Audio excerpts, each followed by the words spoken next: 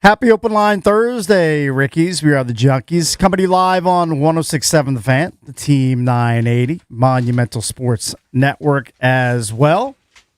Got a four-man Junks crew this Open Line Thursday morning. I'm Cakes at Money Metal Cakes on your Twitter, at Cakes Flops on your Instagram. I'm joined, as always, by Jason Bishop. What's up? Happy Thursday, boys. What's up? Happy John Paul Thursday. Flame is Thursday. here. What's up, Cakesy? You are decked out in your MGM National Harbor gear. I am, yes. Yeah. I came I want to hear about it. straight from there last night. And Eric Bickle here, too. I want to hear about it. I mean, it's a tale of woe. It's a tale that's been told many times. We like that tale. Where 8 players cashed, and I got bounced in 12th place. Mm-hmm. So I did exactly what I hate to do. I played. Now, I love playing poker. It's fun. Yeah, it's a great time. It's a community thing. You get to hang out with people, meet some new people. It's fun. But when you're close to the money, and then you don't make the money, Yeah. and then you get 4 hours of broken sleep, Yeah. because you're running through things in your head, like how you could have gotten into the money.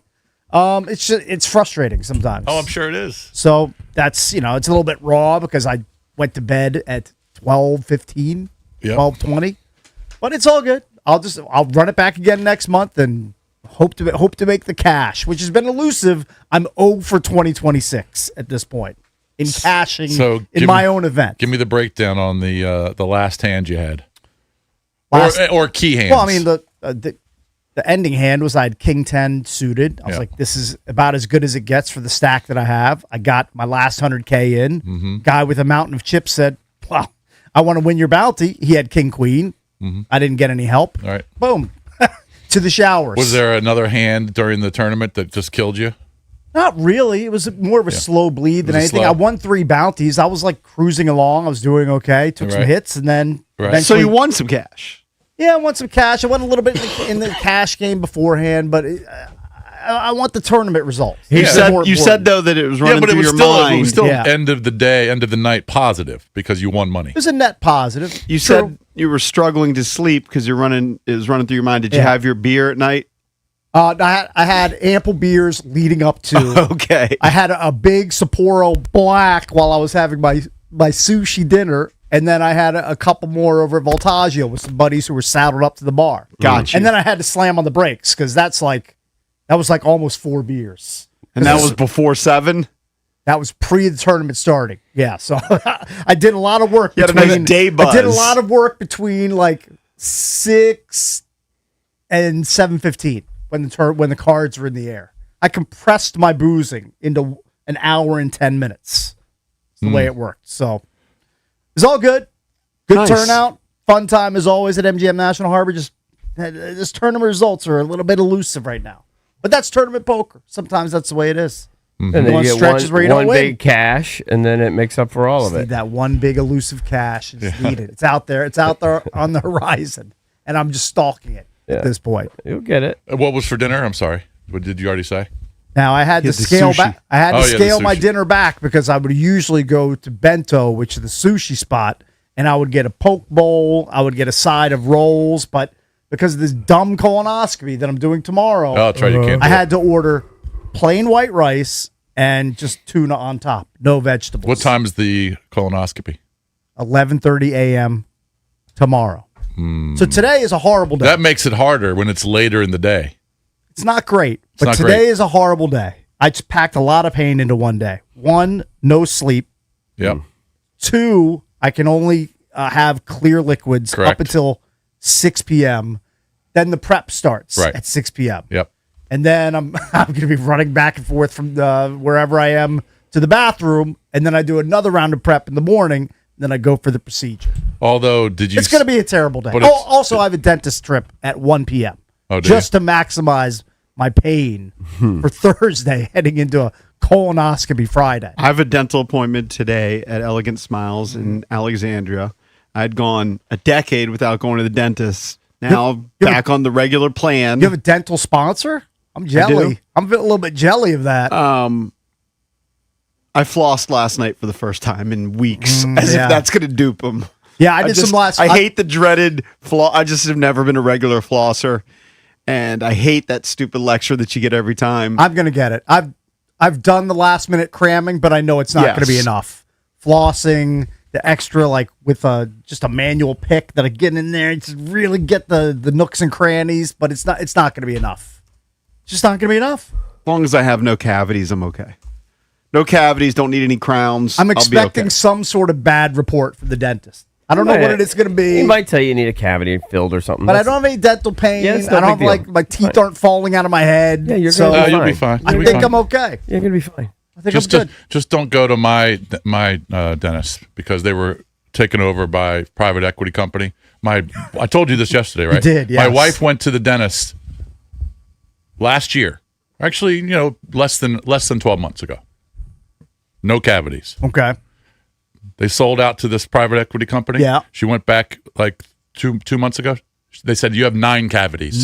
9 cavities in the span of under a year? It's impossible. They're lying. They said here's the bill. It's going to be $1,800. Right. There's no chance she has 9 Go cavities. somewhere else. That's, We are. We're going to go to my other dentist that I've been going to for years. that seems like a bit of a shame. You went from no cavities to 9s? So here's the I thing. mean, it's possible one dentist missed the cavities. No. here's- It's probably it's a little black thing. There. Exactly. Oh yeah, it's a cavity. You That's need to my have it experience with my dentist, who's very chill. Yeah. He says, here's some things. You could do it now or just wait. Yeah. Just keep an eye on it. They're on a watch list. Yep. Those are probably things that you're watching. Whatever it is, I But they don't just believe want them. They just want to hammer you. Of course. They Yeah. want you to back in there. They want your money. Go see my guy. He'll tell you you're fine. I'm sure. Hey, real quick. Yes. It's a good thing, obviously, that we're all doing our colonoscopies Of course. on schedule. Did you see what happened with Steven Garcia, who used to play quarterback at South I Carolina? saw on Twitter yesterday that they were firing up a GoFundMe because he has stage 4 colorectal cancer. Yeah, stage 4. He's, I don't know how old he is. Early 30s? I don't know his It's age. terrible. He played from 2008 to 2011, so 15. So call him maybe mid 30s. That's crazy. I know. You have to get scanned for it. Stage 4 colon cancer. Not good. Incredible. Somebody said something it was a fantasy football podcast like a year and a half ago that will always stick with me. He was talking like he's probably around our age, maybe 5 years younger. He said, "I'm not afraid of dying.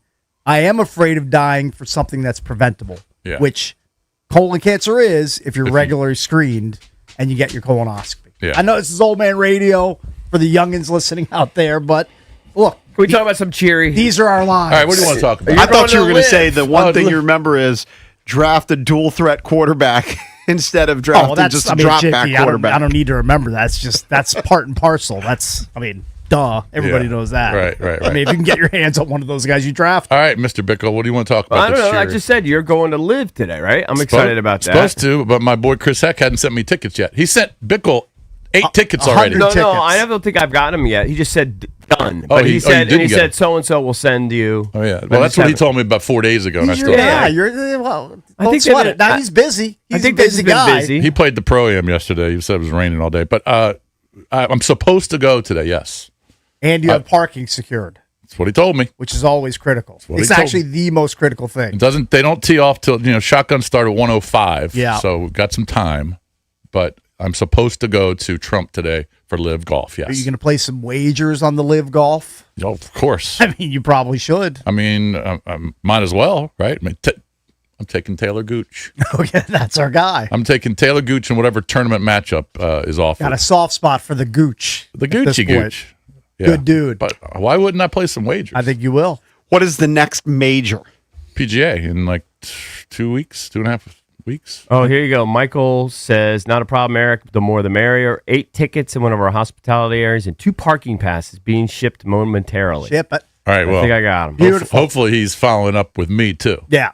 We're sending them all at the same time. You might be cooked. He's got his I might hand- be. Sounds like he's got his hands full with Junkies comps. I might be all the way cooked on that. around. Yeah, okay, here you go. Parking. Yeah, I got 2 things from Live Golf. Parking and what is the And- Maiden? That's the sponsor, Maiden Live Golf? Yeah, that's what it's called. Yeah. Silly.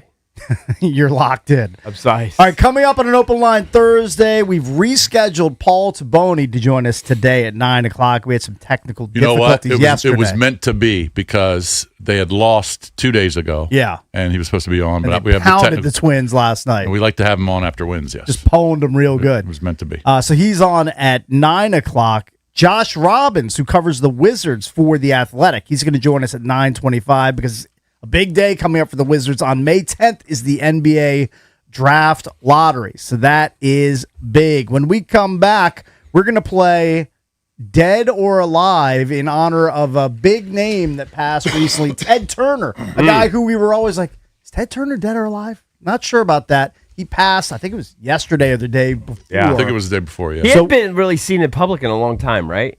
I'm guessing he'd been struggling. Not sure. Yeah. So people can call now at 800-636-1067. Get lined up to win a pair of tickets to see Jason Aldean and Luke Bryan Double Trouble Tour when it comes to Nationals Park August 20th. So later this summer they'll be there. You'll have a chance to win tickets when we come back. We'll play Dead or Alive next here on the Junks. Jason.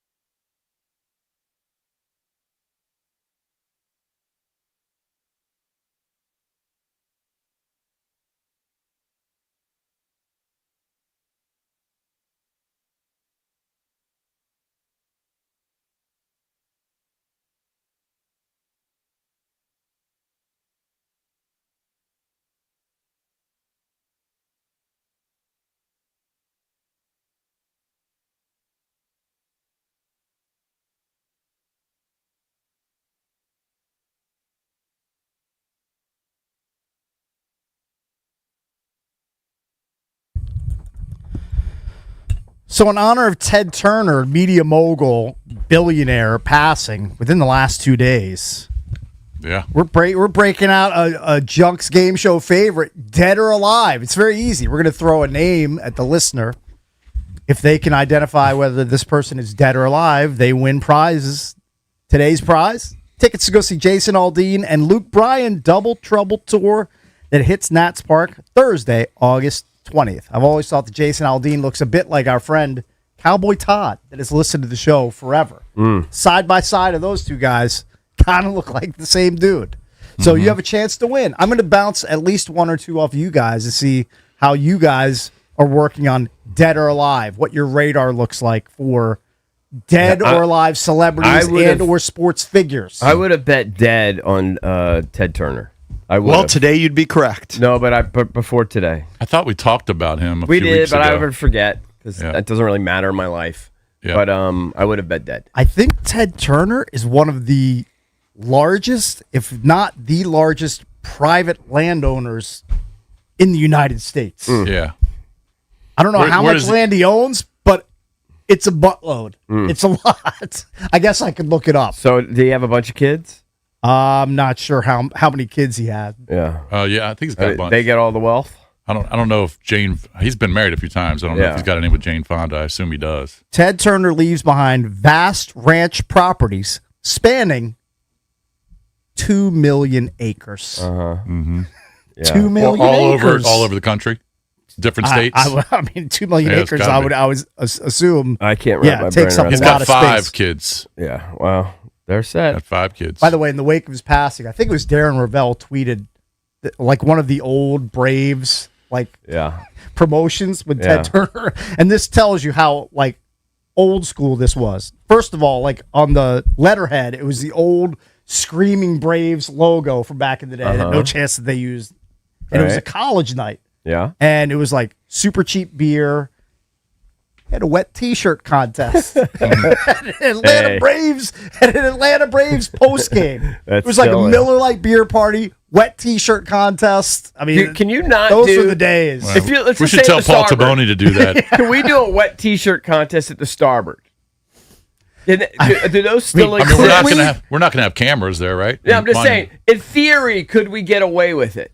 I don't know. It's a good question. Like, do they do those anymore at bars? I would guess. Why like, not? Maybe at like I'm sure spring, some. like at spring break Yeah. hangouts. They probably do them. Yeah. But I'm guessing in the year 2026, they're few and far between. I think it's from a bygone era. Oh, we had to bring that back, Case. So Ted Turner, I point him out for owning 2 million acres and running wet T-shirt contests at Braves You know, games. we could do our twist on it. We could do a guys wet T-shirt contest. Could do that. I knew that was coming.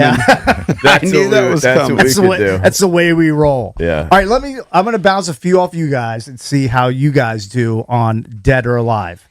First name, Yoko Ono. Alive. Yeah, I'm gonna say alive. 100%. I mean, I don't even think there's a question about that. Still alive. Yeah, I mean, Still with us. that's too easy. Still performing art. Yeah. I'm gonna guess You're gonna. 91 years old. You're very close. 93. Oh, I meant to mention this yesterday. 2 days ago, Kurt Loder celebrated his birthday. Saw that 81. Right. 81. 81. Kurt Loder's 81. I saw that dude so Oh many my times God. do MTV news updates. Right, and he was in his 50s then, I think. I think we had him. I think we had him on the show. that was in MTV heyday. Yeah. Like the sweet spot for MTV. I think he was in his 40s and 50s because he's now 81 years old. That is It is crazy. unbelievable. Mike Marr, do you know what MTV is? When I say MTV, what does that mean to you? I mean, I don't know what it stands for, but I mean, I know the old shows that used to be on there. They had Punked on there, Yeah. Robin Big. You didn't know it was Parental called Control. music television? What was MTV known for originally? Do you know that? Music videos. Music There you videos. go. Okay, All right, good. You guess. got it. Good guess. Excellent. All right, I'll give you one more before we go to the listeners. All right. Dead or alive? Hooper Rodney Rogers. Oh, Dead. he's passed. 100% dead. JP? It happened not too long ago. I wouldn't have known, but I'll follow their lead. No, Dead. 100% dead. Yeah. Dead. Died in So, 2025. Yep. Yeah. Yeah, he was in a wheelchair for a while. Yeah. Yeah, he was like in an ATV accident, and he was, I believe, paralyzed from the neck down Yeah, years it is. ago. Yeah, Sad, horrible. very tragic. Sad story. This is a depressing Who's segment. Sean Bradley's in a wheelchair.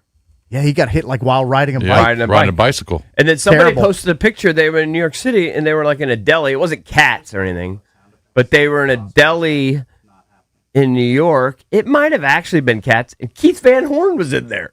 Really? Really? Yeah, an Where- old where Keith was Van this? Horn. It was like in New York City, in like a deli or something. Interesting. Yeah, just it's a big old guy up there, ordering a pastrami sandwich. Yeah, well, those are delicious. You should be ordering those. Those guys can't hide, when they're that big. Right, exactly. Who's the whoever's, is? whoever's been on hold the longest, they'll have the first chance to win All right. in Dead or Alive. I kind of like Dead or Alive. It's a fun game. You don't have to be that smart. It's fitty. Let's go to Chris.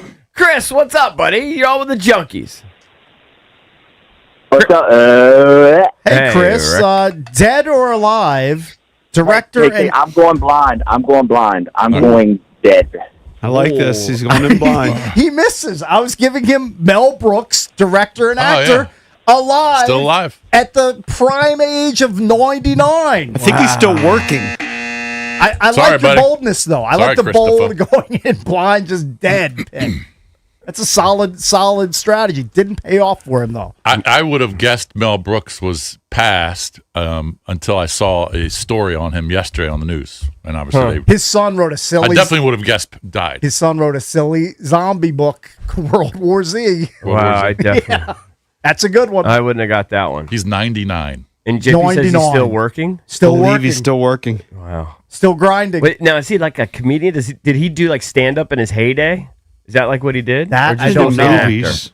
He may have done stand up way I don't know back if in the he day, ever but did I don't stand-up. know. Created movies. Jewish American actor, comedian, writer, producer, director. So Yeah. I guess he did. He's it a all. Renaissance man. He did it all. Done everything. All right, who's up next? All right, let's go to Spaceball's a classic. Love Spaceballs. David in Potomac. Hey, David. I mean, he was born in 1926. Good morning, guys. Hello, David. Good luck to you. Yeah, thanks, man. Thank you, sir. I got to tell you, I I've only didn't been listening 10 years. Oh, that's appreciate perfect. it. A decade you're is a lot. noob, but we'll take it. Yeah. I was actually walking my bike up my hill because at the end of the bike ride, it's just such a Well, nightmare. your hill is a It's a- nightmare. I It's a actually nightmare. worked with a bunch of guys that lived in Bowie also. Oh, look at very you. cool. We probably So, know him. I was walking my bike up the hill, and one of my neighbors, who I don't know, just pulled over and he said, "Congratulations, Oh, buddy." He look at that. He goes, "I'm one of your neighbors. We listen all the time. Really, and it was really nice of him. I Love it. really appreciated it, and I have no idea who the guy is. It's very nice. No idea where he Did you lives. find out his name? Oh, really? Didn't ask. Okay, good. Didn't ask. It's fine. Yeah. Sometimes that's It the way was it a works. really nice thing. One of my fellow soccer dads lives on your street. Really, maybe it was him. Small world. Let's. Is it David? Yeah, it's David. All right, David. Dead or alive? Sister Jean, the chaplain for Loyola University Chicago's hoops team. Sister Jean, dead or alive? I'm going to say she's still alive. Oh, you botched you're not it. paying You're wrong. attention. Feet under. Botched She's it. dead. She died at 106 years of age. She died like 3 weeks ago, right? Just recently. I don't think 3 I don't weeks know if ago. it was 3 weeks ago, but I think it was 3 Within the months? last year. 3 Maybe. months? Yeah. I thought it was 3 dead weeks. at 106. All right, you got more? Dead at 106.7, some might say. Yeah, I've got more. Let's Still go need to give away the Anthony. prize. Is Sister Christian still alive? Yeah, it's a good follow-up. I like it. That's a Anthony. timeless classic from Night Ranger. By the way, you like docs. There's a doc on HBO called Mel Brooks, the 99-year-old man. 99. Anthony, are you there, buddy? Yes, sir. All right, you're up. Anthony, dead or alive? Golfer Fuzzy Zeller, dead or alive? I know this. Alive. No, dead. He's dead at 74. You guys are terrible at this. You guys are bad at dead or You alive. guys are really bad. Who knew? Why am I so good at this? Yeah. I'm literally like You- 8-0. You found a wheelhouse. Because you're obsessed The with one I death. would have got, what I would have missed was Mel Brooks or whatever. Yeah, Mel I would have Brooks. probably got Yeah. that one wrong. All right, let's go to Carol. Hey, Carol. Carol, this is where you speak to Probably, us. it's probably not Carol. And it says Carol.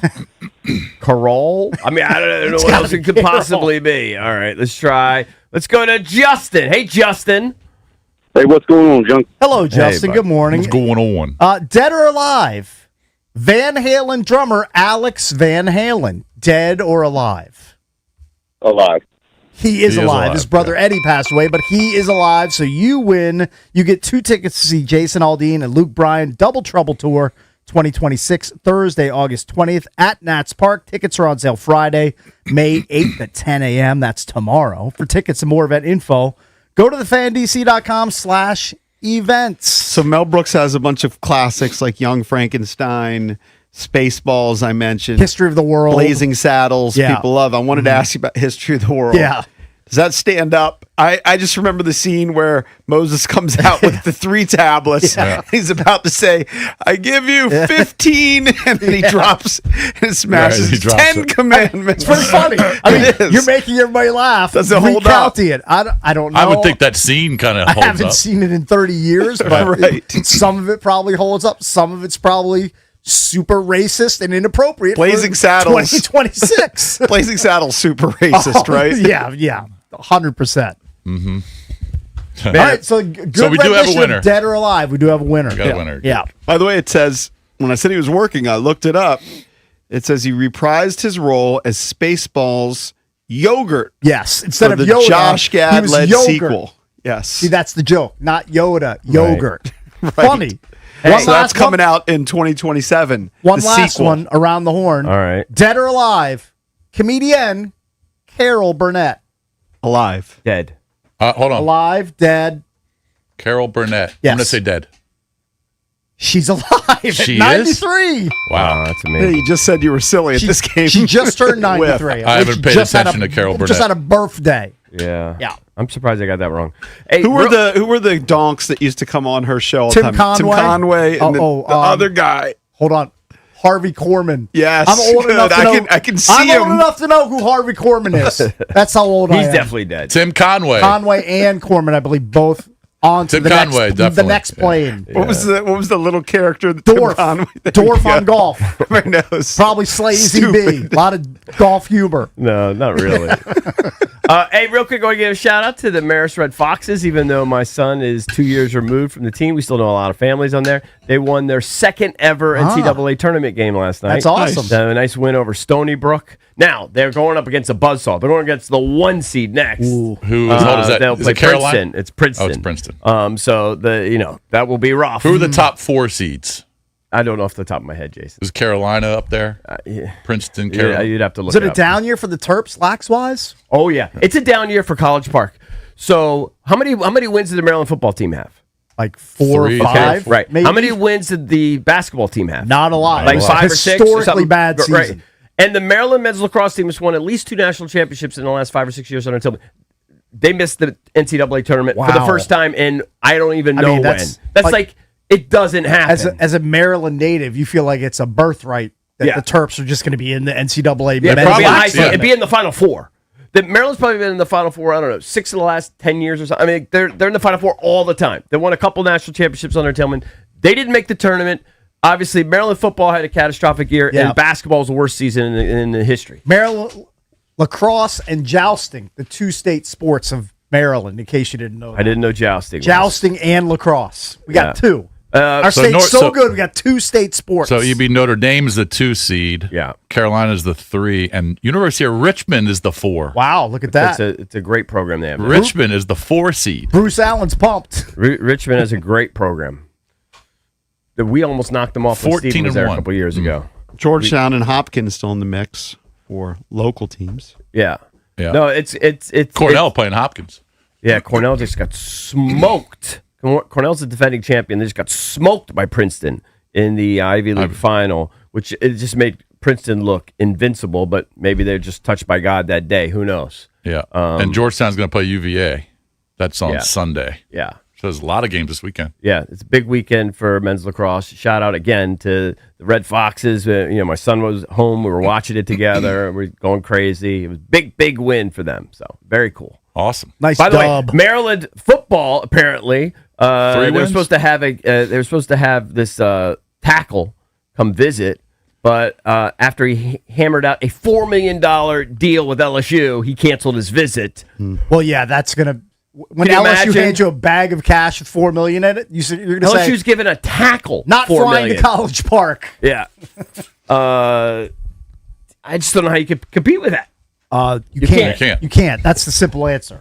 If somebody swoops in and pays a kid an enormous sum of money, you're generally not going to land that kid. And usually LSU is going to pay you an enormous. So I would amount of imagine money. their NIL budget is higher than I'm Maryland's. not sure where he's transferring from, but he's a transfer. I assume he's a left tackle. Can't imagine playing a right tackle. That maybe they are. Jordan Seaton landed at the LSU, more than $4 million. They believe it's the largest ever for an offensive lineman in college football history. And he had scheduled a visit with Maryland, but of course that will be They were probably big waste offering of him time. 2.5. Maybe. And Lane Kiffin said, no. We'll give you 4. I guess Locks has some free time on his hands now. Doesn't have to host that recruit. He transferred out of Colorado. Yeah. Yeah, I mean, the money these kids are getting is just insane. They're getting NFL money. I know. Stupid.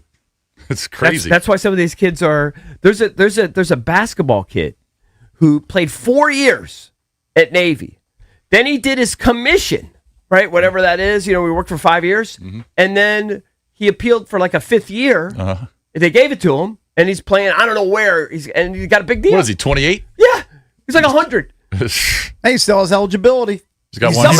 Somehow he still has eligibility. Yeah. They give you the benefit, I guess, if you do like a Mormon mission or if you do something like for the military. Navy, military wise. So yeah, he's going to be like a 28-year-old, 50 year, whatever he is. Wow. It's just the wild, wild west. Hey, right now. another shout out real quick. Caprice Bomer, who I coached at Briarwood softball, now is at UConn. Mm-hmm. She was named as a freshman, second team all conference, all Big East. That's great. Nice job, Caprice. And they're playing Creighton. I think today in the Big East tournament. What position Nice job, is she Caprice. playing? She's a pitcher. What about nice job, Coach Bishop? Well, I don't know if Bishop did anything to up her game. help me get her Did you prepared. teach her anything? No, she was just a stud. I was just I was just very positive. Yeah. I was a positive You'd always coach for her. pump her Very up. good. Yeah, He was good at clapping. You're a positive role model. No, she's Which kids need. She's a really good pitcher. Anyway, props to her. Very good. All right, don't forget, coming up later on the show, Paul Tabone will join us. He will talk about the Nats' latest win and more. That's coming up at 9 o'clock. And at 9:25, Josh Robbins, who covers the Wizards for The Athletic, he'll join us to talk about the upcoming draft lottery for the Wiz. That's coming up at 9:25 here on The Fan.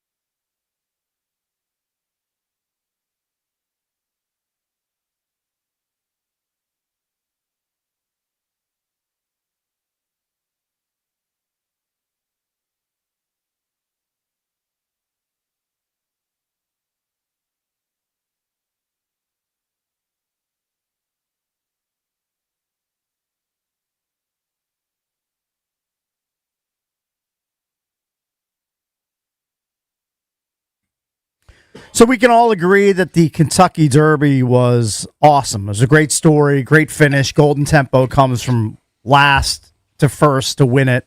First female trainer in the history of the Kentucky Derby to train the winning horse. Yeah. That's it. Golden Tempo's not going to run it in the Preakness. Not shocked. That news came out yesterday. It's the third horse that's won the Kentucky Derby in the past 5 years to skip the Preakness. Sovereignty did it last year, and Rich Strike did it in 2022.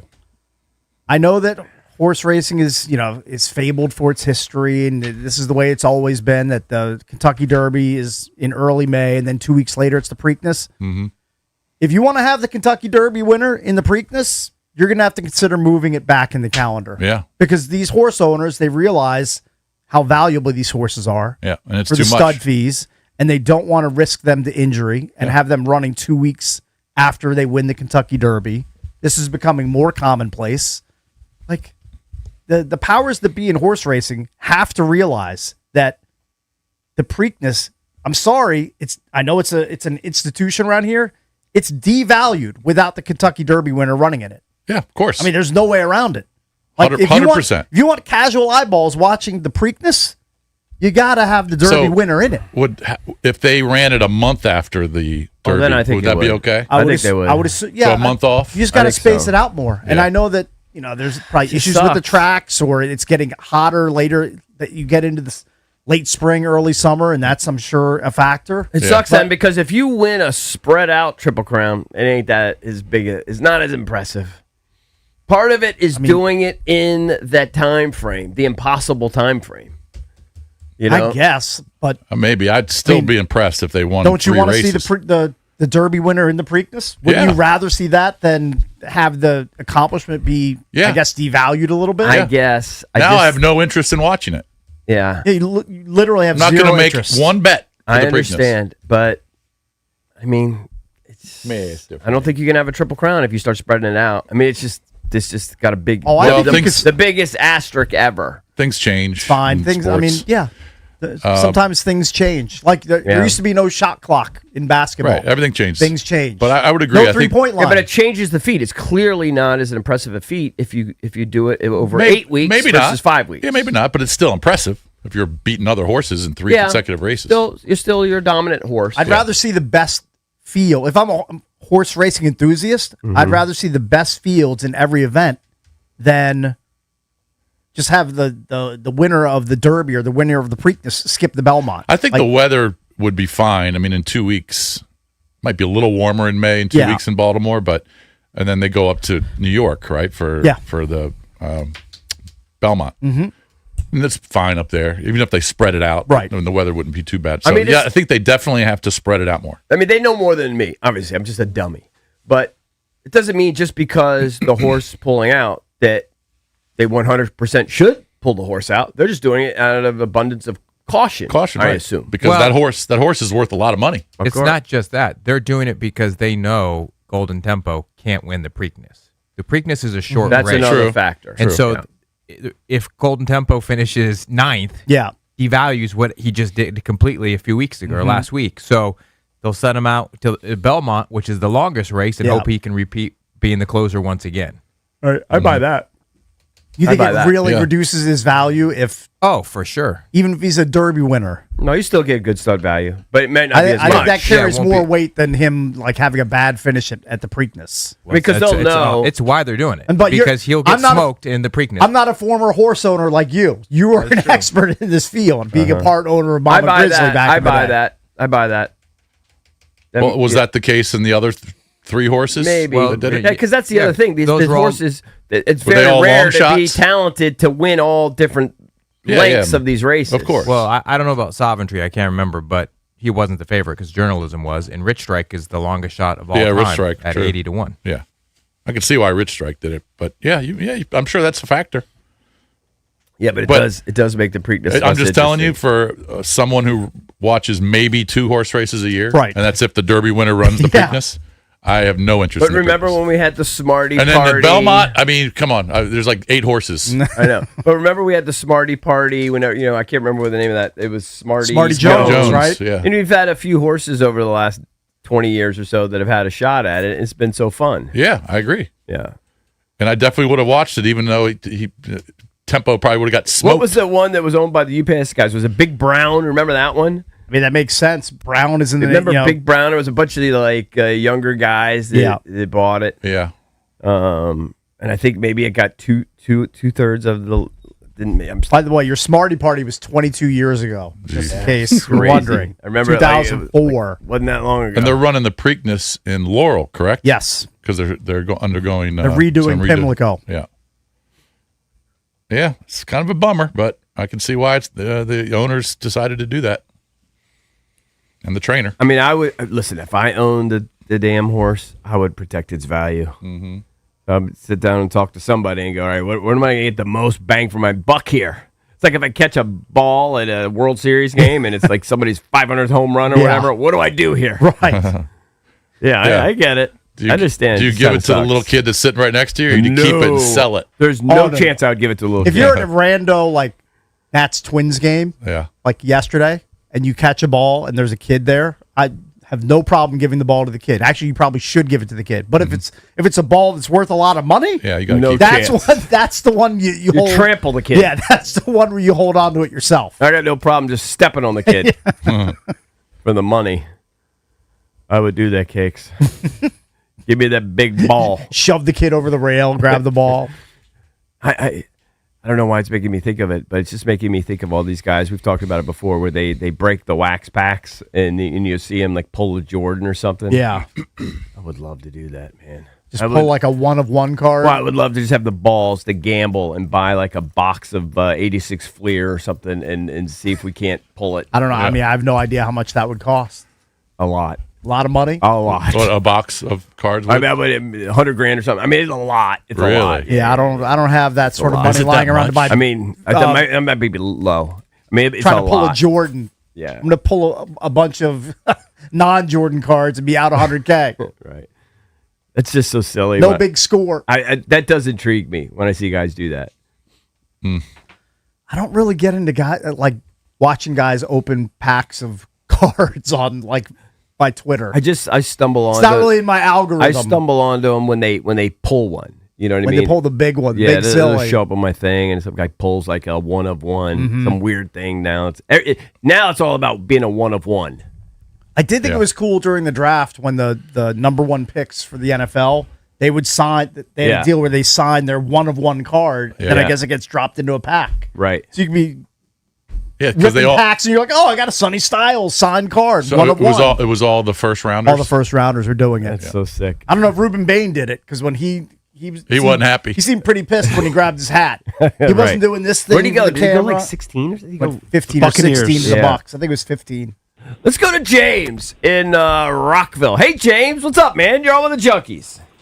Hey guys, just to update you on a couple of things. Yeah. They already have moved the Preakness back next year 3 weeks, even though I'm not sure if that will solve the problem. But let me just say this to you. I think it was like that 10 or 15 years ago, Visa put up money for each race who won the money. And if you won the Triple Crown, you won $5 million. If that was still in place, there's no way these horses would be skipping these races. You might be right. You might be right. Yeah, if you made enough cash incentive, if you to use a horse pun, dangle that carrot in front of them. Right. You put a $5 or $10 million do it again. $5 or $10 million prize on the line, then they're probably why did they pull that money away from the? I guess it was a 10-year contract by Visa, and I guess afterwards, I don't know, maybe it wasn't worthwhile to them. But how about this? You get one of the gambling sites to do it. I'm sure that there's no problem with that. Yeah, sure they could. So there was interest. Yeah. So they did move the Preakness back one more week next year. He said It's 3 going weeks. back to 3 weeks. So but I don't know. 3 weeks after the Derby. Oh, okay. Yeah. And trust me, finishing ninth in the Preakness is not his worry. It's the fact that there's no reason to run him because it's 2 weeks. I'm getting intel that's not confirmed. That's a report that hasn't actually. Oh, about Preakness? He may have read a report, but it's not. It's not confirmed. Yeah, I read an article where they were considering seems making moves. like it's in consideration Because what has just happened, in fact, we brought it up a few days ago. Maybe they will now that what Tempo has happened is exactly what has been happening over the last 5 years. It's becoming a trend. As you said, 3 times in the last 5 years, the Kentucky Derby winner pulls out. So they are considering those options of like spreading out the 5 weeks. Mm-hmm. So the historians will be bitter because it's like this is the way it's always been. Okay, so a bunch of crotchety old guys that have racing forms who are 80 years old are going to care. What's funny is you usually don't like change in sports. That's generally true. You can't get around it. But if you're missing out on having the biggest attraction come to your next race, and by the way, people only care about maximum of 3 horse races. The general public, I'm talking fair. about 3 Yes. maximum. But I would raise my hand and say, put an asterisk next to it. If there's more times, I mean, you have to. There's no way it's an equal feat. It's not. It's not an equal feat. It's a great feat, but it ain't as great as doing it in a shorter time. But things changed. Major League Baseball changed the pitching rules. They changed the fielding rules. You can't change rules. So the truth is, batting average is different because during the years where you could actually shift your infielders, well, batting averages, I would say, would be tougher then. Easier to hit now. Doesn't seem like it. Well, because now they're just going for home runs. Everyone's hitting 200. Yeah. Can't hit against Paul Skeens. Hard to make that argument. Guy wins again last night. Yeah. But yeah, you're right. I mean, it's more impressive to win it in a shorter period of time, but it's still freaking impressive if you could win 3 races against the best horses in the world. Yeah. But we're not going to see it this year. I get it. They don't want the horse to break down, have a catastrophic thing. We're not going to see it this year. I mean, the thing is, that's the hidden dirty secret that they've talked about in years past about all these horses that they have to euthanize or put down all the time. You know, and this sucks. Another black eye for Laurel, EB. I mean, Laurel's, this is their big... They can't get a break. This is their moment in the sun to host the Preakness. It's probably has to be the biggest thing that's happened in Laurel, Maryland in the history of the town. Yeah, I can't think of anything the else. Derby winner skips. Poor Laurel. They just can't catch a break. If it was in Baltimore, he wouldn't have skipped. might have made it for that. Is Portnoy's horse going to run in the I don't know. The Preakness? I'd have to look it up. I don't know. Is Portnoy going to be in Laurel? Which horse was that? No, I can't remember the name of his horse. No, his horse, Lovely Gray, raced in the Kentucky Oaks on Friday night. It's a filly. So it already raced again? I don't think they would race it in the Preakness. I don't think. I have no idea, but I can't imagine. Laurel was in the news just for the shooting 2 days ago. Cinco de Mayo went a little crazy. I'm glad I wasn't. And Laurel Celebrating Cinco de Mayo there. If you were at a Longhorn Steakhouse, there was a shooting. And then if you were at Amigos Mexican Grill, there was a stabbing. Not good. It's terrible. Both happened in Laurel? Laurel. Oh, yeah, right there on Route 1. Yeah, it's not great. Porno capital of the world. I mean, it used to be. I saw the scene outside of maybe it was Amigos, one of the Mexican restaurants, and it looked like a rock concert. It was ridiculous how many people there were there for Cinco de Mayo. Big day, man. It's a big one, no doubt. All right, don't forget, coming up later on an Open Line Thursday here on the Junks. By the way, you're welcome to call us throughout the show. Open Line Thursday brought to you by Window Nation. Searching for new windows and doors, search windownation.com. Their windows are measured to fit the first time and installed by experts to last. Window Nation for your home because it's where you live. 800-636-1067 is the number. Paul Tabone joins us from the Nats at 9 o'clock, and we'll talk Wizards with Josh Robbins from The Athletic coming up at 9:25.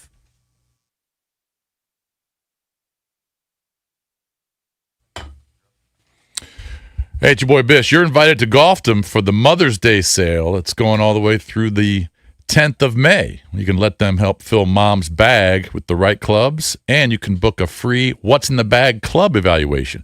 For all and ladies Ben Hogan apparel, 25% off, and you can purchase any single pair of ladies' shoes over $99, and you're going to get a $25 gift card. Golfdom by Worldwide Golf, trusted by golfers since 1982, home to the legendary 90-day, 100% satisfaction guarantee. Golfdom, get there.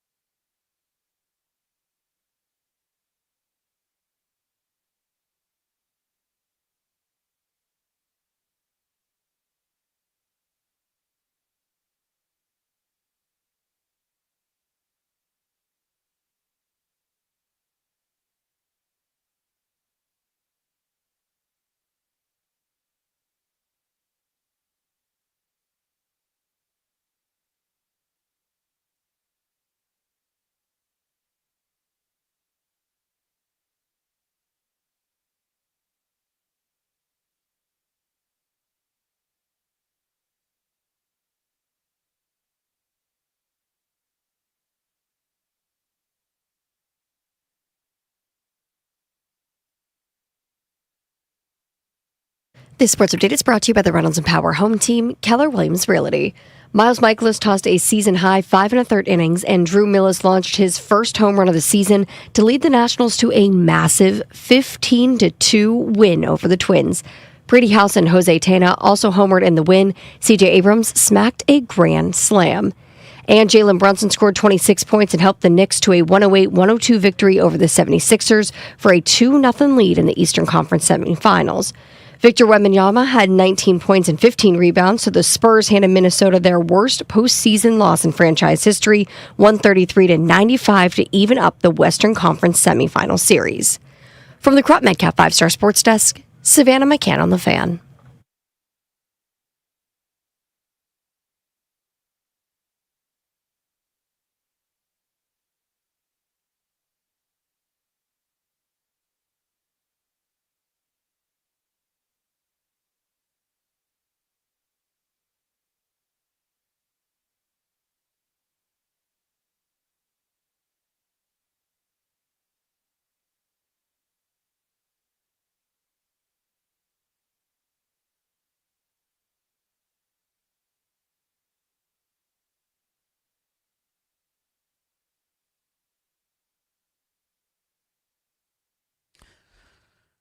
We're celebrating 30 years of the Junks, brought to you by Main Street Bank. Cheer local, bank local. Main Street Bank is a business-focused community bank proudly serving the DMV since 2004. Visit mstreetbank.com to learn how to put their team in your office. Main Street Bank, member FDIC, equal housing opportunity lender. It is an open line Thursday. Top 10 song ever. Sorry, just is. I mean, that's heady praise. I know. But it's a really good rock song. I mean, there's no doubt about it. Chris, turn it up real quick. The hook is unbelievable.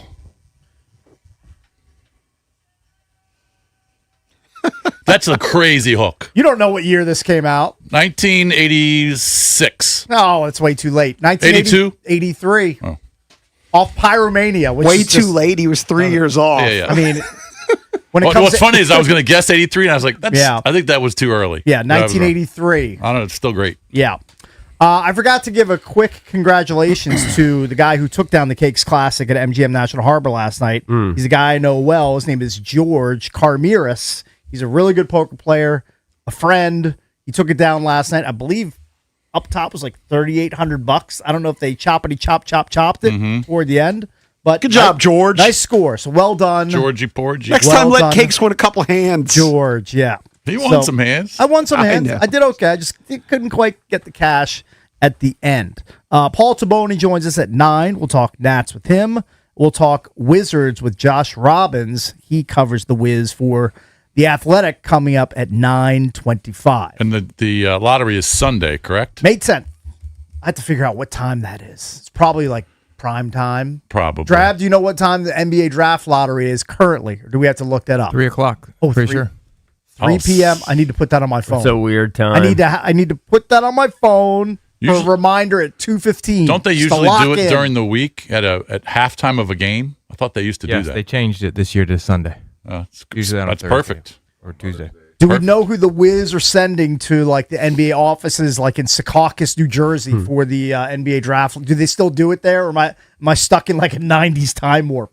They probably do it like in New York now. Yeah, I have no idea. I don't know. I did get a kick out of some people were complaining about Brian Keefe got the least amount of votes for like the coach or whatever. He was like the worst ranked coach by I don't know if it was players or media or whatever. Oh, really? Yeah. And it's hard. I mean, how do you evaluate that when he was not really trying to win? Yeah. You know? It's hard to evaluate him. You also gave up 83 points in a game to one player who's not even known as a scorer. Yeah, Well, true. That's embarrassing. He didn't. His players did. Yeah, but you're acting like he was out on the court. No, defending but they people. actually didn't really start They really could've trying to doubled. stop on him until the fourth quarter. Yeah. Have you seen what the Lakers do to Shea? It is embarrassing that They try to get the ball out of his hands. It's embarrassing that they let Bam Adebayo score that many points on them. It's like they didn't take it seriously until they got into like the 60 range. And then they started denying the ball. Keep him away from the 80-plus point range. Hey, real quick, let's go to, it is Open Line Thursday, right, Kate? It is Open Line Thursday, Thursday, steal the yes. show. Let's go to Tyson in Leesburg. Tyson in Leesburg, my brain's exploding. Tyson. What's up? I can't believe I'm ready and just finished checking out at Restaurant Depot. What's up, guys? What's up, What's buddy? up, Tyson? Well, I called it initially on like the Triple Crown thing. Yeah. Yeah. And like I like extending the weeks, but it also makes like the old Triple Crown winners even better for powering through that all. Of course. You know, it's like tennis, like a Grand Slam in tennis. It's like winning all the slams in the same year, right? Mm-hmm. Which I think is, it makes. I mean, that's way better than winning one between like a 12-year career, which usually doesn't happen anyway. Well, like a career Grand Slam, which is okay, it's cool. It's not like winning the But same it's year. not- But it's or still like pretty. the Tiger Slam, which is cool, but it's not as good as all in the same year. No, incredible triumph either way. One is just way more bad. Right. Worse. right. I like how I he forget framed how you it. say it nowadays. Yeah. That's Way more initially, bad. yeah, good or bad, whichever one's positive. Yeah. That's initially why I called in. I called in. I'm 38, probably 20 years ago. And I remember I was skipping school and doing bad things. And you're like, read a book, and I was like, man, I definitely should. That was a long time ago. That's what we told you. Guys you? remember the We told vasectomy? You were telling we're we the got- we're the Hold on, we hypocrites. told you to read a book. What's your career right now? I help run a family shop. Okay, nice. Inherited. You guys hear business. Mom's Apple Pie in Leesburg? No. Yeah, Mom's apple pie, of course. It's unbelievable. What is it? Yeah. We It's not we better make than pies. edible pie, by the way. I just want to say that. I'm I'm gonna have sorry? another blueberry slice today. You ought to. I would love to bring some in one time. Also, Hey, we're the leader. People bringing us pies in the world, maybe. Yeah. well, the best ones. Been around 48 years. But Yeah. also, remember the vasectomy giveaway? Yes. Cowboy Mike? How could I ever forget? Yeah, that's depending on the audience. But I'll give you the two titles. He's either my sister's baby mama or my brother-in-law. They never got married, so not brother-in-law. Hold on. So the guy that But, lived in the yurt was that the yes. guy? That guy. Yeah, when they moved out, I moved in. So you live in a yurt. Or used to. No, not anymore. I live on the same farm now. Oh, okay. Oh, okay. Gotcha. Maybe you should have read a book. All right. Thank you. Thank you for the Thank call. you, Tyson. Appreciate it. Cakes, I think you saw his package. The guy Yeah. that lived in the yurt. I'll never unsee it. Look at his So, hold on. face. It's gross. So hold on. What did you actually see? Like when they slice it What open, didn't is there, I see? Is there a ton of blood? Is it a show? Oh, I remember when that that. happens. Now, Because Cakes is was, gross and this I is don't know technical, why, it's but I guess medical. we gave away a vasectomy. We gave away a few through the years. Yeah. But Cakes was like the witness, and he described it on air. I was the intrepid reporter on the yes. scene. Right. It was less blood than you would think, but Yeah. it was still unsettling to watch. What do you see? Like what does your Bozak look like in there? Is it like What, you know, I don't know what it looks does like. What does it look like? Does You it don't- look like your intestines or something? Like what does it look like? I don't know I mean, what it this looks is very like. invasive. I mean, there's a small incision that's made, It's very small. and now this is for people that are squeamish. You might want to turn the Yeah. radio. They, from what I remember, and again, this is a long time ago. It is rudimentary, but they go in with like the almost like tweezers Yeah. and pull out a little portion of, I believe it's, Your vas The vas deferens? Right. and they clip it. And Is it then how thick is the vas deferens? Like a I mean- spaghetti noodle? It's kind of like it's thicker than a spaghetti noodle. It It's is? like, I want Like to a say, fettuccine? You know what it reminded me of? This is gross. You may never eat this item again after I Go pop ahead. it to it. Go ahead. It's like a piece of calamari without the breading. Oh, really? That's kind of what it's what it reminded me of. Looked like a piece of calamari. No, I wasn't. I know, but really I mean, up whatever. close, But from but afar, from my vantage from 5 or point, 8 feet away, It looked like a piece of calamari. a strand of calamari that you want to just throw some seasoning Did it take on some and- heavy clippers to clip it? No, it did just like that Yeah. with the quickness. I just remember you saying that the guy's Yes. potato sack was You know- double the size of an average It's- potato sack. now, was enormous. It seemed rather large. Yeah. Yeah. That's, I'm just going to leave it at that. Right. It seemed abnormal. Yeah. But again, I was just a spectator. I'm not a medical expert, in case you couldn't tell. I'm All right, just so not. now I know. Now you know. It looks like some calamari. You they may pull never out of order you. calamari or squid ever again. I could still eat calamari. I like that. Dip it in the marinara. Had some the So other good. day. It was okay. I like fried calamari. You know what I'm going to eat today? Bone broth, Jell-O that's not red or orange or like purple, Yeah. and You know what else you're gonna That's do? about it. You're gonna lose about 7 pounds today. You're gonna be sized when you get on the scale. starting at 6 p.m., I Yeah. take my first dose of Clenopic. I don't know the It's name gross. of the I medicine. don't know what it's but called. it's There's all kinds of gross. I'm going to down that bottle, and then I think I have to do like 40 ounces of water after it, too. Yeah, like, it's a whole thing. What time do you start? 6 p.m. Yeah, You might want to get some baby tonight. I bet you from stuff like cream. Oh, that's a good Make idea. sure you don't get a Some burning like down there. Balmex or something. Make sure you don't get a burning down It's a great idea. tonight You're on and fire. overnight. You're going to be on the toilet for most of I the know. night. I've done this before. I know you've done it before. It's not my first rodeo. I know. I'm well aware. I mean, it's a pain in the butt, but literally, but you'll get through it. No big deal. Sure will. You know, it's not your favorite day. I'm going to get through it. Yeah. We're not sure if Mike Vrabel is going to get through the latest controversy with Diana All right, Rousini. give They're us This not gonna story let him never. give us the update. This story just keeps growing legs, and the latest is that Diana Rousini and Mike Vrabel took a boating trip together, just the two of them, back in June of 2021 while Rousini was pregnant. This is according to TMZ. They obtained photos of a rental agreement with both Vrabel and Rousini's signatures on it. The NFL duo booked the vessel in Putnam County, Tennessee back in June 2021, according to a source with direct knowledge who says the then Tennessee Titans head coach and the journalists were the only people aboard for their 2 to 3 hour rental. What's crazy is that the company still has waivers from 2021. And you see both of them with their signatures on there. You think if TMZ isn't on a hunt for you, that they're not gonna get it, They're not yeah. going to uncover everything. You're not listening. I said what's crazy is the company still has the waivers. Well, why would they keep a waiver from 2021? They're reputable. They're reputable boat rental company. I don't know. I know that. But Not there's a everybody picture- deletes everything in 2 seconds like you. 2 seconds, 6 People- years. I know, but people keep records. you I know, but people have memories. It might be the owners Yes. who can't believe that time Mike Vrabel came in Yeah. and rented a boat from him. The Yeah. TMZ Maybe report- they kept that That's as the a- thing that's they go back and look. that's so interesting. And again, you know, Diana was a friend of the show for a long time. I haven't spoken to her in years, but you know, I just feel bad about the whole situation. I'm guessing you're not going to speak to her for more years. Well, I'm not gonna bother. Yeah, I but it what just blows me away is that let's say they were having something going on, and clearly they had a relationship. To be out so in public about it is what's so wild. Like he was an NFL head coach at that time. Now, Diana seemed like the And smarter. Diana's a TV personality. She I seemed know. like the smarter of the two in this incident. Big time the, risk. The TMZ report indicates that Rousini declined to take photos with any of the staff at the marina, Yeah. while Vrabel took one photo but requested that it not be posted on social media. Right. Yeah, but then they had pictures at a casino soon thereafter. Look, they were hanging out all the time.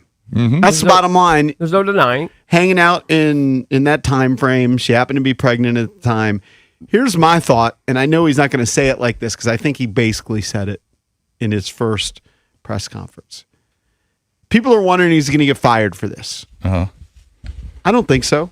Like, what if he just went out in front and said, you know what? I made a bad decision. I had an affair. Yeah. But I have 100% of me into this team, and I want to coach, and we're moving forward. That's kind of what he said. Right. Yeah. I said it's kind of what he said. I know I feel like they want more because they Who's want they? him to the media in general. They want him to just spill his guts, and they're just going to keep bringing it up. They're just going to keep bringing Yeah, it the up. media wants him to resign or get fired. They just want Yeah. want keep, blood. They keep bringing it up. They I want feel like blood. if he survived this far, that he's probably going to survive it. I think so, too. I think so.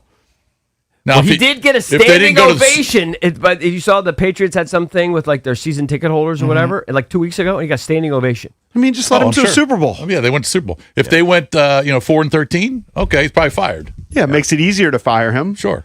But- But you go to the Super Bowl, it's hard to Right, do if that. you're winning, the fans and the fan base couldn't care less what you're doing as far as like potential extramarital Don't you think affairs. it's They at don't the point care. where everyone's uncomfortable with it all? Like, aren't you kind of uncomfortable reading the newest, latest, salacious find on it. I think we all kind of get the picture. It's definitely invasive, but it's just like it's enough already. It's kind of titillating. I'll be honest. It is. I mean, I'm just being honest. It's kind of titillating. And I know Diana's a friend. We've known her for years and years, but she's an adult just like Vrabel, and they both made bad decisions. Right, but from the looks can you justifiably fire a head coach if he just said, all right, you guys know what happened. I will admit it. I had an affair for the last 7 years with Diana Rousini. Yeah. Yeah. I stepped out of my marriage. I've been married since I don't 1999. think people give those kind of details. Most people don't give it. I understand, Even public figures. but I'm saying if you said that, I'm going to guess. and he was completely honest, would it go away? they're going to fire you because of that? I'm going to guess. That's not right. He's coaching a football team. If Robert Kraft wanted to fire him, I'm guessing there's like some sort of morals clause in every single NFL head coach's contract that gives the owner the right, if they do something that they feel like doesn't reflect well on the organization and the team, that they have the right to fire them. But I don't think it's going to happen because he's a winning coach. But is that right? Because look, If it's in a I don't know contract the and he signed marital. it, I don't know yes. the marital status of every head coach, Yeah. right? But I'm sure there are some head coaches who are single. I'm sure there are some that are divorced. Yeah. Sure. This one gets caught having an affair with a reporter. Okay, that makes it a little. The reason why it's a little more tittillating is because it's an NFL reporter, And you know where you see her all the time. right? Yeah. If it was, an accountant, it wouldn't be getting as many headlines. couldn't care less. Like that dummy CEO who was hugging his office girlfriend at the Coldplay show like last Right. year. Yeah. I've forgotten about them. I don't Those care about guys that all, anymore. Those guys got all pummeled, though. They lost all everything. Oh, yeah. Lost all their jobs. They're out of sight, out of mind because, I mean, it's a tech company Well, look- that nobody had ever heard of. Look, one of before it these happened. people lost their job. Oh, for sure. But it's also with subordinate. There's probably we've watched a lot of harassment videos in our day. Yeah. I'm just saying one of the people lost their job. If Mike Vrabel was caught with a prostitute instead of Diana Rousini, would he be fired? I think that actually would be worse. That would probably, of course, it'd be worse. I don't know that'd be worse. I think that'd be better. Better Being caught with a prostitute? Yeah, because then you can't be accused of like giving secret information and all this. Yeah. Well, yeah, the no, but it's journalistic illegal. integrity. Yeah, but it was illegal when Robert Kraft did. It's illegal, Well, he's the owner. and there's a stigma attached to being with I don't know, I a just think- prostitute. I think I think it's isn't the easier. same I think as- he would get off easier if it was a hooker. If he just said, "Yeah, Oh, I was I drunk." don't think so. Wait, I it's don't think happened so. before. We've had I think- players. Dave I'm not Stewart, saying he would have been fired. I think it looks worse. Just my All opinion. right, those are players. I don't know. But they're not going to fire. I don't think you can fire the I don't guy think for the having an story would affair. have Like, legs. are you going to fire a guy if he gets a divorce? No, You going to fire a Is there- guy if he's a gay? Is there a story? it's because it's another fellow celebrity in the sports Yes. world. Yeah, That's why. Is there any stories about the two marriages? Are they separated or are they still Oh, together? I don't know. I People mean, the only story apparently was they're both hanging on. Both spouses are hanging on, but bitter, of course. Oh, and, I'm sure. The whole thing. Who knows if they'll survive? I mean, But the only for- story was Vrabel went to counseling for a day. Well, no, right, they have that- other stories that say that the wife is pissed, but she wants, listen, Jen Vrabel. yeah, that she believes in the vows and she's trying to hold on to see if she can't salvage it. And then the husband for Diana allegedly is super pissed too, but I'm sure. he still has love for his wife. Yeah. So but they're in a tough spot. Yeah. Did you see what Inside the NBA did? Brutal. No. When the Celtics got eliminated? Well, every time a team gets eliminated from the playoffs, they do a bit gone fishing. And they'll have some sort of goofy picture with the players with fishing hats and all that sort of thing. And instead of just players, they had Jason Tatum, they had Jaylen Brown, all the players. And then they had Vrabel and Rousini doing the Titanic Oh, scene. no. on the boat. It's not great. More shrapnel. They're just catching shrapnel everywhere. It's kind of wild that ESPN greenlit that, or the producers Yes. did. I mean, they obviously had a conversation about it, and we're like, right? Should we do this? Mm-hmm. I don't think Vrabel's going to get fired. I think he might resign or take a sabbatical. It's just too much. It's too much attention on a lot him. of They're not pressure. letting go. It's mounting. They're not letting No one's go. letting go. TMZ's Every gonna- press conference, Yeah. they're going to be hammering him. But what else can come out? I mean, we've already seen who knows? videos and pictures of them. Diana can tell her side of the story. Different the spots. There's the report that she's getting ready to do that. TMZ's going to keep digging and digging and digging because New York Post beat them to the story, so they're embarrassed. I think it's a real chance that he takes a break, at least for the season. That's possible. I wouldn't be shocked by that. I Just mean, he to let already everything missed the die draft. down. Yeah. Just get some I'm distance. telling I away guess from he it. could say, I'm going to work on my personal situation, Yeah. work on my marriage. So I'm But I can't see Kraft firing him based on Kraft. No, I don't think he's Right. going to You're get fired. probably right. Cast. Yeah. No, but I listen. You guys think I'm an alien? I think if he had gotten caught with a hooker, it would have less legs than knows? this. I This is think because it's a fellow celebrity. Both are bad, but yeah, That's why. All right, if you want to weigh in on the latest in the Diana Rousini, Mike Vrabel situation or more, it is an open line Thursday. You're welcome to call us throughout the show. 800-636-1067 is the number. Don't forget Paul Tabone, general manager, actually president of baseball ops for the Washington Nationals. He will join us coming up at 9 o'clock here on the Junks.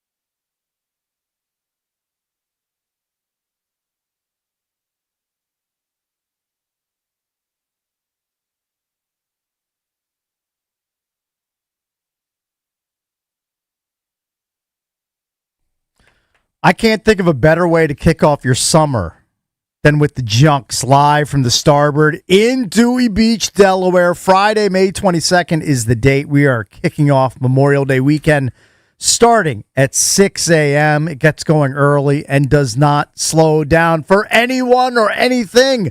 BMitch and Finlay will take over at 10 a.m. It's all presented by our friends at Main Street Bank. Let's be honest, we're gonna take over Dewey Beach for Memorial Day weekend. Is what's gonna happen. He's already getting a buzz from friends. The buzz is growing. He knows guys that are coming down. There's going to be some big names that everybody knows there at Dewey Beach at the Starboard. Coach Spray is going to be there. I believe he's going to be in the town. mix. Mike told me he was coming. Yeah. Yep. So if Mike's coming, some of his boys will be coming. Gary's, we know, goes there all the time. It's going to be huge. Hopefully Gary will be there. So hopefully we will see a lot of. We got to get a picture with all those guys. P1s Junks listeners we got at a bunch the of coaches Starboard. What do we get? We got to get our guy who works with Comcast or whatever now. God, his names escape me because I have brain fog. Frank? No. He coached at Loyola. Oh, Patsos. Yeah, we got a Patsos. Jimmy Patsos. Love him. Because Jimmy P, Yeah, let's get Jimmy P. That guy could hold court with anybody. Yeah, we got to get him down there. Fantastic. So the Starboard, we will see you there. Well, if Gurry's going to come, Jimmy P will probably come. Right. Most likely. I just saw this. So Eric often talks about his algorithm and what comes up. And I mentioned this before. For whatever reason, my computer, I mean, I guess it's an HP, but when I first go online, it goes to MSN News. Mm-hmm. And my algorithm has a lot of food stories.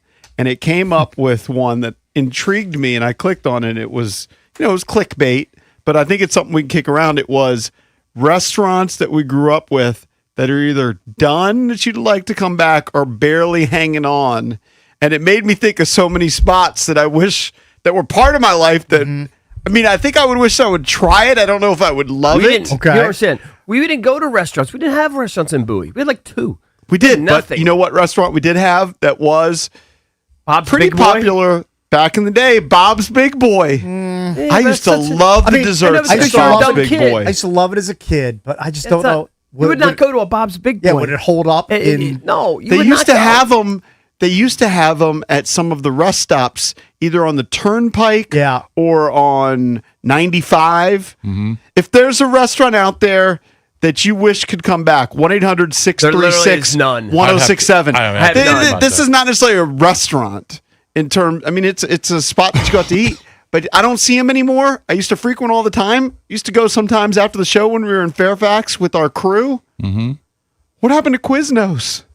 Well, they got devoured in the Sub Wars. They lost to the Jersey Mikes and the Subways. I'll tell you what I think happened. They got swallowed up. Their unique thing was that they heated up the sub. They toasted their subs. They toasted the sub. So Subway's and then everybody else was like, okay, we can toast them. We can buy toasters, you big dummies. Mm-hmm. You think we can't buy a toaster? There used to be a Quiznos when I was living in the Lakelands that I used to go to all the time after work. All the time. The ultimate restaurant setup when we were kids, and it's gonna be tough to top this, is you would go to a sit-down Pizza Hut, and they'd have a tabletop Miss Pac-Man or like Galaga or one of those old school arcade games, and maybe you'd be lucky and it was buffet day, and they would have 10 different pizzas, salad bar. I mean, nobody ate salad bar when you went to a Pizza Hut buffet. You're just loading up on pizza. Big drinks in the red cups. The breadsticks. Breadsticks. You wouldn't miss any of those today. Like those things you just liked as a kid. Like you would not miss Pizza Hut. You're probably not going to go to Pizza. I know I'm not going to go to Pizza Hut. There used to be a Pizza Hut. I'm not going to go to a Pizza Hut. There used to be a Pizza Hut about 2 miles from where I live. Much nicer experience. And I used to go there for lunch on occasion. If I'm driving on the Jersey Turnpike and I see a Pizza Hut sign, I'm stopping. Because of the breadsticks. The breadsticks that you dip in the marinara are so good. I'm going to give you another one. They're elite. 1-800-636-1067 if you want to chime in. I miss Boston Market. Oh, I don't miss Boston I Market. miss Boston Market. But don't they have chicken out if you want the same? Like it's the same thing. Chicken out. Good luck finding Chicken that. out's been closed for 20 years. Chicken out was even better. I miss both of those places. Chicken out's probably. We were big fans of Chicken Out. Like they were friends of the show back in the day. Yeah. They proliferated their menu to an outrageous. Once they started size. adding paninis, it was too much. Too much. They got over their skis. The only thing I miss personally, and it was more in that realm, and I don't even think it's a national thing, it was just kind of local, is they shut down the Arby's on Rockville Pike. Mm-hmm. That was one of my spots for drive-thru. There's one coming in Durwood. I know it's not close to you, but it's actually close to the club. It's overtaking McDonald's, which I didn't think ever I know happened. where that McDonald's is. McDonald's shutting down, getting replaced by an Arby's. That McDonald's that you're talking about? Yeah. I plugged in because I was going to play or something. Yeah. I needed food, and I plugged in close to McDonald's, Yeah. and it took me there, and it was shuttered. Yeah. I couldn't believe it. And it's got an a empty big vessel. It's got a big Arby's sign on the top says coming soon. So soon you can taste Now it. that They'll gets have me the excited. meats. Oh, they have the meats. No, they have will. everything. You were talking about expansive menu. All right, let's Yeah. go to the phones. Open line Thursday. Is there a spot that you missed that which was back? Or I've got some of these one. places still exist. I've got one. There's just not many of them. I've got one. I love this spot. Irrationally, probably. Fuddruckers. You know what? Solid burgers. Arcade games. Good place to bring your kids. Yep. Burgers are good. Cheese sauce to put in your fries. It's How a long good has that place been for gone? lunch. Like if you're working, It's been you gone go to for a while. like It's a not work completely gone because there was one in Ashburn, but it's last gone year now. we went to one in Myrtle Beach. Very good. Nostalgia I was play. surprised. My wife was into it. She's like, "We got to go to the Fuddruckers." I was like, "I'm down." Oh, this is a great burger. The place that replaced Fuddruckers in Ashburn is the place where they do the small person wrestling. Okay. Probably pack them in for that. Yeah, I've seen I you think at- that replaced the Fuddruckers there. No, That's those are two hilarious. different spots. The Fuddruckers is right next door to that place. I thought it replaced the Fuddruckers. No, I just went to that Fuddruckers. Oh, so Fuddruckers is still there? Look at that. Yeah. Oh, okay. There you go. It's still alive. Very okay. It's in certain spots. They're big on bison at Fuddruckers too, They're right? big on the exotic bison burgers. option. Like you might get like an ostrich burger or like a bison burger. Chris, heavy metal Chris, you want to weigh in? Yeah, well, for one thing, I saw Joe Gibbs once at a Fuddruckers, which was cool, like back in the Nice. 80s. Okay, It was sweet. awesome. But besides from that, the one that has been killing me is, I don't know if you guys heard, Mama Lucia's in Fair City Mall. Just closed I after like saw that. 39 Really? years this week. I like Oh, Mama wow. Lucia. I would miss a Mama Lucia. Used to go there all the time. Go to the theater there. Yeah. They had Kent Mill Records was just down the hall in Oh, the mall Kent there, like Mill back in the Records. day. I know, Look at man. you. Like, That's yeah, right next so to Mama Lucia is ripped to that place. Yeah. It's right next to a Marshall's, I think. Yeah, yeah. Probably I know that Marshall. You know it well. All right, let's go to Kevin in South Riding. Kevin, what's up? Yeah, I'm an 80s kid like you guys. Do you guys remember Long John Silver's? I remember Oh, I was yeah. never a big proponent Yes, of it. definitely. What was the best thing? Definitely the shrimp. I haven't seen one in years, but apparently there's one left in Fairfax. But they're dying. Another one that's still around but dying is Roy Rogers. Apparently there's only a few dozen left on the East Coast. Roy Rogers has been number on one- life support for 30 They years. kind but of it's- bring those pop up back and then- occasionally. But it's still out there. There are a few. I but know they're- just a few, they're but it's going still out away. Yeah. It's one in Germantown that I frequent. There was one in what- Aspen Hill. It's what would you miss RIP. from Roy Rogers? Like a roast beef? Isn't that Yeah, what- the roast I like beef. a lot of get- things at Roy Rogers. I mean, their burgers I are would And you get know the what? chicken. I'd never tried it. The double R bar burger. There you got it. I'm now on that. But their roast beef, their fried chicken, and they have a really good shake game because they use like legit real ice cream. JP loves him some. I mean, he's the he biggest loves dessert sweets. guy. I mean, he I loves don't know it how more he's than- not I think 500 pounds. I think he loves it more than me. He probably does. I have a full-blown problem. All right, let's go to Bob. Speaking of sweets, in Ashburn. Bob, what's up? Bobby. How's it going? Love you guys. Been listening to you guys since '98. Thanks, man. Thank you, man. Thank you, buddy. Definitely. The joint for me was Friendly's. I grew up in Poughkeepsie, New York, and we had a Friendly's there, and they had a sit-down restaurant, and then had a walk-up window. And after every baseball game, after everything, anything with the kids, you went to Friendly's for dessert. And if you got to eat there, man, you were so happy. Get Fudgy the Whale or the rolls, and that place was the best. There was one in Ashburn. I think it closed about 10 years ago. But I used to still go there just for it was pretty bad. But we used to go there anyway every once in a while just for the nostalgia. I don't think it still exists in Thanks, Crofton. man. but Bob. Maybe a decade ago, it was still there in Crofton. I remember going with my mom. No, you get like a good grilled cheese sandwich, you get your fries, then you get a hot fudge sundae. I mean, there's I remember I can see the laminated menu with the sundaes, like the Reese's peanut butter cup sundae that they used to have. It was literally this high off the table. Oh, man. You could share it with like the whole table. Yes. So good. So good. A Reese's peanut butter cup sundae. We used to be a proper country when we had Friendlies like every 20 miles on an interstate. All right, let's go to Joe in Fairfax. Joe, what's up, man? You're on with the Junks. Hey, what's up, guys? What's up? Hey, been a long-time listener, but what about Ponderosa Steakhouse? You got the steak knife. I think it was like $8.99. I mean, I'm a little younger, but I'm 50-ish. Yeah. But that place was money. I mean, remember? It was fine when you're 12 or 13, when you don't know what a good steak is. It's fine for that. Yeah. But when you get a little bit older, that's what he's talking about. Yeah, you would look at those steaks and be like, I would never want to eat this. Yeah. Not Ponderosa, Sizzler. A lot of fatty steaks. Right, those are the kind of places that we would go to because we were brokies. Yes, exactly. Like you would not go there. Right, because you get a salad bar, the whole thing. I'd still go. $10. You go to Ponderosa? Sure. I just don't see a scenario where I'd go to Ponderosa. Cracker Barrel. I mean, I throw it in this same Cracker Barrel's a little different, I feel like. How's it different? I feel like it's more just like, I don't know. I think my low end Something about cutoff Cracker for a Barrel. steakhouse these days is either Outback or Longhorn, which are both very good options. Yeah. But not going to dip below. Like I'm not going to dip Sizzler, below you're not that going to tier. Sizzler. Yeah, just Yeah, I pretty mean, my sure, Sizzler days are over. Pretty sure Yeah, I'm but not you eat gonna do fast that. food. That's just different because you're driving through. I'm not going to sit down and honestly, I'm just too above it. I got short. I don't have that many years left. I'm not going to spend it sitting in the Friendlies. Hey, something we can all agree on. What's is that? that Red Wing, the legacy footwear brand that has set the global standard for purpose-built boots since 1905, is expanding beyond shoes for the first time. Known for its unmatched quality, fit, and durability on the job site, Red Wing is now taking that same craftsmanship with a new work apparel line.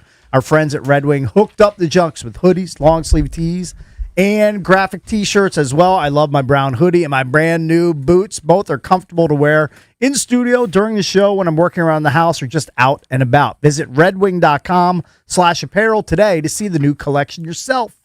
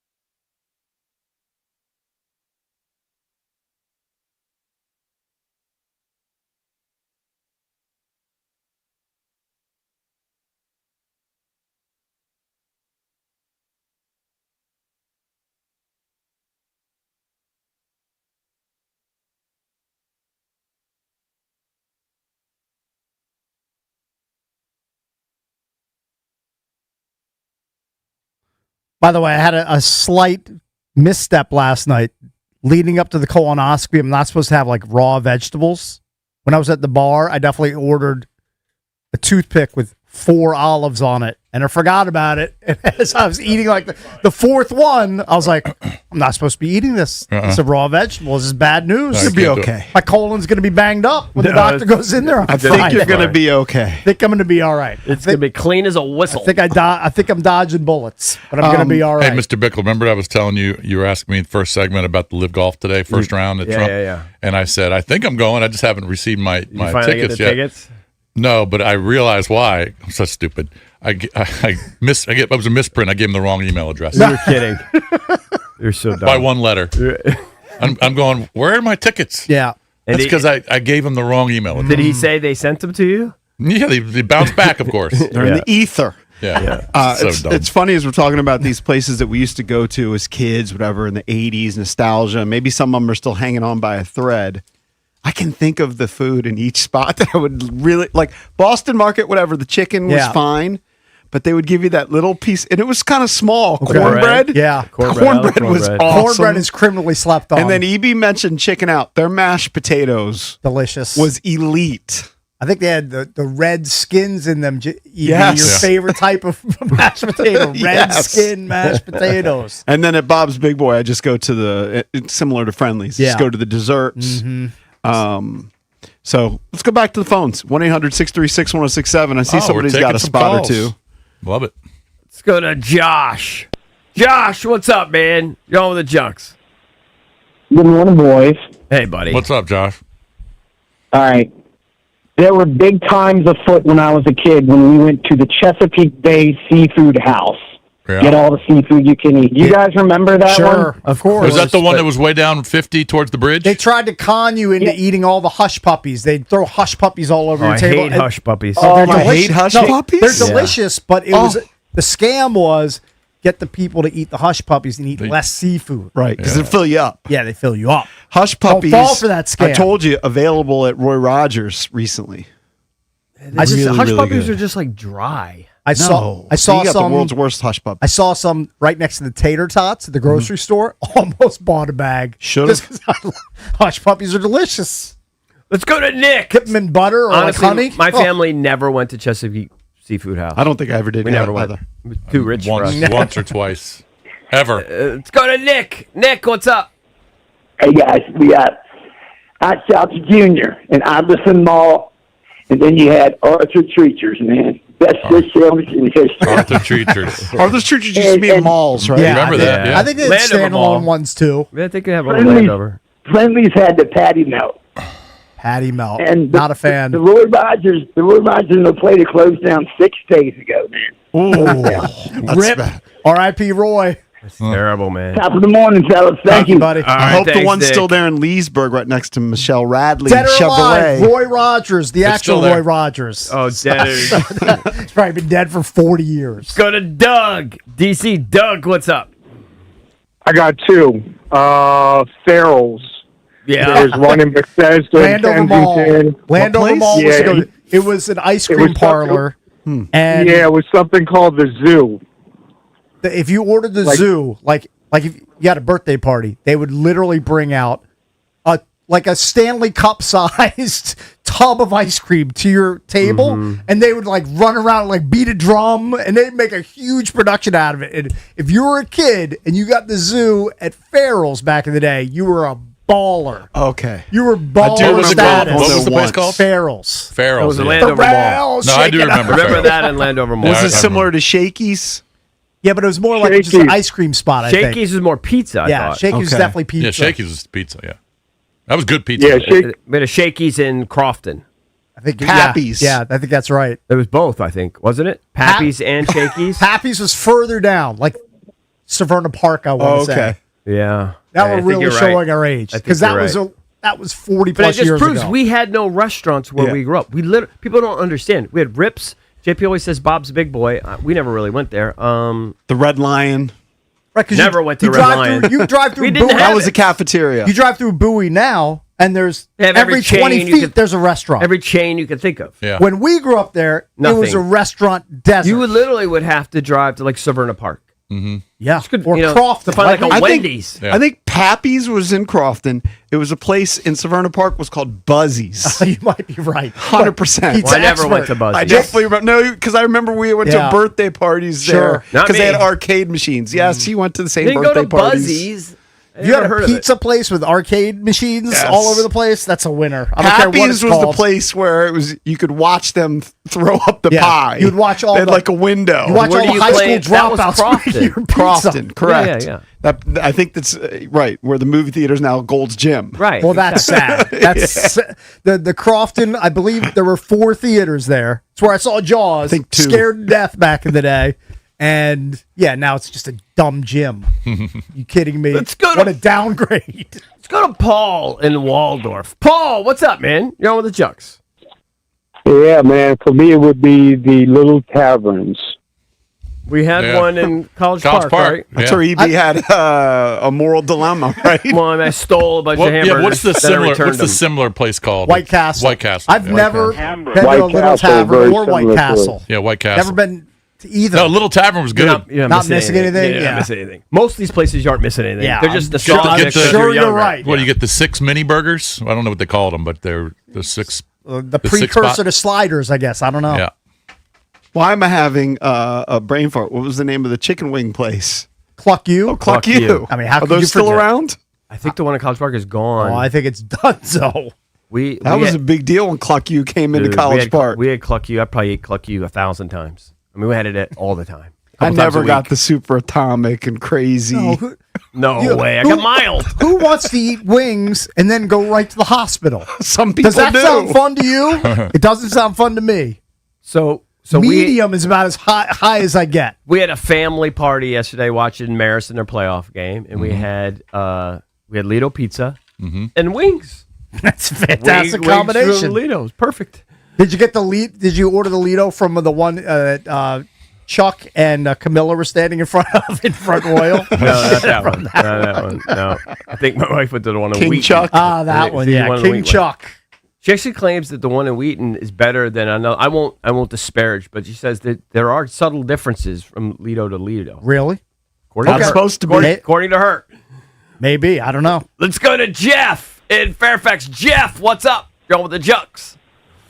What's happening, man? I'm a few years older than you guys, and I used to live in the Clinton area. So me and my boys, what we would do is like roll on up to Landover Mall for Farrell's Ice Cream Parlor. Yeah. And and I remember like in the lobby, you know how like what's called Cracker Barrel had like all the little knickknacks you could buy. Sure. Yeah. But in Farrell's they had like a million different types of candies that you could buy with a candy store. You know in there. what? That's you're bringing back America. I had forgotten that, but yeah, they had like candy that like they had the candy cigarettes and like the dumb candies on like a piece I know of the paper. one you're talking about, They right? peel off the Yeah. paper and they tasted like garbage. Or but like when the you're- huge lollipop yeah, with when you're 6, multicolors. it's like you're walking into Willy Wonka's chocolate factory. You can't help yourself.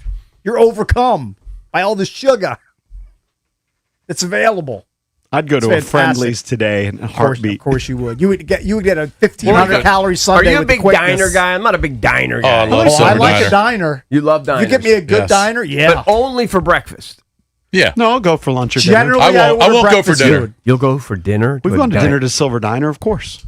No. I'm I won't sorry. do that just for breakfast. Diners for me, breakfast. Yeah. I'll tell you this: the Silver Diner in Rio. Oh, it's that packed. thing is booming. Pizzazz. I'm sure All it they is. do is add seats Yeah. and add outdoor And seating, print money. and it's packed. Print Is cash. Silver Diner where the robots come in to give you the food, to serve you the food? Then we have the story about the Silver Diner doing that. I don't know. Last time I was there, I had a human serve me food. Well, I'd rather have a human, but I think there was some robot that Maybe. would just had all the tray I'm of food. sure that's the wave of the future. So dumb. It's the way things are going to be. All right, don't forget, coming up in just about an hour, we will talk some Nats with Paul Tabone. He's the president of baseball operations for your Washington Nationals. That's at 9 a.m. And we'll talk whiz with Josh Robbins from The Athletic coming up at 9:25. Hopefully they get lucky in the NBA draft lottery this weekend.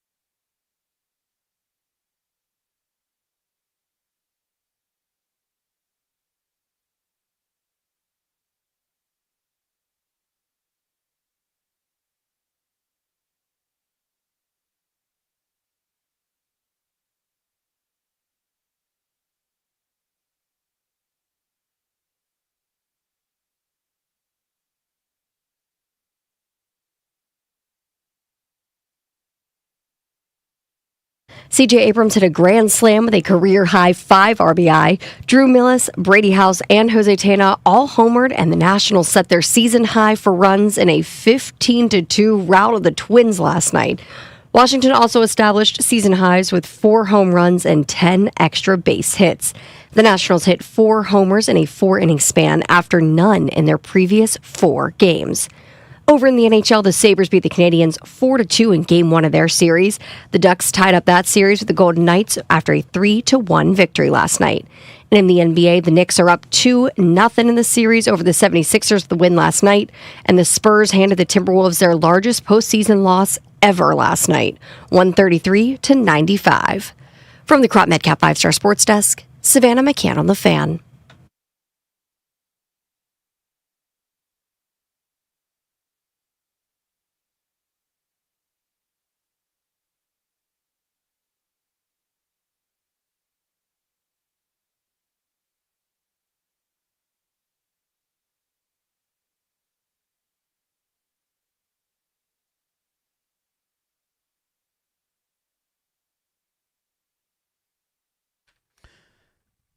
"2026 is the year of celebrating 30 years of the Junkies, brought to you by our friends at Main Street Bank. Cheer local, bank local. Main Street Bank is a business-focused community bank proudly serving the DMV since 2004. Visit mstreetbank.com to learn how to put their team in your office.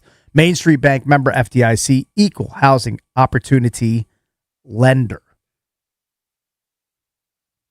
Did you want to say something, JP? You're struggling over there. Well, no, the microphones aren't on, so Yeah. we're having to pop them on manually. It's fine. Roger gave me the skinny on what happened last night. Oh. Apparently, Tom was at the tower for hours. Did he talk to you for half an hour?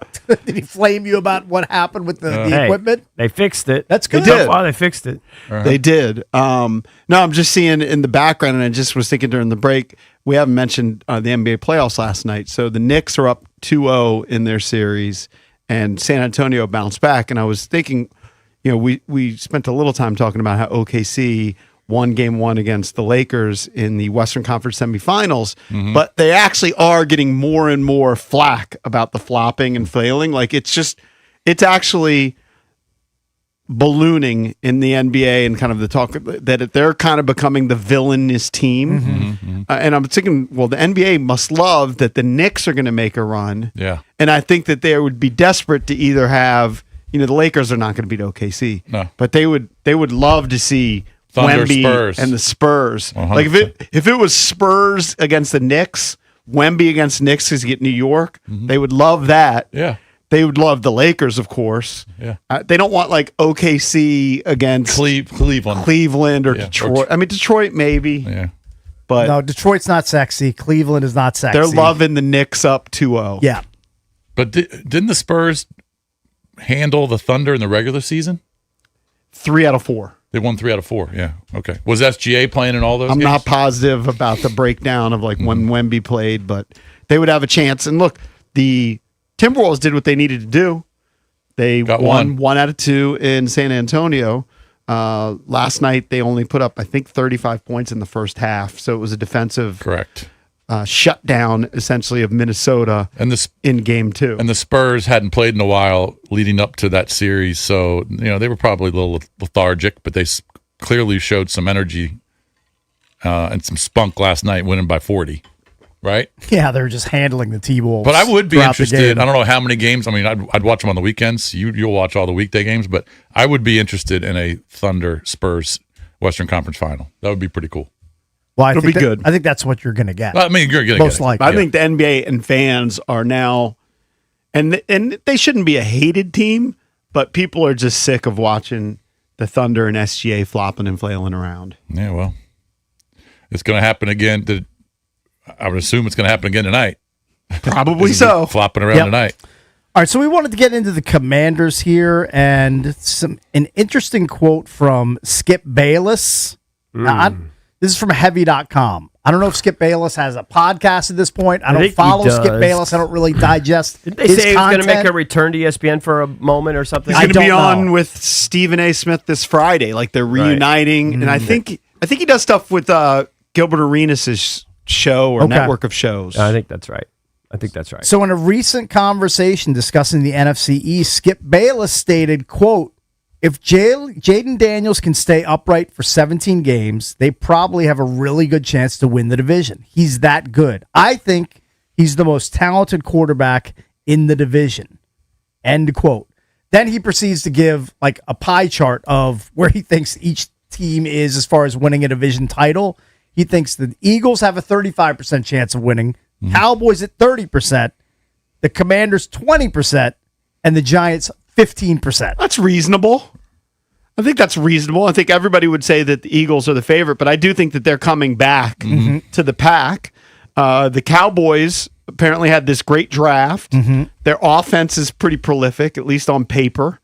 They franchised Pickens. Yep. So they're going to have Pickens and Lamb still together. Dak Prescott, if he stays healthy, that should be a really good offense. And then with the Commanders, if Jaden stays healthy, it's a game changer. I mean, we can point to a million things that went wrong last year and say the defense was terrible and that's why they changed the coordinator and offense struggled.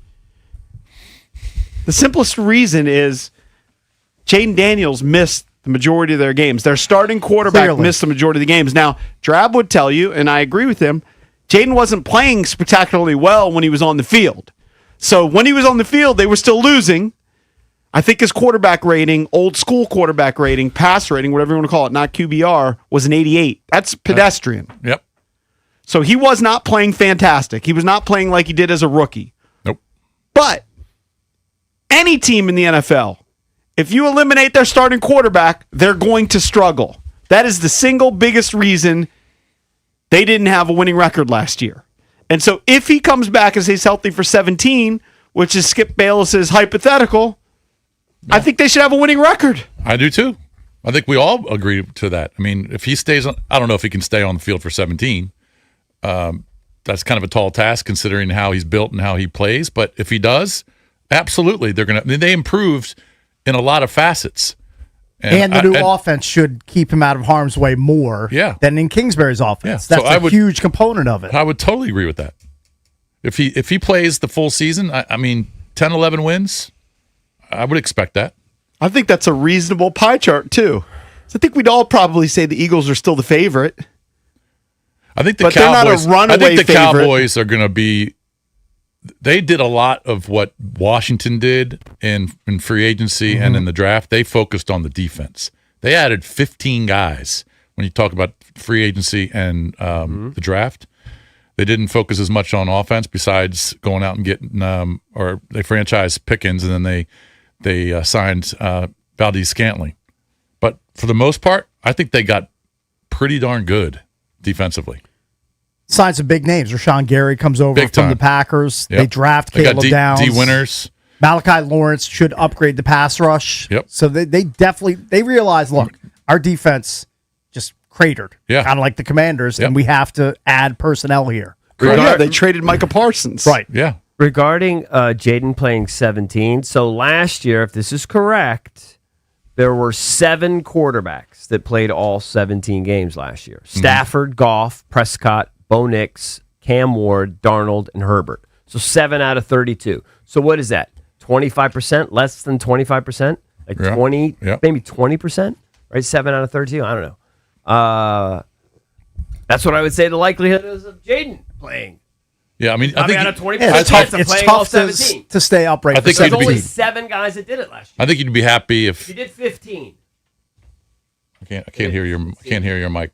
I think you'd be happy if you get 13 to 15. I'd say 15. If you played 15. Actually, yeah, I'm saying 13 to 15. If he plays less than 13, Need 15. I know. Need 15 plus. Somehow that I'm just saying, get at least 13 to And 15. he needs Terry for 15. How many guys played 15 last year? Because 15? 15? You want me to ask that question now? Yeah. Okay.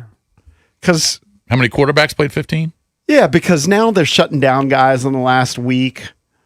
Like the 17 number. By the way, I think you're off on the 17. I think so too. That's what I got. I'm just Drake saying. May, did you add Drake May?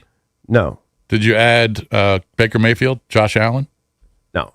Did you That's not me, dude. I just asked it. That's what Google came up with. Well, these are the guys who played 17. Cam Ward, All right, Josh James, 1, Allen, 2. Baker Mayfield, Bo Nix, I had him. Caleb Williams. Didn't have him. Trevor Lawrence. Sam Darnold. So it's higher. That Drake sounds May. like it's about 12 to 14. Yeah. So it's closer to 45% or so. 40%. Yeah. 15. A bunch of guys played 15 at least. 15. You can add. Well, Josh Allen. It says 15. You have him at 17. I got him at 17 here. Yeah. I don't know. That's it. So there you go. Getting. Let me see. Guys have conflicting reports. Is that an AI hallucination? It's a hallucination from Gemini. It says Josh Allen played 15. I don't know. It says Geno Smith started 15. I mean, Justin Herbert. I don't know. Actually, he did not play the Jet game. So ESPN's wrong because he didn't play the Jet game on January 4th. That was the last game. So that he played 16. So I don't know why they have 17. So for the most part, you're probably right. Most of these whatever the league averages, most of the quarterbacks played at least 15. My point is, whatever the league averages, that's what I would ascribe to Jaden. Even granting they got a slighter build, and he puts himself, in danger a little more than others. Right. I think that, the best case is the league average. So if it's 35, 40%, that's what I think the chances of him playing 17 games are. Mm-hmm. Here's what I know: you can't have Marcus Mariota play 11 games and think that you're going to be successful as a team. That's going to do. And that's what he played last year. That will end your playoff hopes with But the I quickness. would say this. Even if Mariota has to play 4 or 5 games, the fact that they went out and improved their defense Gives them a better considerably gives them a better chance to win those games as opposed to last year. Yeah. Because Mariota's not going to outscore teams when they're giving up 28 or 30. Right. So, I mean, you'd like to see Jaden out there for the whole year, but if he's not and he's dinged up a couple weeks, 3-4 weeks, I think the defense can win some games for him.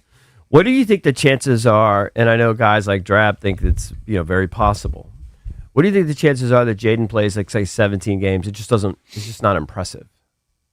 Not impressive at all. Well, just has an average very year. Middle of the road. I think that's 20% or less. Yeah, I think it's unlikely. I think it's a low percentage that's the case. I think over 17 games, the greatness will win out. I think he's going to have. If he plays 17 games, he's going to put up. I think it would help if they signed another competent wideout. I think that would certainly help him. Yeah. That would help his chances of having a really good 2026 campaign. He needs Terry and his age, 30 year to have a big year. Mm-hmm. He needs Terry to have a big year, and he's Chig to have a big year. And I kind of need Williams. I need Antonio Williams, the rookie, to impress from kind of like early on. Well, I mean, and you need Rashad White to stay healthy, which he has pretty much his entire career with Tampa. I figure that's going to be just by committee. Yep. Maybe Katron Allen comes in and is a spark. He's one I don't understand because he's like so prolific. Like the all-time leading rusher, some of the best backs ever in the history. Like he's number one. He played a lot of years. He played a lot, and he's got all these great. He's a kind of a bruiser. Is he a compiler? Maybe he's a compiler. I'm not trying to say anything derogatory about him, but there's nothing about when you watch him and you go, "Wow." There's no wow. He doesn't have blazing speed. He's just tough. Just tough. He's built kind of small and big. Maybe he'll be great. I just don't know how to process him. He's not the best receiver. So remember, we need to call him Fat Man. He wants to be called Fat Man. That's his nickname. I know. He's going to get so many endorsement opportunities, so many fast food opportunities for Fat Man. I would think. Be cashing in. But he's good definitely, for him. Of the draft picks, he's probably got the best resume of all of them, and he's the one that I'm not as excited about. He's not going to get many touches in all likelihood. Even if he was the primary guy, I feel like he's just I don't know, give you 4 or 5 yards every time, but that's about it. But back you would take 4 or 5 yards every carry. I guess I would. There's just nothing sexy about him that I see. No, there's nothing sexy, but he's a guy that if he makes the team, he's a grinder. He can help you a little bit. Back to Jaden Daniels. RBs don't stay healthy for the entire year, so he's probably going to play. Back to Jaden Daniels, which was the premise of what Skip Bayless was talking about. Are you concerned, though, that the play dropped off? 69% completion percentage as a rookie, 60.6% in the 7 games played last year. Slightly, but not much. Passer rating, old school, went from 100.1 to 88.1. His QBR dropped from 67.7 to 44.7. Yeah, I mean, I don't want to bring this up because I don't want to comp him to this guy, but the drop off was kind of CJ Stroudish. Yes. And I don't want him to turn into CJ Stroud because I don't think he's that good.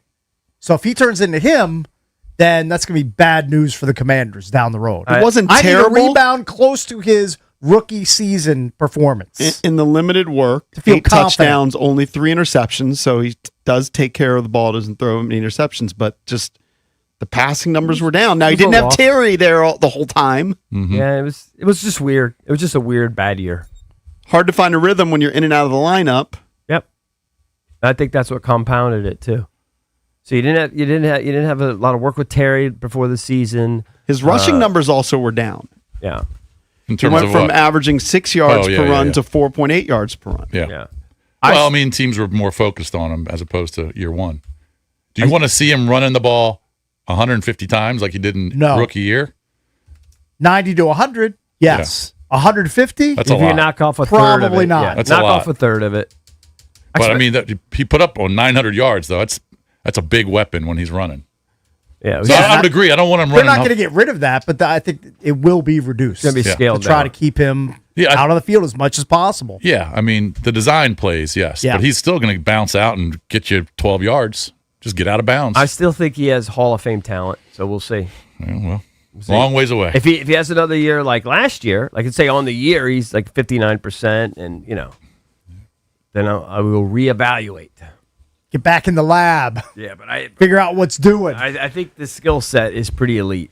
I think he's when going you to run just about as much. Because if you look rookie season, he ran a little over 8 times per game. Mm-hmm. Yeah. Sophomore season ran a little over 8 times per game. That's just his DNA. But if I'm Dan Quinn, I'm going to sit down with David Blau and be like, let's run him 4 or 5 times per game. Let's reduce the bumps and bruises on But our remember, star a lot player. of those are just reactionary. You can't plan know. for it, and I he's get just it. that's what JP's getting at. I think He's it's an going to be instinctive part of him. I think it's going to be different looks. I feel like the offense is going to be more like what I envision that the Broncos used to do with John Elway, where he's rolling to the right and it's a tight end, and he can throw it to the tight end, or you run out of Chig bounds. on the run. Oh man, that's gonna be sweet. Looking forward to it. Chig on one side, Diggs on the other. He gets signed. I'm basically already gift wrapping Stephon Diggs to the Commanders. I don't know why I'm doing that. I don't think Just they're kind gonna. of I don't think they're gonna assuming do it. he's going to wind up here. I would assume they would have already gotten something done. There's going to be there's going to be teams that are going to give him way more than we're going to give him. It's possible. That's what it's going to See what his market looks like. Yeah. All right, when we come back, we'll do EB's entertainment page. And don't forget, at 9 o'clock, Paul Tabone, president of baseball ops for the Washington Nationals, will join us here on the Junks.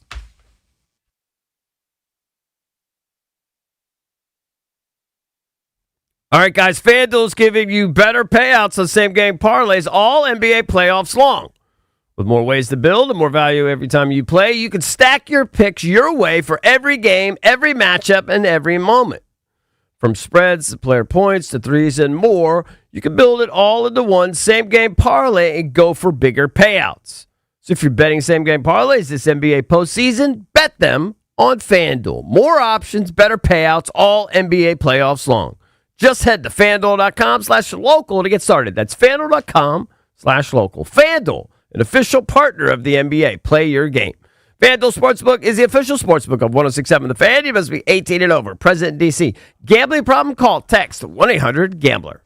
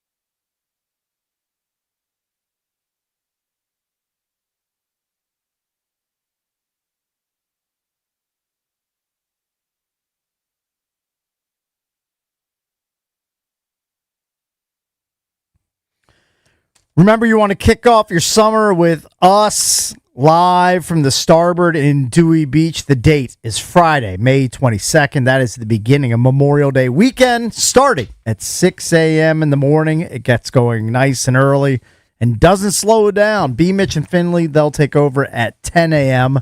It's all brought to you by our friends at Main Street Bank. Mm-hmm. Have you poured through your tank tops and figured out which one you're going to wear? Because sun's out, guns out. Sun's out, guns out. That's correct. I don't think I own a single tank top. I don't think I do either. I guess technically I do because I have a couple of like Wizards jerseys. Okay, outside. I'm not counting jerseys. I just mean like old school tank tops you would have worn like with your corduroy OP shorts back in the day. Like I don't think I own just the tank top. EB, you gonna wear your Jason Kidd jersey or what's the one? Or is it Kenyon Martin your Nets jersey? I was actually thinking you're talking about at Dewey. Yeah, I might wear my bias. That's a good. That's solid. I got a bias. I got a Juan Dixon. You know said what? sun's out, guns out. Yeah. If Gurry's there, the thing is I'll have a golf tan. And I have hair on my shoulders. Nobody's going to care. Nobody will care. I mean, as I'm getting older, I'm looking like a gorilla.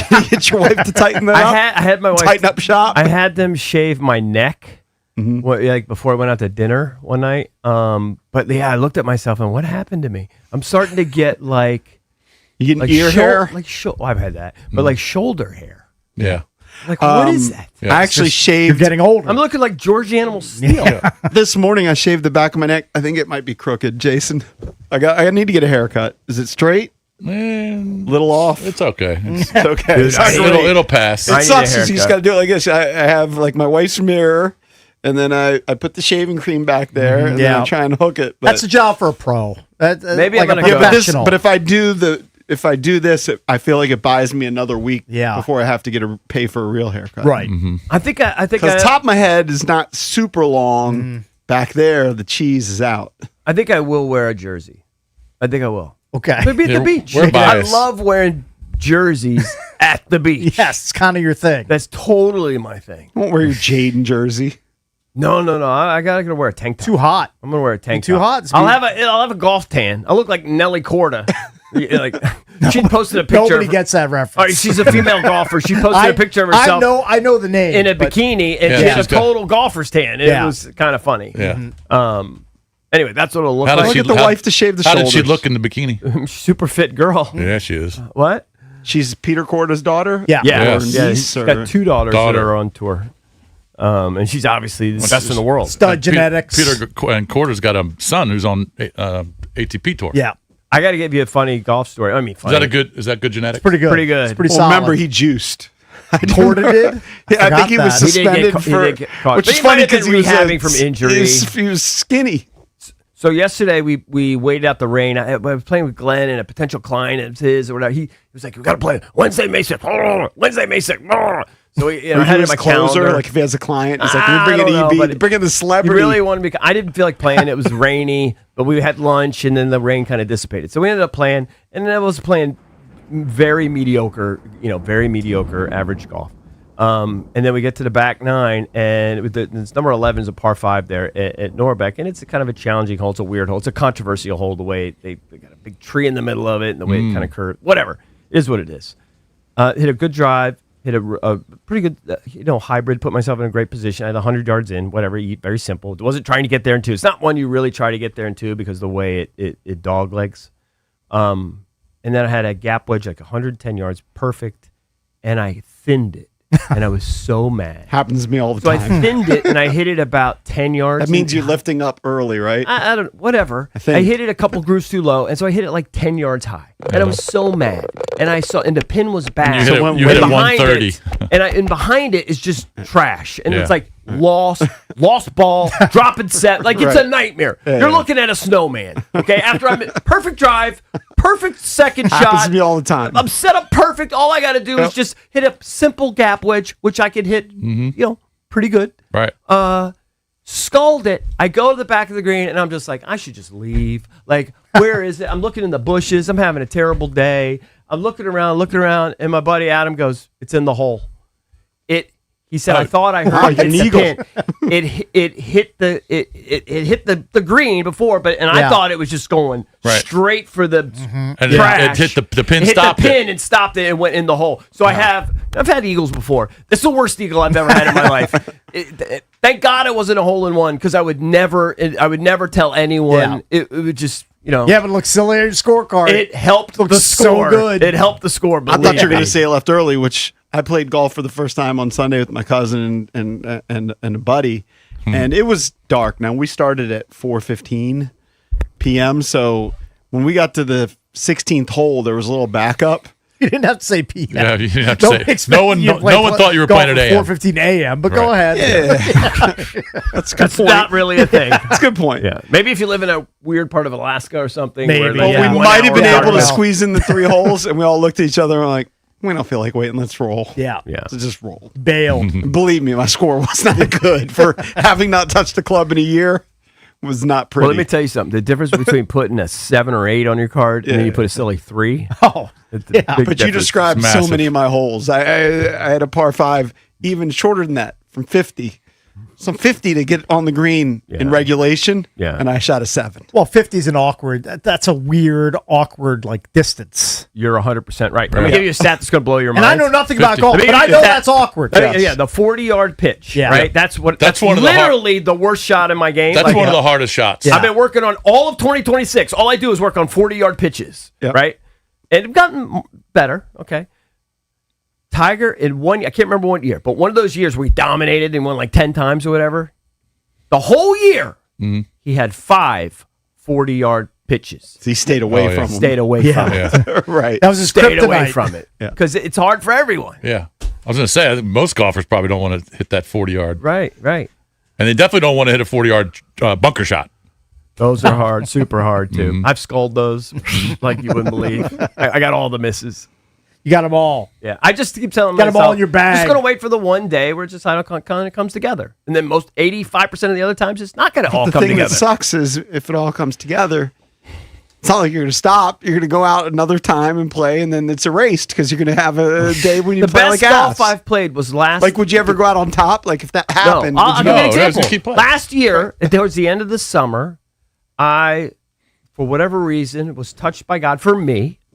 And I shot 4 over 76. I was touched by God that day. Nothing really that I mean, a couple 80s, but you know what I mean? Like, I had to be touched by God. It's not going to happen. It's not going to happen. I can't duplicate it. Like, I can maybe once a year. Yeah, I know you want to do it every time you play. You're like, okay, man, maybe this is the day. But it's going to happen again. And then you're 4 over through 3, and you're like, it ain't today. It ain't today.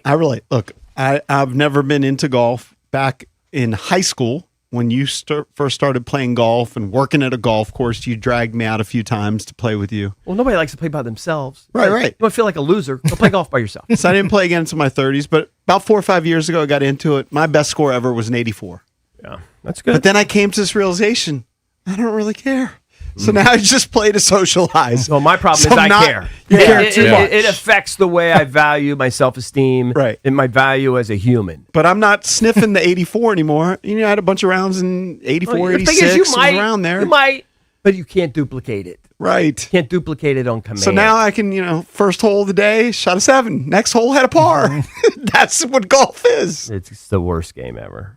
It's so frustrating. It is, but you know what? You're addicted. Though I love the feeling, though. It's an addiction. When I flush one, it feels like you want to smoke a cigarette afterwards. Maybe you should.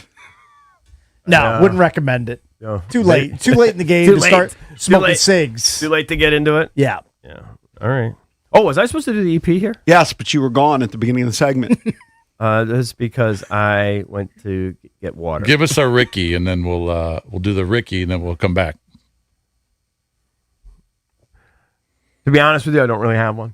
There's no good Ricky? I keep seeing Met Gala stuff. I know that happened they're days ago. still showing. I know Jason. First of all, I should do the read. What? I watched the red carpet. Yeah. Entertainment page is driven by BMW Fairfax, DC's only BMW Center of Excellence Award winner for the ultimate driving machine.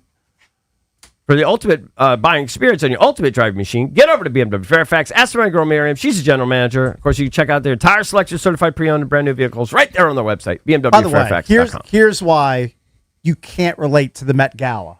This is why you should hate the Met Gala.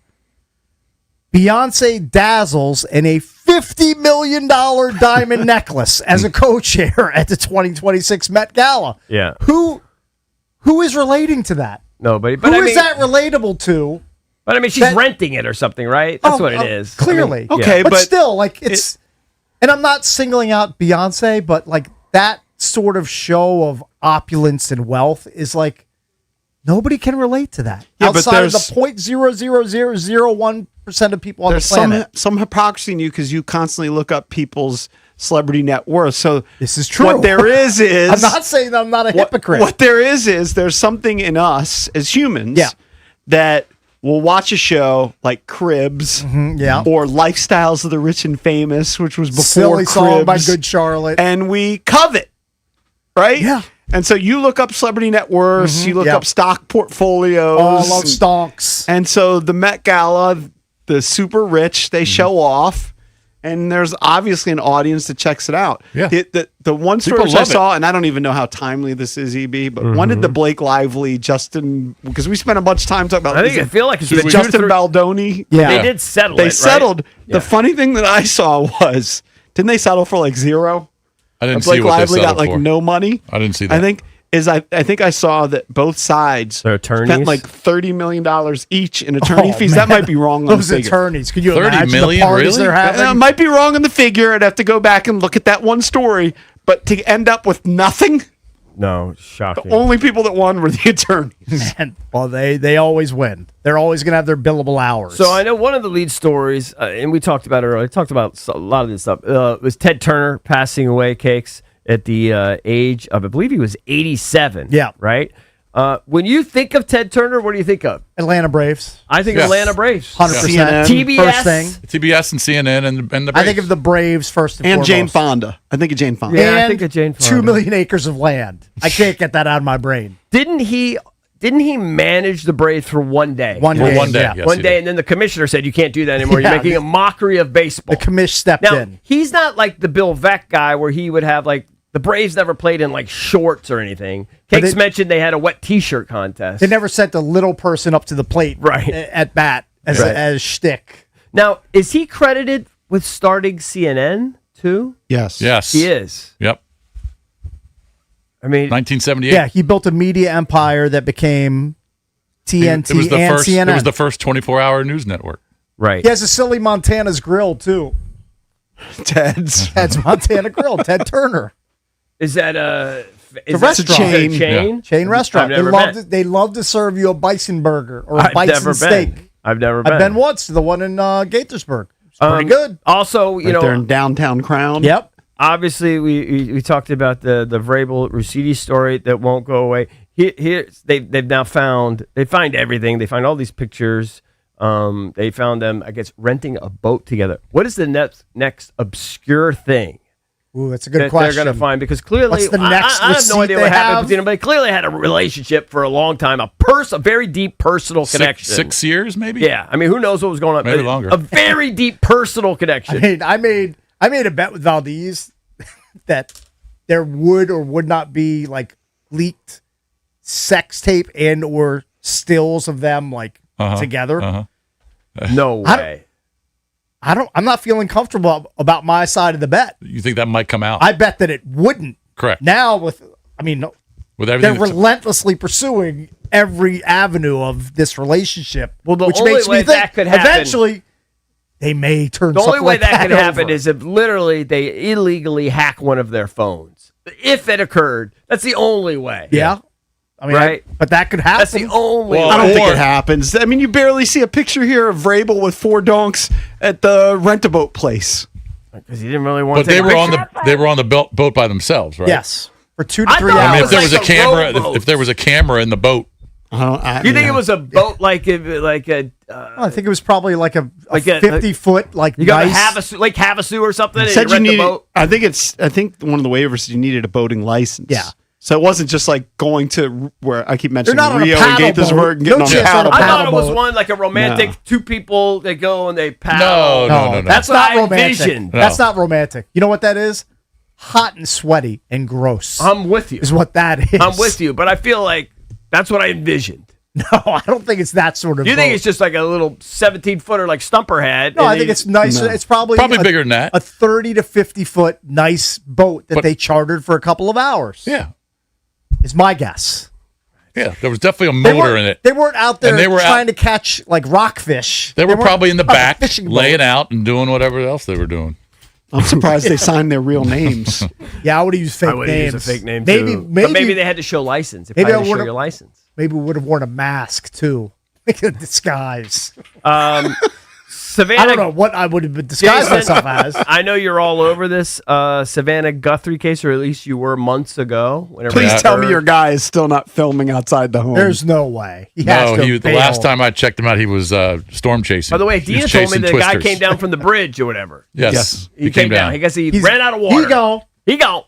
Did he have to get help? It also rained, DB. I don't know if he had help getting down. Yeah, off I mean, the bridge. did he get help? Did he have to get rescued? I don't know. Or did he have a way down? I think they helped him down. They had to help him down, and then they take him right to the Hooskow. Oh, Oh, you definitely get arrested right away. Arrested. The who's That's the oldest name I could think of for a prison that I've heard in a long time. JP, looks like It you're is right. funny. They Baldoni and Lively spent combined, well, according to the story, combined $60 million on attorney's insane. fees. they got nothing. But I That's mentioned ridiculous. Just ruin their careers. I mentioned the Nancy Guthrie deal, Savannah Guthrie, because she left the Today Show mid-broadcast, and now people's eyebrows are raised. Ooh, something going on? Has there been a break in the case? That sounds like something the Junks might do. Leave the show mid-broadcast. Yeah, maybe she had a wave. You do it all. You do it about every other show. Yeah, it could No, but definitely she left happen. for. I would come back Yeah. after. I'd tell you all about it. No, she just left.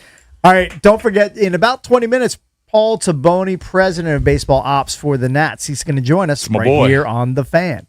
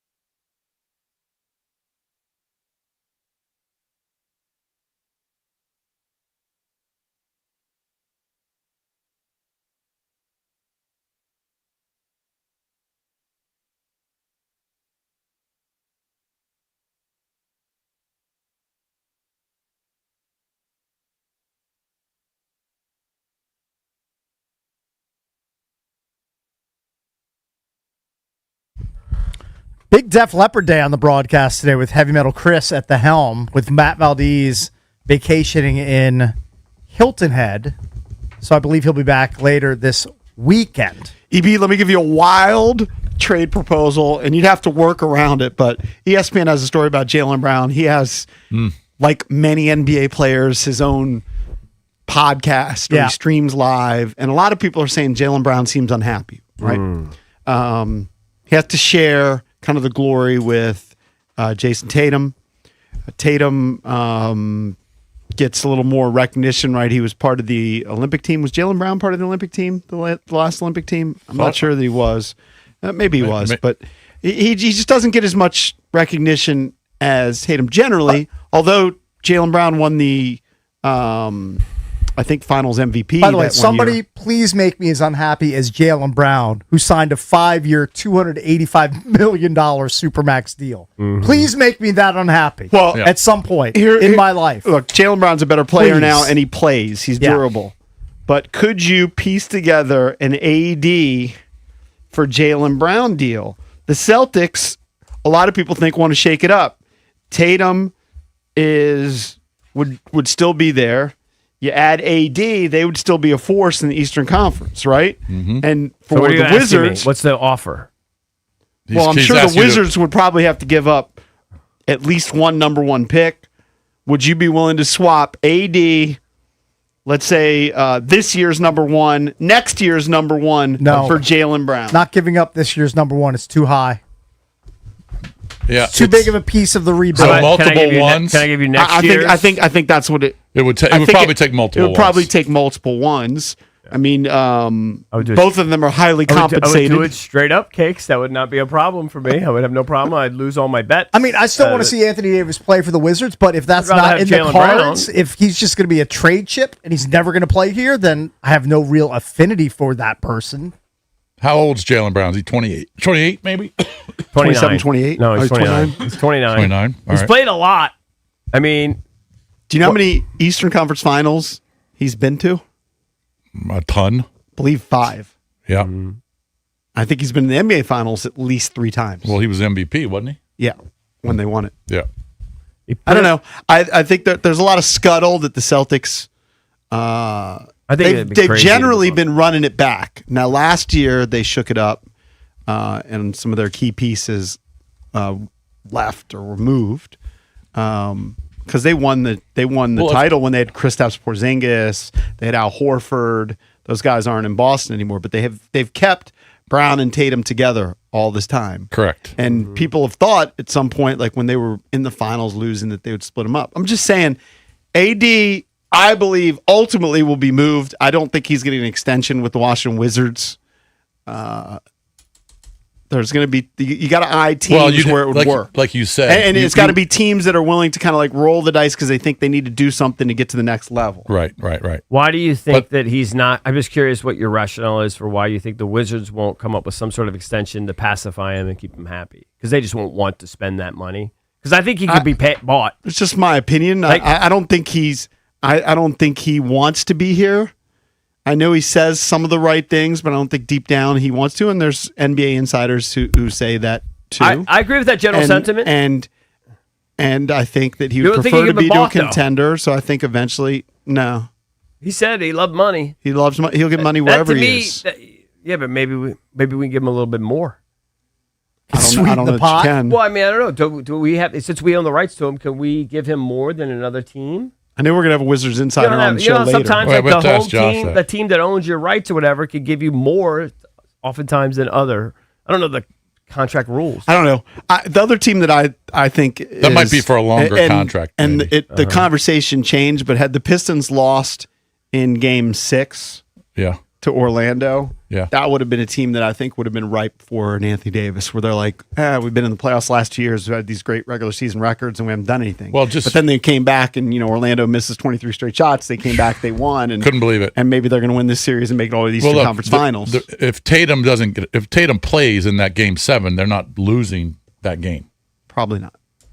That was a crusher. I mean, that's the reason they lost, because he doesn't play. He was hurt.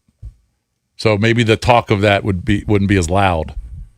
not saying that he wouldn't be traded sometime in the summer, but I know there was a rumor that he would go to Golden State for Steph. I mean, that ain't happening. I personally get that ain't happening. I get glee when legendary teams like the Celtics bow out early in the playoffs. I like it. Kind of puts them in their place a little bit with all their rafters hanging in the ceiling at TD Garden. I get a little bitter. Good. I don't know if you saw it went viral from last night's Inside the NBA. Shaq wasn't there. Draymond Green was there.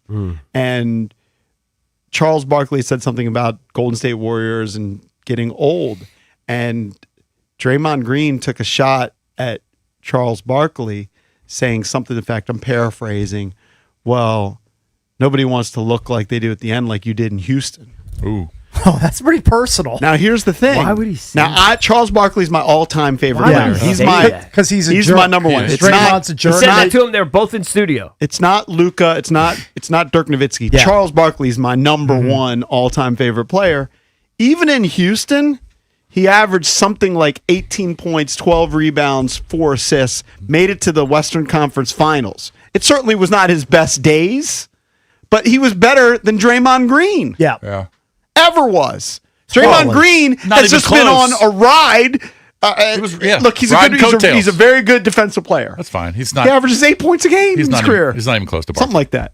Hey, getting back to Jalen, I'm just kind of reading something. Jalen to Milwaukee for Giannis. There are going to be some big moves because Giannis, he's wanted out for months, right? And if Jalen wants to be out, that could happen. Not for AD. You'd rather have Giannis than AD. I'm just saying, regardless of what Will Dawkins says, and they may really want to have Anthony Davis play, they're not doing their due diligence if they don't at least explore these other offers. Yeah, well, and the teams, I'm sure they probably are. Like Milwaukee, and I mean, I couldn't imagine somehow. I mean, Giannis's value is 10 times the value of Anthony Davis. Correct. That's what and Jaylen Brown's value is more than Anthony Davis. But Anthony Davis and a couple of picks for somebody like Jaylen Brown? We're not going to – they work too hard unless you got like an Anthony Edwards, like somebody totally in there. You're not going to trade that pick this year. They work too hard to get it. I mean, you could make an argument Jaylen Brown and Anthony Edwards are not dissimilar. I mean, what if take a look at their numbers? Isn't Edwards a lot younger? Isn't Edwards a lot younger? I mean, 29 a couple years. Starting to get up there a little bit. I'd say Edwards probably 4 or 5 years younger than him. I'd say he's 25. Yeah. I could be wrong. That's all. I just don't see them trading this pick. They worked too hard. They lost too much. Yeah, they lost too much to just give up that pick. Well, especially if they get a top 2 or get the 1. Let's go real quick. Let's go to Jimmy in Manassas. Jimmy, what's up, man? You're on with the Junkies. How are you, man? I'm doing all right. How you doing? What's up? Jimmy. Phone's terrible, bud. Go ahead. Go ahead. Yeah. I was telling someone else that the Boston I Celtics can't. I appreciate the usage of the gas face. He's on hold for 10 minutes, then he's stumbling and bubbling. I also think a general rule, I've never said this before, is you don't have to tell us what you told Drab. Right. Just go into what you're going to tell us. When we say you don't your need name, to reiterate it. Just start talking. We're generally friendly. They're newbies. They don't understand. They get nervous. It's fine. Once we put them on, they get nervous. I don't really like talking. I don't like calling in radio shows either. Yeah. I've been doing it 30 years. Doing this for 30 years. And you don't have to ask us, hey, how you doing, Junks? It's nice. I don't mind that. No, that's nice. fine. That's just pointless. It's a waste of... We do like when you tell us how long you've been listening. No, that's fine. We do like to hear that. Strokes the ego a little bit. Hey, Junks, how you doing? What do you think we're going to say? We're fine. What's your point? I was thinking about this. It's nice that all these people are saying happy 30th. Yeah. Do you have a rule like you do for New Year's where Happy New Year's can't come past like January 7th or January 10th, whatever? I usually say, I think maybe the 8th. So now that we've passed our official 30th anniversary, are they allowed to say happy 30th anniversary next week? We're celebrating it all year. Because we're celebrating the whole year. Yeah, it's fine. Yeah, we're celebrating it all year. The year. whole year that's fine. But now we're in year 31. Nobody cares. You're getting real persnickety. It's all good. I'm just making Don't conversation. you think it is special though that people call in and say, "Hey, Junks, congrats! I've been listening for 12 years." Aren't you kind of blown away by that? That people document? Yeah, that's fine. I'm asking Drab specifically. Does that strike you? I'd rather them just get to the point. I'm always blown away. I When think they say that. sometimes it's cool. Yeah. My biggest pet peeve is you telling us how long you've been a Commanders fan. That I assure you nobody. You're right about that. Yeah. That is true. All right, people love to flex. They do. Coming up next, we'll be joined by Paul Tabone, president of baseball ops for your Washington Nationals. That's next here on The Fan.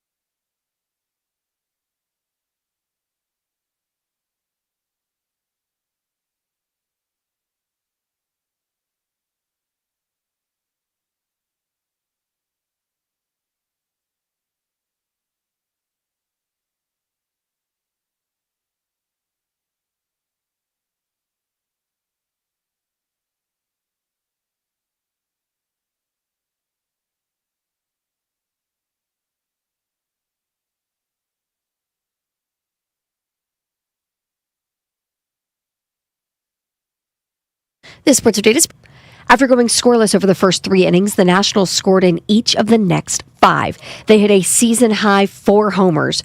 Drew Millis and Brady House both smacked 2-run homers. Jose Tena had a single home run, and then C.J. Abrams crushed a grand slam.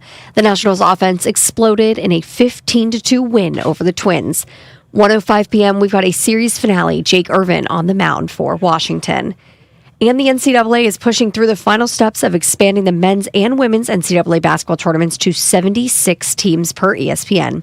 The expansion process could be completed as early as today. The NCAA committee has a call scheduled for later on this morning. From the Crop Medcap 5-Star Sports Desk, Savannah McCann on the Fan.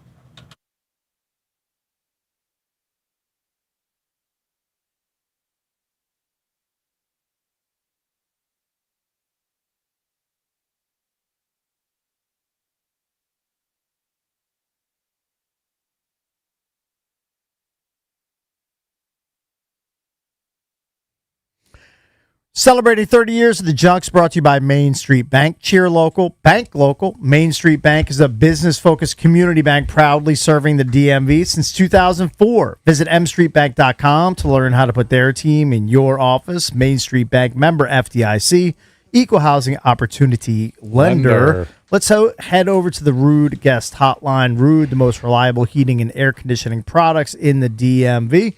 Say good morning to Paul Tabone, president of baseball operations for your Washington Nationals. Paul, thank you for being flexible with your scheduling. You were supposed to be on yesterday. We had some technical snafus, so thank you. We appreciate you showing up Paul, today. I told the boys this morning that it was meant to be that we had the technical difficulties yesterday, because if you were on yesterday, it would have been coming on after a loss. But we have you on today after a huge win, 15-2. It was meant to be. Yeah, nice. We might have been doing some behind-the-scenes work there to maybe sabotage you guys so I can come on a day later after this good win. Right. Yeah, 4 home runs, including one from C.J. Abrams. He's just having a fantastic year. I know this is more like a long-term thing, but when do you think about giving him a big, fat contract? Yeah. I mean, it's on our mind with really a number of our players. Like, it'll always be, to be honest. Like, we think about it pretty much like the majority of the fan base does, which is like, hey, we want to be good for a long time, and man, part of that is doing what you can to see if there's going to be overlap between the players that you have on your team and kind of your long-term strategy. So, that's a scenario, and more than anything, I think we've been more than happy with how CJ's played, how he's handled himself, all those things. His swing, I think, just having seen him dating back all the way to high school, his swing right now and his plate discipline, I think, is in a spot that at least I have never seen, and I mean that in a really good way. So really? He's locked in.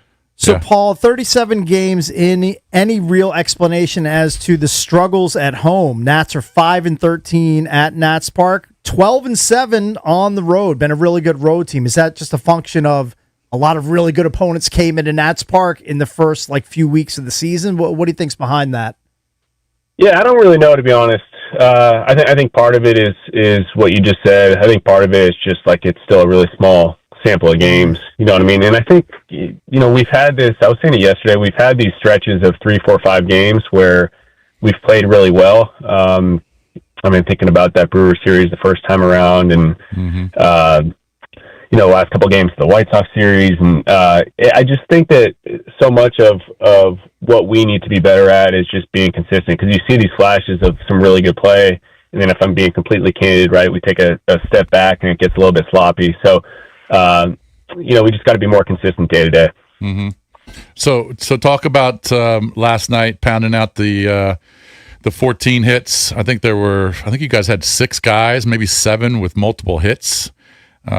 James had a couple. CJ, Brady, he hit a bomb. I mean, you guys were just on fire last night, and you faced a pretty good pitcher. I mean, he's good.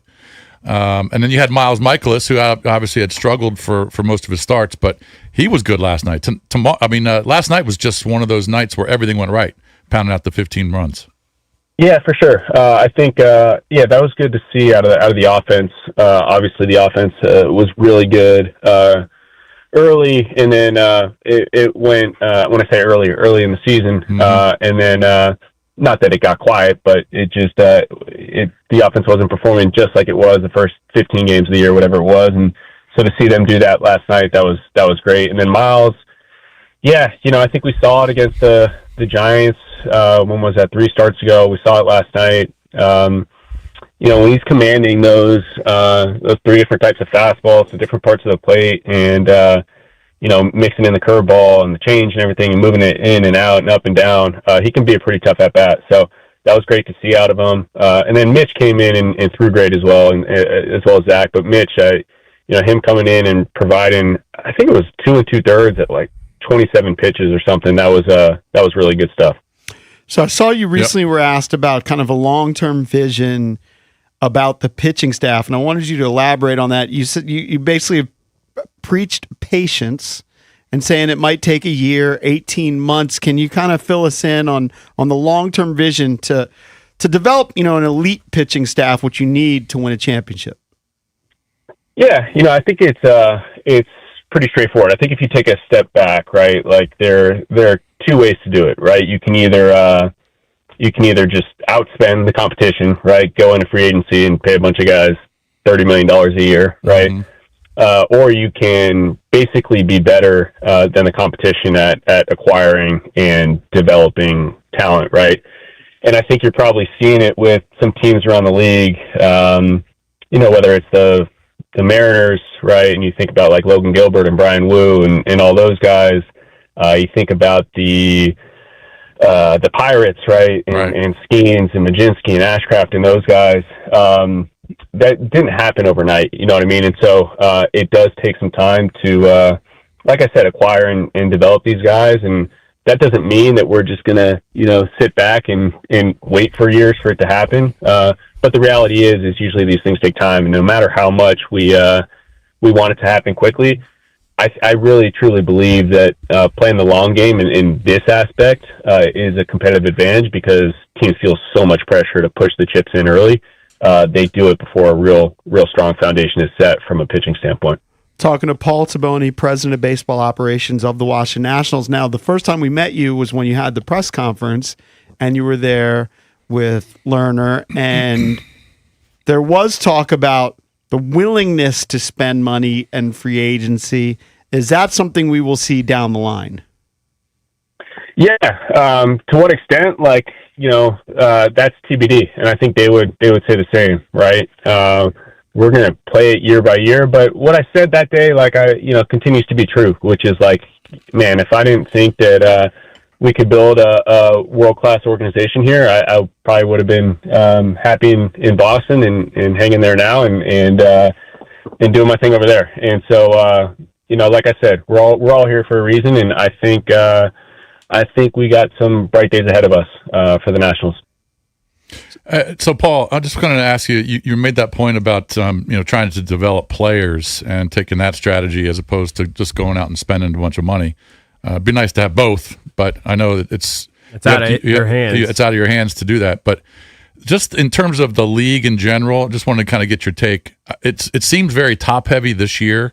There's only 10 teams with winning records, and in fact, the entire American League Central and American League West, not one team out of the 10 has a winning record. All 10 have at least, the best records are 500. And then you've got, teams like the Braves and the Yankees and the Rays and the Dodgers and the Cubs that are kind of running away with their divisions. But is there something different this year that you're seeing league-wide, or is there just a lot more parity, in your opinion, for only having 10 teams with winning records?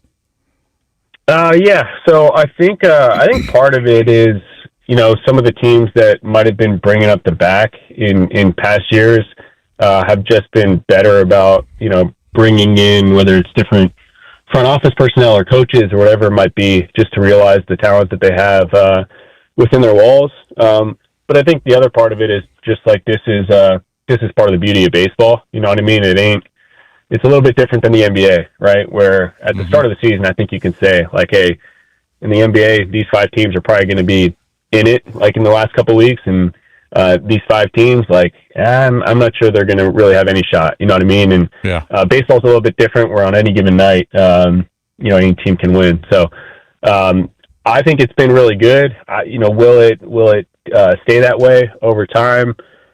Who knows? But for the time being, looking in the AL West and AL Central and seeing that, you got the A's leading the West, and in the Central, there's a lot of parity as well. I think it's a good thing for baseball.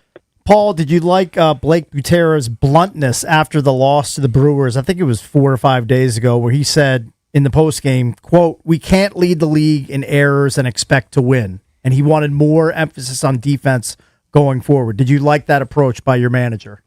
I did, yeah. I was probably more PC when I was on with you guys, we got to be better. And I think what Blake is really good at is communicating to the fan base, but then of course the players. Like, hey, it's not for a lack of trying. These guys, when I say these guys, the players acknowledge we need to be better there, and they want to be better. Right now, it's simply about going out and doing it. And I think Blake talked about it too. We adjusted some of our pregame routines here in the last few days, so we're hoping that shows up here in the near future as well. So I'm sorry. We always kind of ask you about Dylan Cruz and how he's doing. I was just going to ask you about Eli Willits, who he's very young. He's probably minimum 3 years away from the bigs, but he's putting up some pretty good numbers at. I think he's at Fredericksburg, Class A, correct? Fredericksburg. He is, yeah. Yeah. So what have you noticed with Eli? I think he's played about 30 games. I think he's hitting about 285.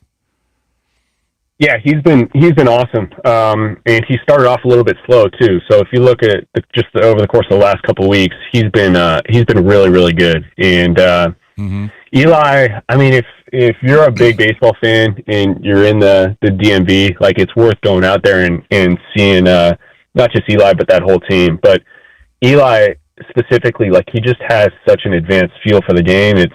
You have to remind yourself watching him. So he was a year young when the Nationals drafted him, right. And so he could be a senior in high school right now at whatever Georgetown Prep or DeMatha or wherever right now. And he's going out there and he's facing these guys that are much older than him, throwing hard, all these things, and it's not just his at bats that are really competitive, but his instincts for the game, his instincts on the base pass and in the field, all that.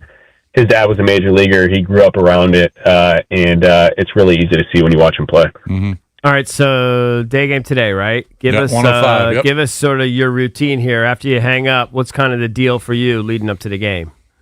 Yeah, I got a couple meetings, so I'm actually not at Nationals Park yet, but I'll be on my way in. I got a couple meetings, and then we'll talk through like pregame strategy from a pitching standpoint. We have like a hitting advance meeting that we'll do and talk about game planning from a hitting standpoint. And then I'll lock in on the game and go from there.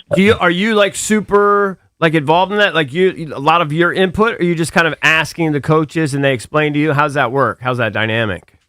No, the coaches run it. So right. I'm very clear that, like, man, this is their show. You know what I mean? Uh-huh. At the same time, if I can support in some way, I obviously will. And there are some, there are some times too where they're like, hey, there's overlap between like, hey, how we're going to use the pen and roster decisions and stuff like that. So providing extra context that might not be front of mind for coaches because they're just trying to win every day as they should be, right? Being able to take a little bit more of a zoomed out view and help provide context, I think helps in certain spots. So really, I'm there to support them, challenge them when necessary. But we're all obviously in this together, and all we want is for the Nats to win. So that's the goal of those meetings, and they've been going great so far. Paul, thanks as always for the time again. Thanks for being flexible with your schedule and appearing today instead of yesterday. We'll talk to you again next Wednesday. Yeah, Thank you, bud. Appreciate it. Good luck today, bud. Yeah, sounds good. Appreciate it, guys. Yep. Talk to you soon. Yep, right, that's Paul Tabone, president of baseball ops for your Washington Nationals. Coming up next, we'll talk Wizards with Josh Robbins from The Athletic.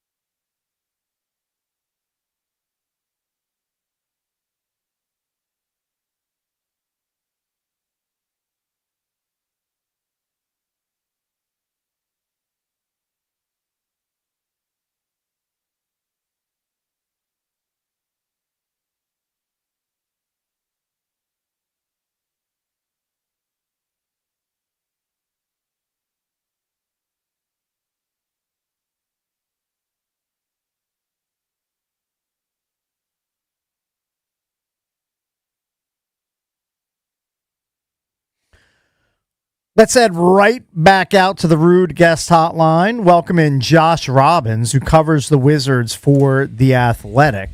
Josh, good morning. Thanks for joining us, man. We appreciate it.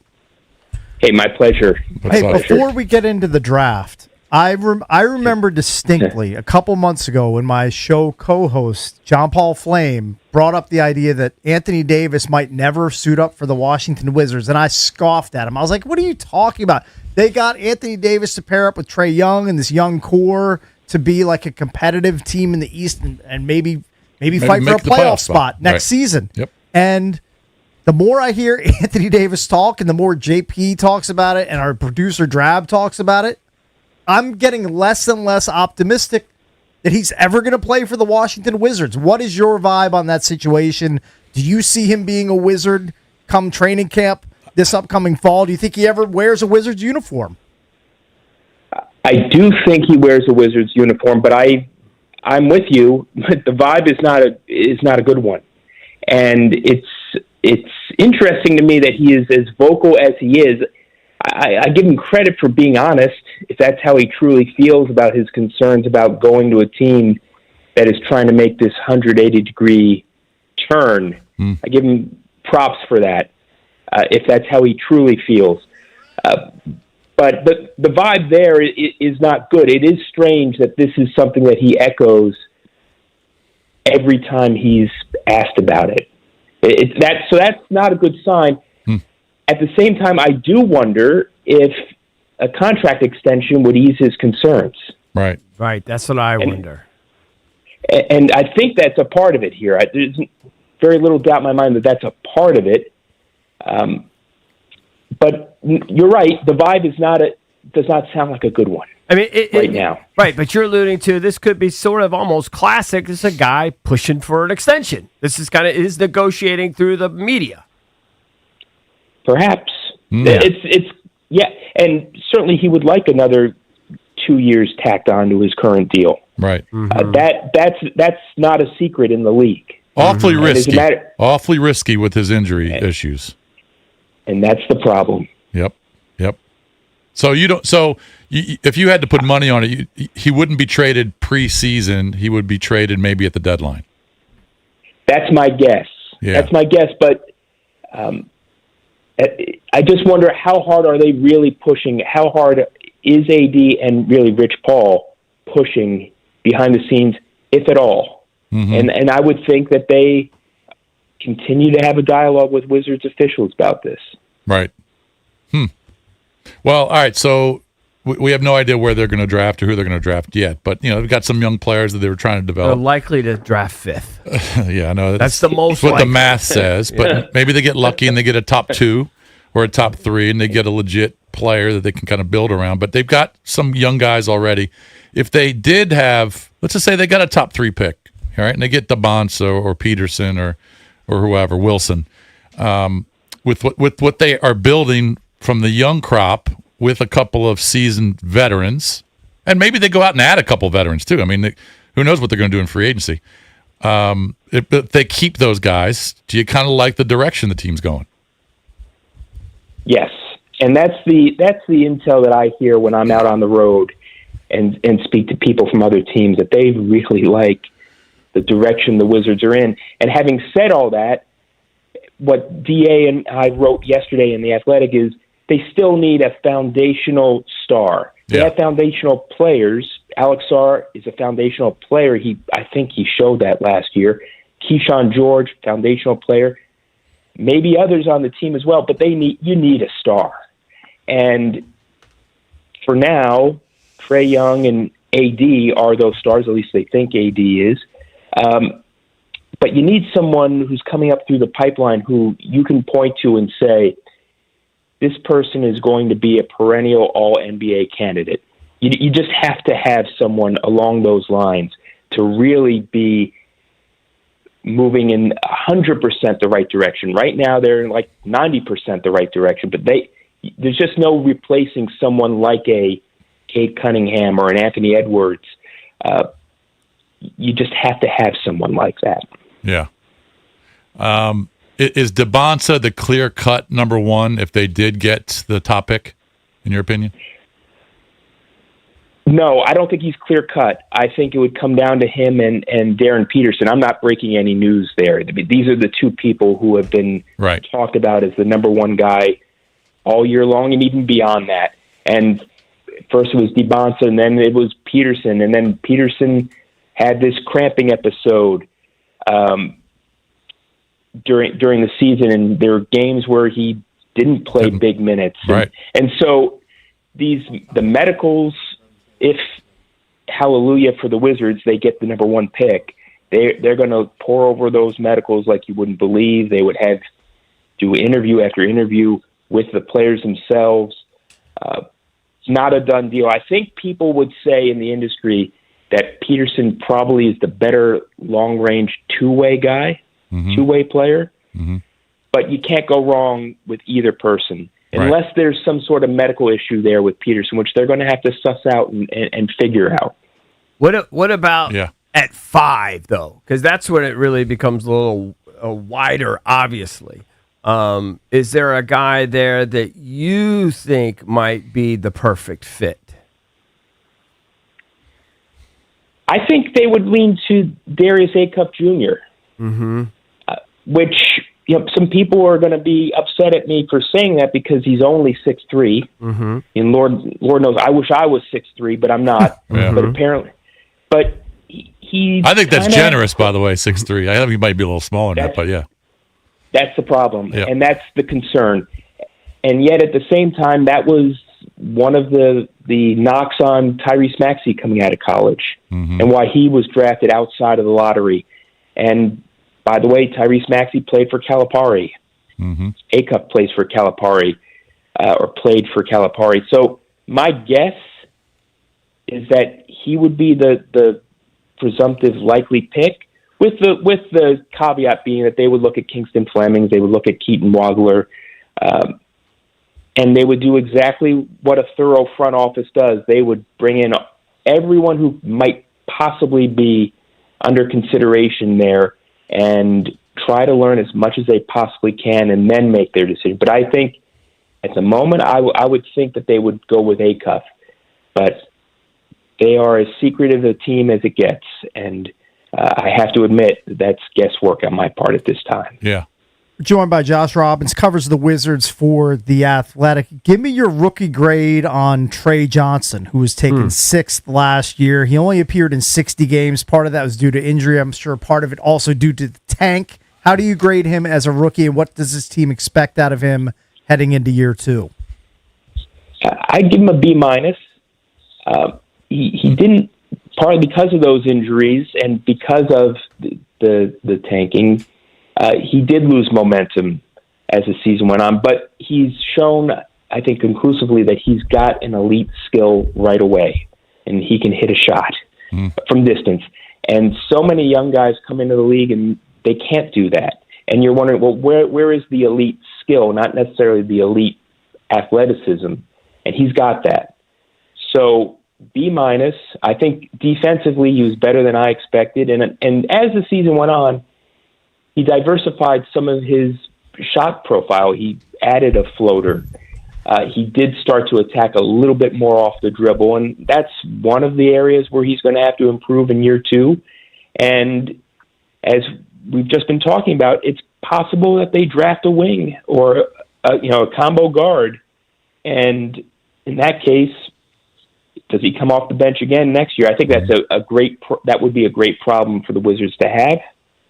But B-. I feel like I'm sounding like such a downer. No, it's okay. Well, being realistic. The Wizards are, let's be honest, for 40 years they've been a downer, so it's okay. It's all good. I mean, they're coming off of 17 wins, so it's hard okay. to be. Yeah. It's okay now, but so they're going to get better. The guy that got I'm old enough to remember when Jeff Rulin's career went. We are too. We are too. So the guy that kind of got a lot of attention and excited a lot of people, especially in the second half of the season, was Will Riley, right? So that guy I'm really intrigued by. But give me 5 or 6 guys that you think are, I'm not going to say untradeable, but they're the core. They're not going anywhere.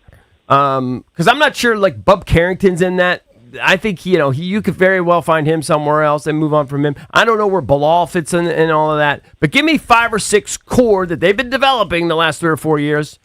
And I guess you could throw in Trae Young or you know what? Keep Trae and Anthony Davis out of it. Just the young guys. The young guys, the core that's not going anywhere. Now that's one heck of a question. Thank you. Because there might not be 5 or 6 guys. We got at least 3 or 4. That's right. Yeah. And it's not through any fault of their own. I think if this new front office and really even the way the Thunder have done things is that they never really stand pat. And if they see an opportunity to make a move, to make a trade, to give them a better long-term opportunity, they're going to do it. So I think that's a large part of their MO. Yes, draft and develop for sure, but if they one of the components of their plan is to evaluate their own players better than the rest of the league earlier than the rest of the league. And so if they feel like, say, Bilal, and I'm just picking him out because he's the longest tenured person whom they've drafted and developed, they figure that Bilal is going to be this a one-way player, only a defender. If they figure that out before the rest of the league, well, then they would have to consider moving him while his value is high. So to get back to your question, I think maybe it's 3 people, perhaps, maybe 4. So in order, Alex Sarr, Keyshawn George, Trey Johnson, Will Riley. Yeah, there you go. I buy no Bilal in. Hey, real quick, you were talking to Josh Robbins, covers the Wizards for The Athletic. You were part of a piece where players in the league were asked who's the most overrated player, who's the most underrated player, who's the least impressive coach. A couple of Wizards jumped out at me when I was looking at that. Number 1, Trae Young was, I believe, the 3rd most overrated player, and I wonder why you think that might be. And then least impressive coach was Brian Keefe, which I think is kind of unfair because mission accomplished. They were tanking, and he was able to do that. Why do you think Trae Young gets a rap as being an overrated player? And it wasn't just this year either with Trae. I know. Just like it wasn't just this year with Rudy Gobert, who's always at the top of this list as well. With regard to Trae, it's the old knock on him that he plays only one end of the ball, one end of the floor. That as good as he is on offense, he's a liability on defense. And there's a strong element of truth to that, which he even brought up at the exit interviews with the media this season, that he knows that that's what his reputation is, and he's intending to combat that in the year ahead.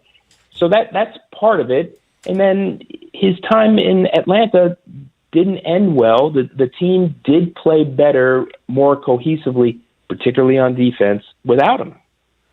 So that's the knock on him. And this is part of the opportunity he has here in Washington to kind of put all those naysayers, kind of kick him in the stomach and prove to the world that they're wrong. And then for Brian Keefe, well, this is the downstream effect of tanking. Yeah. That if you're going to go into a game and there are going to be certain rotations you use and you don't make certain adjustments and the team is not looking particularly well organized on the defensive end, well, then that is going to reflect back on the coach. And one of the players who we quoted basically the player said, and I'm roughly paraphrasing, yeah, I don't even know the name of the coach of the Wizards, but I'm picking him. Oh, really? That's what he said. That's funny. That is. Well, Josh, we appreciate the time. Are you traveling out to Chicago for the NBA draft lottery? I am. Oh, hopefully you're the good luck charm. Hopefully you bring them the number 1 pick overall. Do we know who's representing the Wizards? Yes, and I think that's going to be published in approximately 8 minutes. Oh, it's coming soon. All right, can you give us a hint? Male or female? Male. That kind of narrows it down. Current player or former player?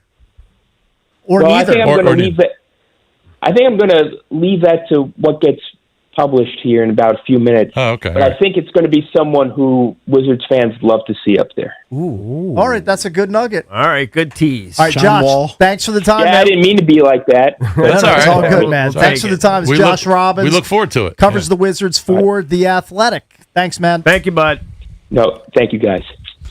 All right, we are on an open line Thursday. You're welcome to call us. We'll have one segment left. 800-636-1067 is the number. Open line Thursday is brought to you by our friends at Window Nation. Searching for new windows and doors, search windownation.com. Their windows are measured to fit the first time and installed by experts to last. Window Nation for your home because it's where you live.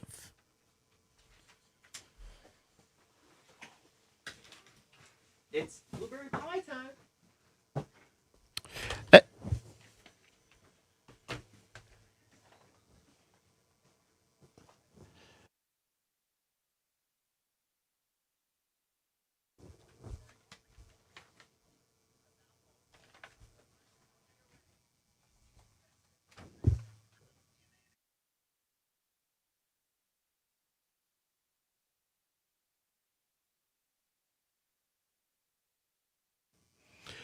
Surfside iced tea and lemonade plus vodka is your go-to drink this golf season, really all year long. You know the junkies love Surfside. They're light, refreshing, made with real vodka and zero bubbles. That's right, no carbonation, no bubbles, no troubles. Try the new half and half variety pack. It's awesome. It includes flavors like raspberry half and half, and it's in the stores now. We love Surfside. Cheers to hitting the fairway and cheers to Surfside. Must be 21. Please drink responsibly.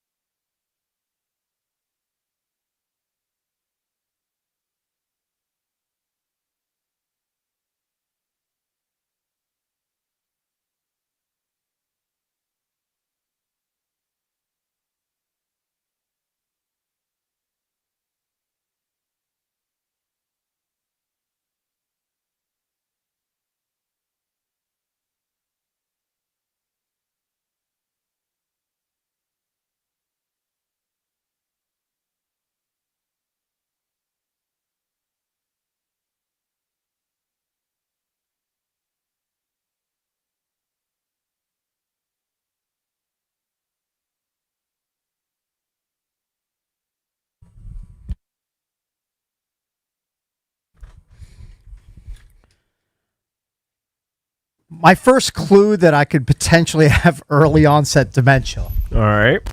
Popped up yesterday and into today. So yesterday I saw on my Twitter algorithm all these stories about Kevin Sheehan having Scott McLuhan on his show and talking about how Dan Snyder blocked Scott McLuhan from drafting Stephon Diggs. All right. Like he said, can't draft him. He has too many off-field issues. Like, I don't want you to draft him. Apparently, Jay Gruden didn't want him either. I either forgot that happened or I didn't know that it happened because I thought it happened like yesterday because it was just popped up on my algorithm. He was on with Kevin a year ago on his show or his podcast talking about it. Like, did I just have a blind spot? Because everybody knows about the Haskins deal that Snyder made that pick. Yeah. I'd either forgotten or completely blocked out the fact that he blocked Stephon Diggs from coming here. Yeah. I didn't remember that Who'd at all. they pick instead of Diggs? Jamison Crowder. Who's a good player, but he's not Stephon Diggs. I mean, Stephon Diggs is a borderline Hall of Famer. The thing is, with what he's done. Like the Haskins thing, everybody knew before. Like, Jay made it known. Yeah. You know, that the owner was going to step in here and he wasn't really coming. I never know on this when you look back stuff. Yeah. I remember the Charlie Norv, like who wanted Heath, who did, you know what I mean? Because there's a lot of people in the room. There's a lot of debates. Never know where they really stood on these But people. I was like, but I'm not shocked that Stephon Diggs is in your algorithm because you seem obsessed. But I have to give Heavy Metal Chris props because I was like, hey, can you get this audio? And he pulled it up. He's like, this is a year old. I was like, what? I thought it happened like yesterday or the day before. Yeah. I was completely blindsided. It is an interesting anecdote, but it could also be Scott McLuhan trying to polish up his resume a little bit because it ain't great when he was here. It could be the case. By the way, speaking of better than Rivera's draft record, yes, maybe marginally. Probably not by a lot. I mean, he did draft Josh Doxson. Yeah, it's a big blemish. So the numbers are in for the rookies, and of course, these the Commanders do point out these are subject to change. So some guys could get cut, and they might move up the hierarchy, have an opportunity, maybe get a number that they right now can't get. But for now, these are the numbers. Tell me what you guys think. Sonny Styles, he will be wearing. Sorry, Rocky McIntosh, Jamin Davis, he'll be wearing 52. Love it. Okay. I mean, I love Sonny Styles. It's a classic linebacker At least number. for Love now. Antonio Williams. Yep. He will be wearing 14. Is that what Ryan Grant wore? I feel like did he wear 14? I saw that. I don't know how you would ever remember sounds right. Ryan Grant's number. I think Kudos so. to you, but okay. Katron Allen. We talked about him, the running back from Penn State. Yep. 31. By the way, getting back to Antonio Williams, good uniform synergy with Terry wearing 17 and him wearing 14. I like it. I approve. Okay. Yes. Joshua Josephs, the edge rusher from Tennessee, 48. I kind of like it. All right. Stephen Davis or was Stephen Davis was 48. 46 or Joe 48? Davis? I think it was 48. 48. I don't know if I love that number on a defender. I'm going to give that a buzz. It's kind of unique, though. I like it. It's unique. It stands out. Matt Golbin, 66. I don't care about center numbers, I'll just be honest. Yeah, but that's a great number. 66. That's Joe Jacoby. I know, but I don't like 66. Fact, how can it's they too give close away to 66? I don't feel like he should be wearing that number. Yeah, I feel like that number should be That number shut should down. be not retired. That's an oversight. That should be a reserved number, not a retired Somebody number. there's not on their A game. That number should be pulled. And then the quarterback, I'm going to try my best, Ethan Kaliakamanis from Rutgers, 16. That seems like an appropriate number for a seventh-round quarterback. I don't care about practice squad quarterbacks. Their numbers. I'm just saying. I'm just being honest. They've issued the numbers. Those are the numbers. And I think I like them, except the one I have a problem with is Goldman 66. That's Jacoby's number. Yeah, I would agree. He should be Maybe they change that. Let's hope. So no, but when they open up camp, they've got a million 90 players. to 100 players. They got to chop it down. Yeah, so if he then makes that's a when the numbers team, change. he'll probably have a different They number. want to give a lineman a number in the 60s. Or they've just They could forgotten. do a 50s. Why couldn't they give 50s? They could do 50s. They got plenty of guys that could work. Well, let's see how many 50s. I mean, you got some linebackers that have 50s. I don't know. They'll when figure are it you out. going to get your Sonny Styles jersey, E-Bizzle? When he starts balling out. starts playing great. So, you mean week one? Week one, you're going to get it? I mean, if he has that kind of impact. You're going to get the white or the burgundy? I would. I think you got to go burgundy. I might get the white. I kind of like the white. Go with the white. I'm not a big burgundy guy. My guy that I'm infatuated. My favorite draft pick. I'm sorry, people. Is Antonio Williams. That's my favorite draft pick. What Styles? He's the best athlete in the draft. I get it. I hope he hits.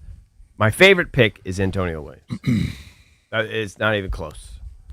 And my second favorite pick might even be Joshua Josephs. No. I'm just telling you what Styles I like. has to be in your top 2. No, I mean he's great and everyone loves him. He said he's a project. He doesn't. He's rooting against him. I'm not rooting against him. He's not the one that I'm most excited about. You know, he's got the old I told you. He before he plays the snap, he has I told you so in the holster. How can you be more excited about Joshua Joseph than Sonny Styles? Hey, do me a favor. Sonny Styles is a given. Like he's a great athlete. We already know he'll probably do.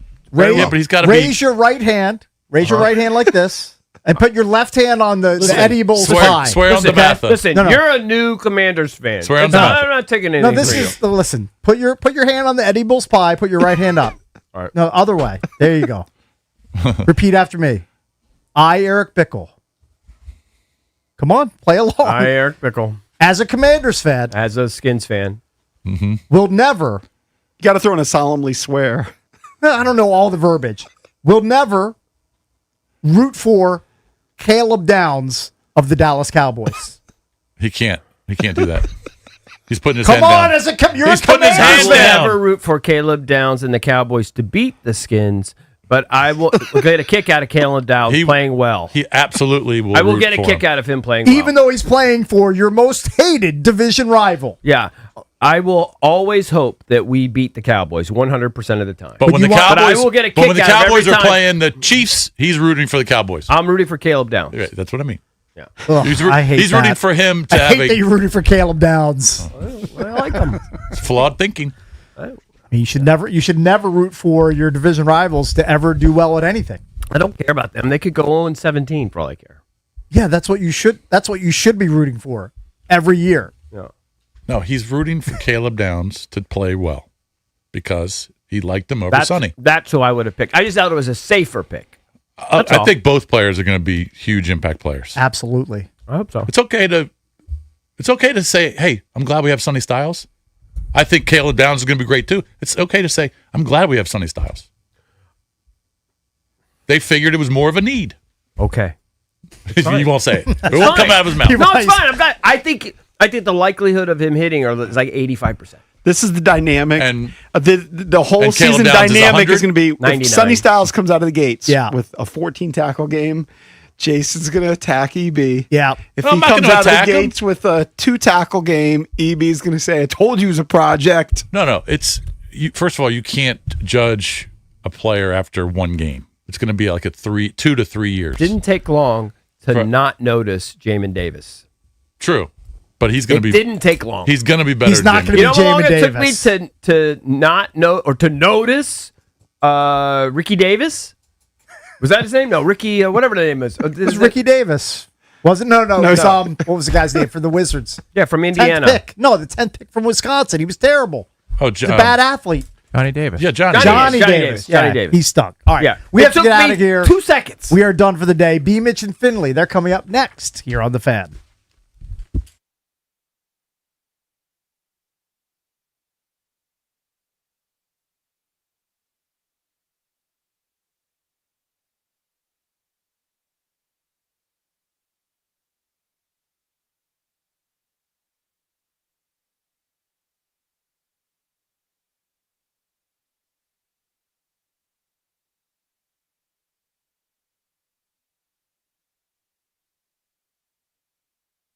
Ever see a rookie try to steal second base without checking on the pitcher? Yep, that usually does not end well for the runner. The same goes for investing. Making big financial decisions without a game plan, that is a rookie mistake. That's where Trajan Wealth comes in. Their fiduciary advisors have decades of experience helping clients plan for retirement, lower their investment costs, and optimize old 401ks. No guesswork, no gimmicks, just a solid strategy built around your goals.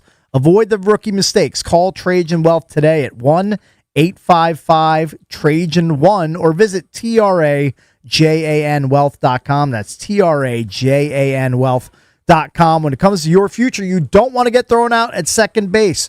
Call Trajan Wealth at 1-855-TRAJAN1 or visit TRAJANwealth.com. Advisory services through Trajan Wealth LLC, SEC registered investment advisor. Additional services through Trajan Estate and Trajan Tax. Actual client paid advertisement. Additional disclosures at TrajanWealth.com.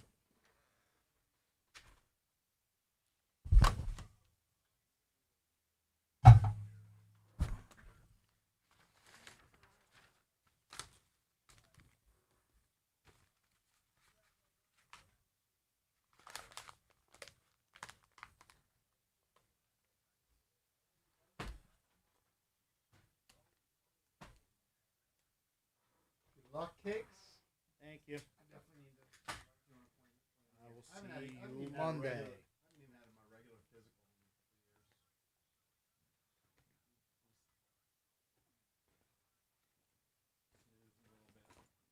Yep, and these are the drop dead years. Yep. Gotta go and get checked. Bill Burr special. Gotta go get your butthole probed. I'm always embarrassed when I turn over on the side of my asshole.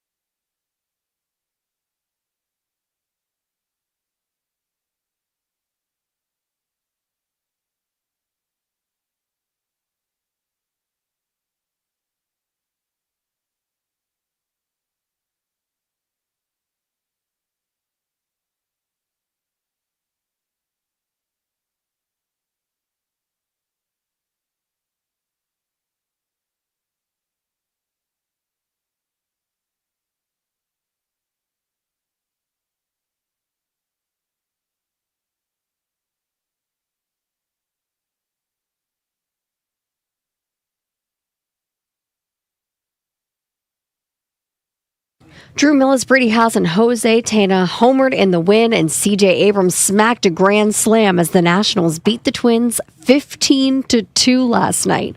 Miles Michaelis gave up 2 runs and 3 hits in a season-high 5 1/3 innings. Mitchell Parker and Zach Kent finished a 3-hitter as Washington won for the 5th time in 18 home games this season. Over in the NBA, the Knicks are up 2-0 over the 76ers as they got the win again last night, and the Spurs handed the Timberwolves their largest postseason loss ever last night. Final score there, 133-95. From the Crop Medcap 5-Star Sports Desk, Savannah McCann on the Fan.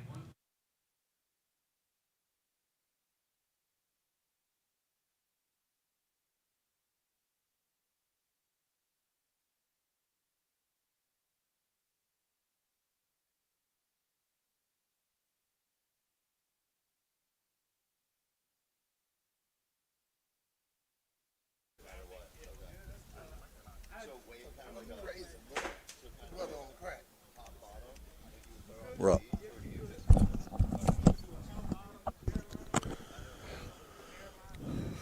What up, everybody? It is 10 a.m. in the District of Columbia. Points north, south, east, and west. We are a little bit east of our normal Navy Yard studio. We are holding it down at T-Stats Rude Distributorship. Yeah. We come every year for their big barbecue.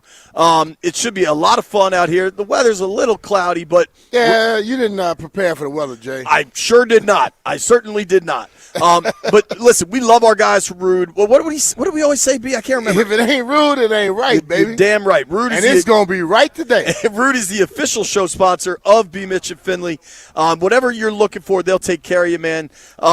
Seriously, the Rude guys have been so good to us. We love coming out here each year. Chef Don. You think we could get them to put a Rude system right here? Yo, I wouldn't mind a Rude heater.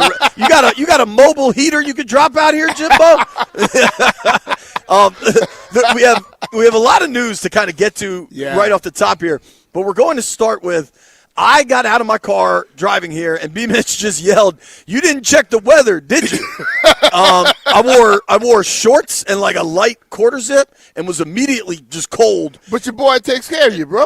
You never know what B-Mitch's trunk of his car is. It's a sports junkie. It's the equivalent of Mary Poppins' purse. You never know what's coming out of there. Yeah. Golf clubs, golf shoes. Jeff, that sounds very quiet, but I'll take your golf word for attire. It. Yeah, so if you're watching on Monumental, I'll try to give you the full look. B-Mitch pulled out like a full rain suit. Never been worn. Just a brand new it's rain never suit. been worn. And I'm going to Oregon next week, and this is going to be very handy. So I appreciate you, Brian. There you go. There you go. This is going to be a fun day. I can't wait for brisket, ribs, whatever Chef Donnie has cooking. Anybody that is out driving around, I don't know if I'm allowed to do this, Jimbo. Don't do it. But I say you just come by. Don't do it. It's gonna be jumping out here. If you buy a unit, you can get some ribs. Yeah, Jeff, buy a unit. You could use one. We have some news. So we're trying to. Metal Chris just told me in my ear that the Wiz announced who is going to represent the organization for the draft lottery this weekend. My guess is John Wall. I just saw this, of all places, on LinkedIn this morning. Mm-hmm. Do you know that John Wall was just named the head of basketball operations at Howard? Yeah. How cool is that? Cool. I think that's really cool. The Howard basketball team's doing really well. They've won the playing game. They honestly, John Wall. Yep. So I love that because the last number 1 pick they got was John Wall. John Wall. I'm in on that. I like the selection. I like John Wall's level of involvement. Mm-hmm. I was thinking about this when I saw the John Wall thing on LinkedIn of all places that business, baby. Zach Leonsis posted it. So it was it was a full circle moment. Now, if Zach gonna post it, it's gonna be on LinkedIn. It's not gonna be on like Snapchat or IG. Right. He's gonna post it on a real reputable site for sure. Yeah. And then I like John doing that. I was thinking about the Howard basketball team. I'd have to go through the entire tournament run. I think Howard gave Michigan the best game of the tournament. Seemed like it. Right? Like, it was a 2-point game at halftime. Michigan blew everybody else out, including UConn in the finals. Yeah. And then the other news, which I'm using news relatively loosely here. I'm really excited for John Wall to go represent the Wiz. How do you feel? We'll iron this out tomorrow. Tomorrow will be our last show before the lottery. the Wiz have had bad luck with the lottery balls. That's just the reality. Yeah. I feel a little different. How do you feel going into this lottery? I have no expectations. And I think that's the way that you don't get so demoralized when it normally happens. So my thing is, listen, people talk is 5 to 6 damn good picks. As long as they get one of them spots, I'm good. This draft is loaded. Yeah. So even if you land at 4 and you get Cam Boozer or Caleb somebody. Wilson, yeah. I was texting the other night with a dude who knows, you know, that we both know. This is a dude who knows things, right? He pointed out the Wiz have a 14% chance of getting the first overall pick, which is awesome. There's 2 other teams that have a 14% chance of getting the first overall pick. Do you know what their chances are of getting? What's that? 47%. Damn. I ain't saying that. Right. Now, I almost don't want to say this. I know somebody that really knows stuff. And do you remember how high I was on Con Knipple last year? Yeah. That was because the guy I know that really knows stuff was really high on Con Knipple. Now, that same guy going into this year. Who is he high on? You know my man from Michigan, Yaxel? Yeah. Yaxel Lindenborg? The guy who's a brother. That's his name? He's from Dominican. Yeah. Yeah. But that's not a Dominican name. No, Yaxel Lindenborg sounds like you're from German. Berlin. Yeah, Berlin, something like that. But he's old. Maybe he's of German Isn't he like descent. 26 or something? He's 25, 23. 26? He's 23 Okay, is yeah, a knock he's on older. him. Yeah. But you are the dude that says 30's not old, 40's not old. It's all about what you do. Yeah, but I'm talking about it's not old in life. But, like, when people start, this is what the analytics people do. 23 years old and you're starting off the pros, they look at the possibilities. So, but still, if he comes and he played 10 years, hell, that's good, right? If you had 1-1, who you taking? 1-1. I guess in the NBA you don't need to say 1-1. If you have 1, who you taking? Debanza. Me too. Yeah. And I think that's who they take. I think Debanza, especially with his maybe his last month of the year at BYU, has become kind of the consensus 1. 2, can you trust Peterson, the Kansas kid? That's the question. If you really believe that he loves the sport, he's dedicated to it, I think you can go with him because the guy has shown when he's balling, he's balling. He just like to take time off for himself. What if you get 1, you got to take 1? Yeah. If you get 2 or 3, and Giannis is available, and you could package something, you give them, I don't know, Trey and 2, and there's always like contractual stuff. I was thinking Johnson, but Young either. But I don't know. But like, what you doing with AD? AD might be a lot more interested if you have Giannis. I don't know. I just feel like there's a lot of options. AD and Giannis would be a lot, man. In a good way or a bad way? Maybe both. Saying, I don't know. I don't know, man. I don't know how that works. I don't either. I'm just saying. Yeah, I don't know how any of it works. Now, the other thing, and I'm, again, loosely following this news, okay? The Commanders' official account released the rookie numbers. Now, they have to do this because tomorrow's rookie minicamp will be out there in Ashburn covering it as the day goes on. We hope to hear from Dan Quinn during our program. See how that goes. I have done this many years, and Brian, I'm not going to lie, you probably think it's quite stupid, but I like to rate the rookie numbers, if it's a good fit or not, okay? All right, let's go. All right. Katron Allen, the fat man, running back, number 31. I like that. I'm cool with it. I wouldn't. It was a rock right, you know. I'm good with it. Yeah. It's very important to point out here that these numbers can change once the final roster gets set. So nobody ordered a jersey quite. I think people actually ordered the Bill jersey last year, and then he changed his number once he made the final roster. So I highly recommend nobody order a jersey quite yet. I feel like Fat Man might change that. I like him in the 30s. I do. Mm-hmm. I oddly want him to be an even number, though. Why? I don't know. Like 34, 36? I don't care, man. Okay. But if he's going to be the short yardage guy. What was his number at Penn State? White Brian, maybe you can look that up for us. Also, shout out to White Brian. When we're all in studio next week, I'll buy you lunch, buddy. He did me a favor. If I could buy all of us lunch? Maybe, but certainly White Brian. Man, you got to buy all of us lunch, man. What the hell? Well, White Brian did me the favor, but hell. Yeah, I always do you a favor. You wearing a damn whole you know what? Next week when we're all in studio, I will buy us all lunch. 5 guys? We can do 5 guys Tuesday? I'm good with 5 guys, 6 guys, whatever guys. We'll figure that out. There will be lunch. Sonny Styles, the headliner of the class, B. All right. Number 52. I like it. Let's just make it better than what it was. Well, dude, my only hesitation is that's what Jamin was wearing, and he was the last first round linebacker. Let's make it better than what it was. Sure. I wonder if that would change. I am curious. So he wore, at Ohio State, it's a very big deal when you get voted to be the player to wear number 0, right? And that's what he wore last year. But prior to that, he wore number 6. Nobody's currently wearing 6, I don't believe. Big monogamy gone, right? I don't think he's been re-signed. I don't know anything. I would hesitate to purchase your Sonny Styles jersey quite yet. They might not even be selling them yet, but I don't mind a linebacker in the 50s. Feels very traditional to me. This might be my favorite rookie number that's been selected. Which one is it? And I hope this sticks because I think it's awesome. Oh, yeah, I forgot. That plays again. So, you know what? That's a nice job right there to just fly around. And I mean, that joint is 5 moving. knots or whatever they call it. So for folks that are unaware, we are at our friends T-Stats, the Rude Distributorship. We love these guys. The official show sponsor is Rude. But it's right next to Andrews Air Force Base. And they got the boys are flying right now. We're in Top Gun, baby. Oh, they bringing it. They're hitting Mach 5. I don't know what that is, but would you ride in one of those? Yeah.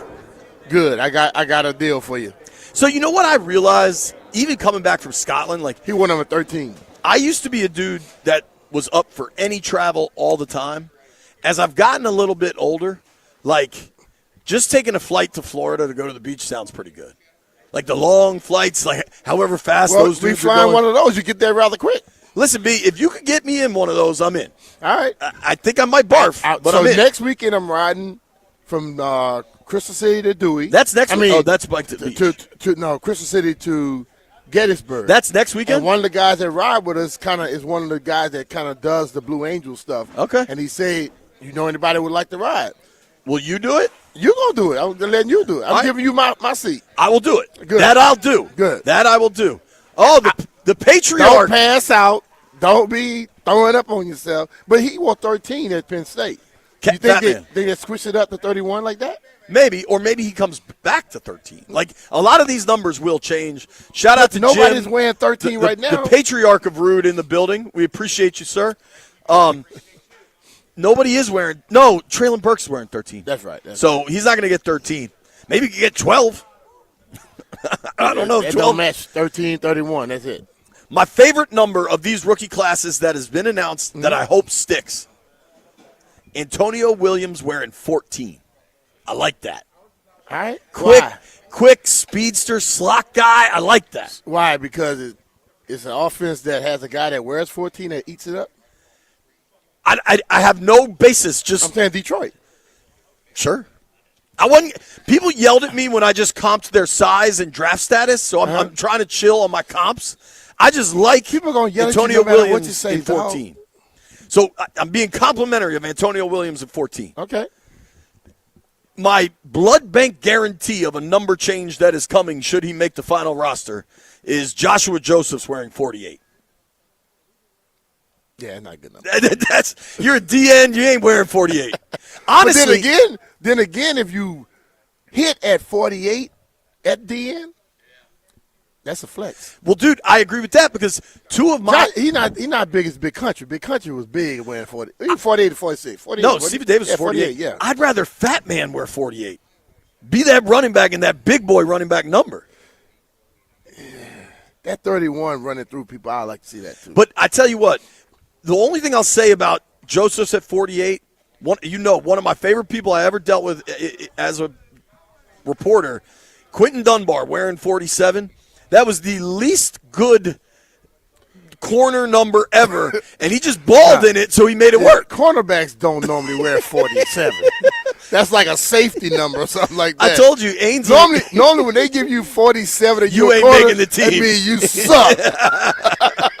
Ainsley, in her little lacrosse league, wore 47, and every day I told her about Quentin Dunbar. She has no idea who that is. 66 for Matt Golban. Okay. That works. Yeah. Was that Jake? Jake was 66. So he ain't keeping that. Maybe. Offensive line, you run out of numbers. Yeah. I don't mind a center in the 50s, but centers are normally in the 50s. But I'm cool. Boss was 5'3", right? Yeah. Yeah. And then Ethan Kaliak-Manis, the 7th-round quarterback, presumably brought in to fight it out with Sam Hartman. Ethan Kaliak-Manis gets 16. Joe Montana. All right. Not mad at it. No. The best, by worst is unfair, but the one I find least likely to actually be the same number in the regular season is Joshua Joseph's wearing 48. 48, all right. I'm with that. And that's your rookie numbers wrap-up. Now, our guy Ryan the Stallion is off today, dealing with some stuff. We are thinking of you. Yeah, Ryan, we got you, baby. But part of us thinking of you is also to clown you. Because, you should be wearing the wiener hat. Like in the – we're going to call him the wiener hat. I think White Brian – every time he picks somebody, they play horrible. White Brian, is it possible to keep track of the worst Heard It Here first bets that get made?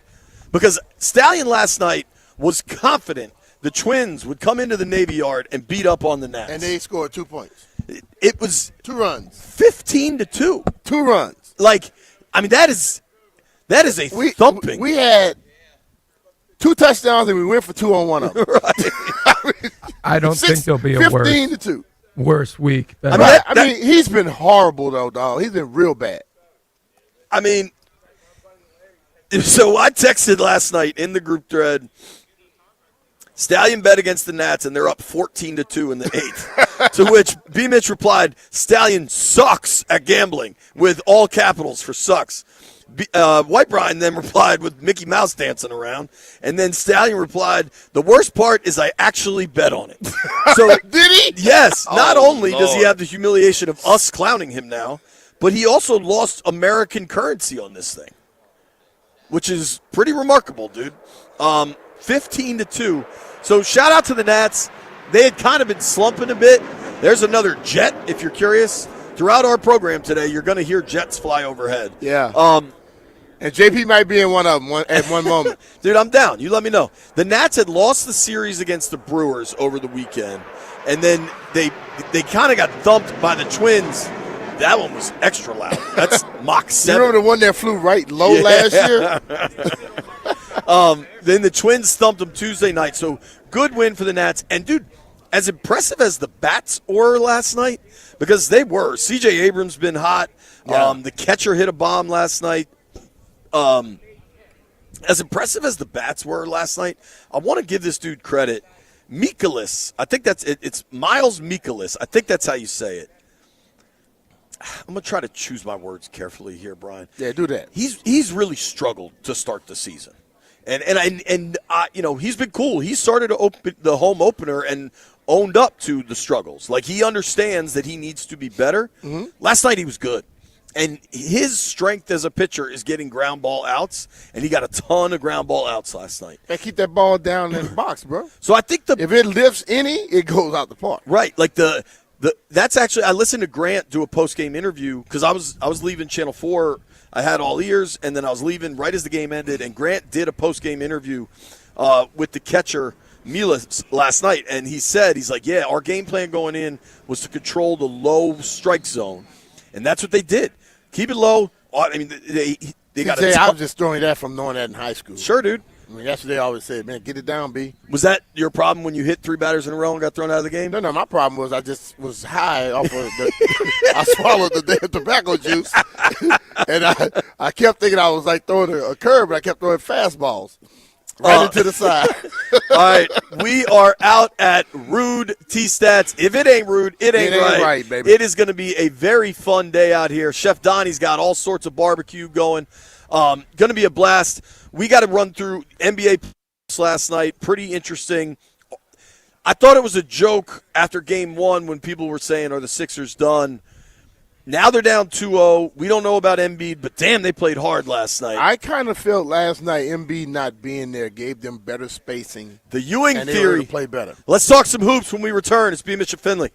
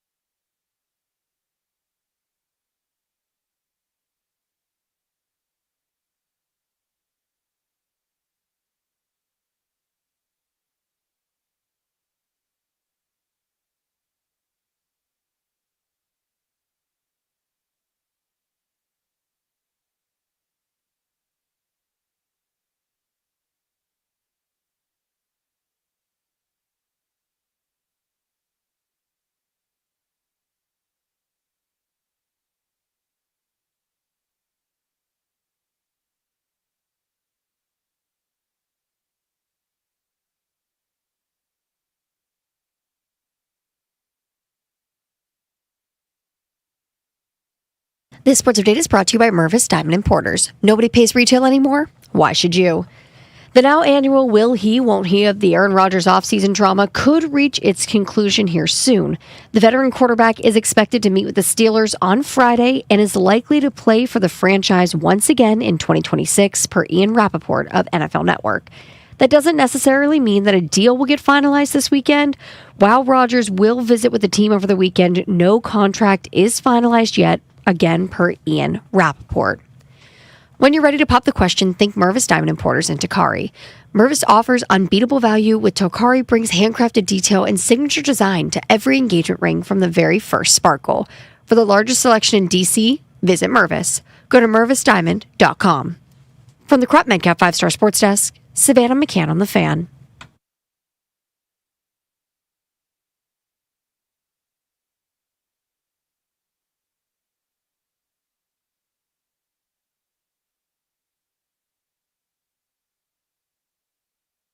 The official read, or do you have it?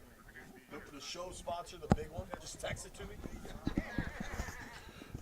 Yeah, we're here, dude.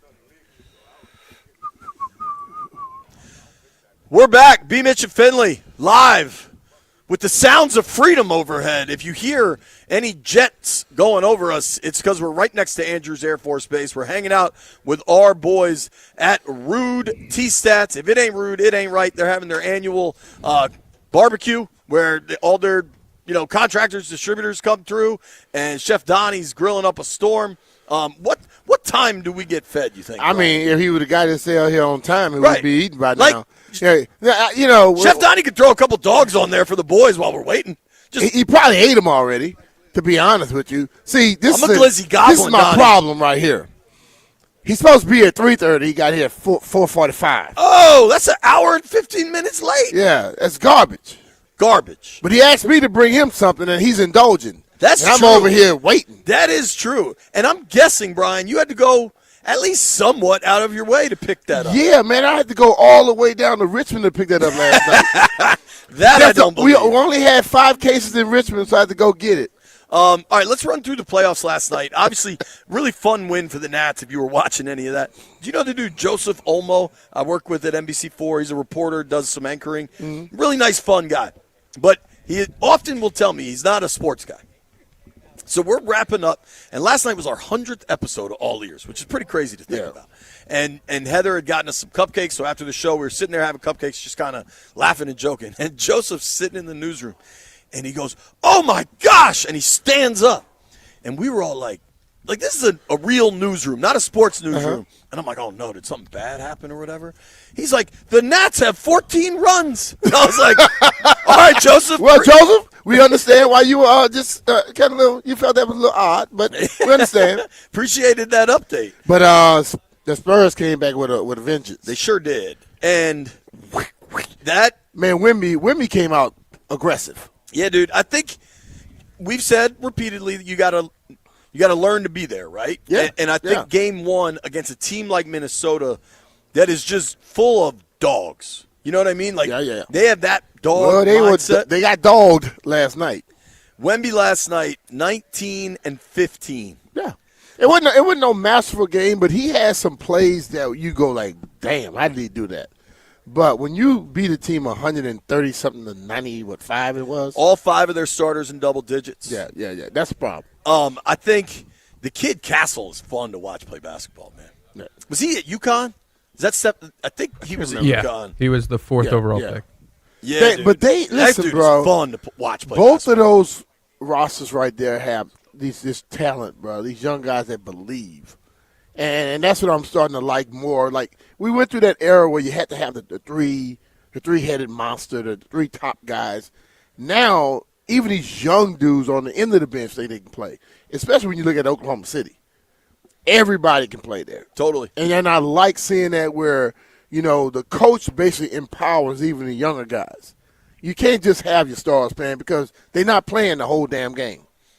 So speaking of the stars not playing, I think we've kind of gotten used to that with Joel Embiid to miss significant time. Yeah. And Joel Embiid is out for the Sixers last night. I was talking with my boy Vladi last night. The picks I liked last night were fire. I said I think the Spurs fire back. I would lay the points. I kind of like the Sixers because I thought everybody would take the Knicks with Embiid out, and I like the Ducks and heard it here first, which hit. Anyway, that line was 10.5. Philly only. That's why I went away from those games last night. It scared me when they put those numbers. Right. I said, nah, I'm going to shy away. I'm going to go to baseball. Philly only lost by 6. And a couple interesting things happened. One, you were just telling me in the break as you watched that game what you noticed. Mm-hmm. Well, it's just like you watch sometimes where you have certain people on the court. They can kind of hinder the flow of a game. And I think Embiid does that. When the ball goes in his hands and he starts thinking about whether he's going to shoot a three or try to take it to the hole, he takes time. The other people just stop. Last night, they were flowing. It looks different. And listen, I understand the NBA is ran by stars, but sometimes the star is a damn hindrance. Right. Because you feel you got to go through him. Sometimes he could be a damn decoy. I remember a time when Mike was injured in games and he would go in and play anyway. Everybody still followed him, and other people were able to get theirs. Every time Embiid's on the court, they feel they got to go through him every time. Sometimes just be a damn decoy. Well, the other part of it is the game has changed so much. Not that Embiid isn't a shooter, right? He's certainly his turnaround jumper is phenomenal. But when you have a traditional back-to-the-basket player, that's so rare at this point that in the pace and space era, Embiid changes the offense. And when you have Maxey and Edgecombe, you know what I mean? They could play differently. Paul George, too. Yeah. But what I said last night before the game, I was like, listen, I said they may play better because he's out. Because they're used to playing without him on the court. Totally. And then last night you look at the game, you go, well, damn. My thing going into this series was the Knicks are so deep. Yeah. The Sixers played 8 dudes last night. 8 dudes. The Knicks probably played The Knicks what, played 12? 11. Yeah, close to it, yeah. And I thought Brunson was great. Anunoby was great. Anunoby is unbelievable, dog. Dude. That kid can play, man. Cat was pretty good. He's hustle, man. Yeah, dude. It's this Knicks team, you think they get to the finals? Very possible they can get there. Them or Detroit. I just look at it. It's going to be one of those two. But I don't think they have enough to deal with those teams from the West. I don't know that anybody's beating the Thunder, period. Maybe the Spurs. I can't. Listen, I said it and people clown me. Spurs lost game 1. I will wear, if the Timberwolves knock off the Spurs, I will wear the hot dog hat for the first hour of the program when that happens. I think the Spurs are I got something else for you to wear. What is that? Y'all made me wear a damn skirt. You wearing that damn skirt for the whole week with the hot dog hat. You offered the skirt. I didn't offer nothing. You said I didn't tell y'all to go get Stevie to make no damn. You said if the Skins win 12 games, I will wear a tutu and pom poms, and then Stevie followed through. Yeah, but I was gonna get something that was gonna look less girly. Y'all had Stevie come up there and make a girly one. We didn't have Stevie. Stevie just did. Nah, y'all kind of coerced. B, what kind of less girly tutu exists? Mine would have had look like shorts. Like a tutu is a tutu. Hey, just gotta make it look different. Y'all got me. I guess, dude. What was? I think the Thunder are going to roll, but if the Knicks do get to the finals, how does the NBA do? I think it's best record determines home court. I believe that's the case. Does it rotate? I think it's best record. The Knicks, I'm saying the record is better than the Knicks. I'm saying in the finals, who determines home court? I think it's just the best record of the team. I thought it's still the seeding. I don't, which would be best record also. It's the best record. But I know in baseball it rotates between AL and NL who gets home field, That's that kind of stupid. stuff. That's so dumb. But the Garden, not that the Thunder's Arena, whatever that place is called. It's like a college arena. Gasprices.com, whatever the Thunder Arena is called. That place is electric, undoubtedly. But the Garden for the finals will be nuts. It will be nuts. But one thing I know about that team in Oklahoma City, they may be in one of the smallest markets in the NBA. That's all they got. We got.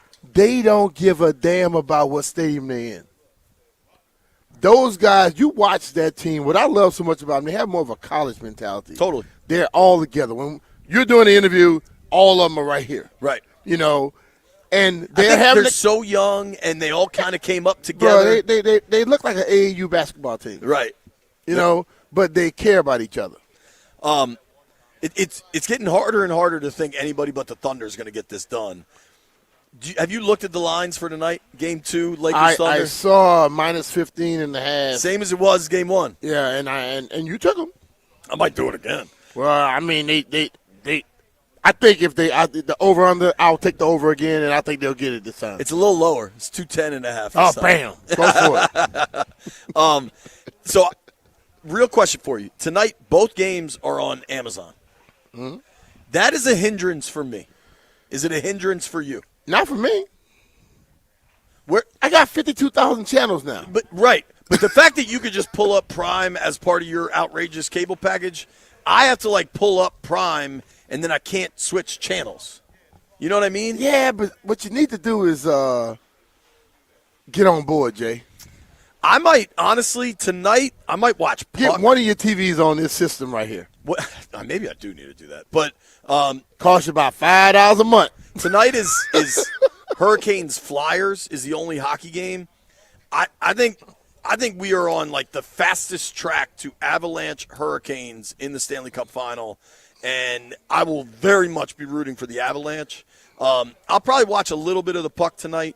We'll see what happens. I did want to make sure everybody knows we are out at our friends Rude's annual barbecue, honoring all their contractors. Chef Donnie cooking up a feast. Rude is the official show sponsor of BMitch Finlay. Do not melt this summer. Upgrade to high-efficiency HVAC and get 60 months, same as cash, on qualified equipment until May 31st. Keep your cool and your cash. Find a Rude Pro partner at rude.com. If it ain't Rude, Brian. It ain't right. The NBA playoffs are a lot of fun. I do think we need to get us a BMitch and Finlay night out on the town and go watch some sports one night. I know a place that will host us. I'm in. Yeah. I would like to set up a ball night for the Western Conference Finals. When it's Thunder, Spurs, maybe a Game 3 in San Antonio with that. 8 o'clock tip. I'm in on that. Let's do it. I'm in on that. 8 o'clock tip means he's leaving at 8:45. I'm not coming. We're not coming to your house, Jeff. No way. Jeff, we're going to some place where we're going to be taken care of. I would host. Nah. I would host. I'm sure B-Mitch would host. Nah. White Brian would not host. No. We're gonna host where we need to be hosted. Yeah. If B's got a plan, Jeff. One thing I've learned with Brian: if Brian has a plan for the boys, just say yes. You don't need to overcomplicate things, man. If B's got a place for us to go watch, Joey says he wants to go. Is Joey invited? Yeah. Wow. I wasn't expecting that, man. All right. We're going to have fun. Coming up in about an hour, it's going to be very cool. Jordan Tiamu, the quarterback of the DC Defenders, is going to join the program. Nobody go anywhere. It is BMitch and Finlay. Simple question when we return. Are the Sixers cooked? Yeah.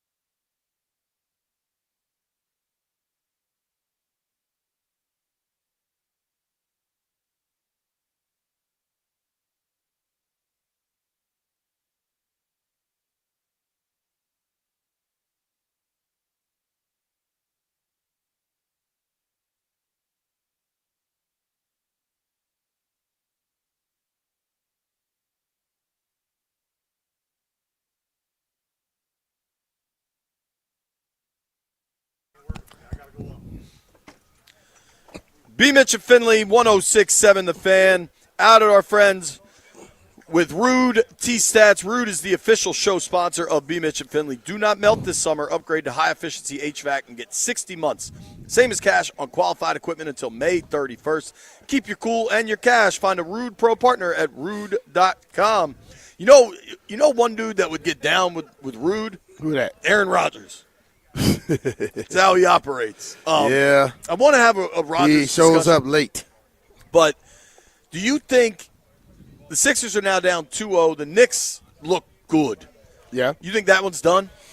I think the Sixers may get a game, but I think the Knicks going to win that. Let me ask you, of the four NBA series, you think Thunder Lakers is done? It's only 1-0. It's 1-0.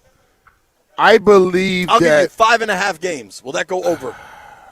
I don't think so. I don't either. Even if Luka come back. Timberwolves Spurs. That can be 6.5 games. That could be a slugfest. Because what I look at is when they get back in Minnesota, it's a difference. Ant is more confident. And like people always say, like Ant's still not playing that much. Yeah, but the role players are even more aggressive and more confident when they're at home. So I can see them. I can see Minnesota winning the next one, be 2-1. Like Ant played 24 minutes last night. Yeah, only I 12 can points. see that going 2-1, and then Spurs getting another one. Go back to what's called at 2-2, and then we'll figure that one may go to 7. I'll take under 6.5. I think the Spurs close them out in 6. Okay. What about the other side of this? Knicks Sixers, I think we both think is done, right? Yeah. And but you miss one. Well, I think Pistons Cavs could go. That can be it can be whatever. I just think if Cade Cunningham keeps that dude he doesn't get phased. White Brian, what were the Pistons and the Knicks in the regular season? How did that split go over 4 games?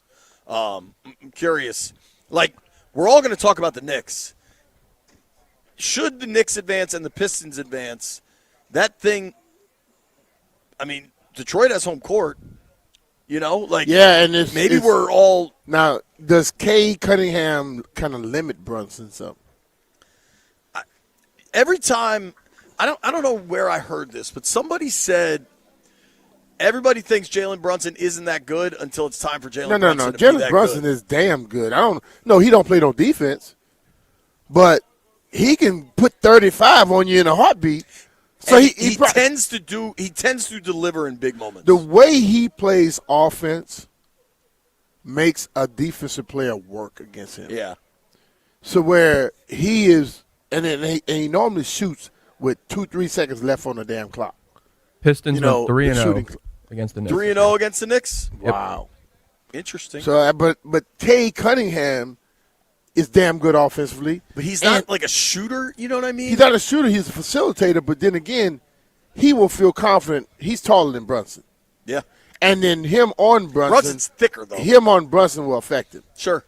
You know why? Cade ain't no little dude. You know why I don't think the Cavs get through? Why? James Harden. Yeah. What's the strip club situation in Detroit? Because that's where we should be. James checking Harden on can Harden. do so much, but like he disappears in big moments. Disappears. Dude. Yeah. Disappears. He should be putting that hand into Mitchell's hand, man. Put the ball in his hand. I like Donovan. I like his game. His last name is great. I think the most exciting Thunder Spurs, because of the way the Spurs handled the Thunder in the regular season. That's regular season. That's a different piece. But that's what I'm most excited for. I honestly feel like for a lot of years it was kind of the Western Conference Finals were the finals. You know what I mean? Like when it was Lakers and Spurs and Lakers and Suns. See, like this year is it too. It really does. So, to be honest with you. I am sure Knicks fans have something to say about that. But that's Yeah. how I feel about They it. can say what they want to say. Also, the great Danny Frank texted me. Apparently, baseball no longer does a rotating AL-NL home field advantage for the World Series. Now they just go with the best record, which to me is how it should go. You know what I mean? But the Thunder, I believe, have the best record. Maybe did the Pistons finish with a better regular season record? I doubt it, but I'm curious at least. I mean, Detroit Pistons. I wrote Detroit Pittons. That's not going to help much. All right, the Pistons won 60. No, the Thunder won 64. So it's going to go through OKC, all things considered. I want to switch to football, Brian. Let's go. And I think there's a ton of excitement around the NFL schedule release. My man Dean is in the building. What's up, Dean? What's going on? So we still don't know when. We don't know when it's going to be, but they announced that they're going to be announcing it. They announced to get excited. That's when you know you're a badass.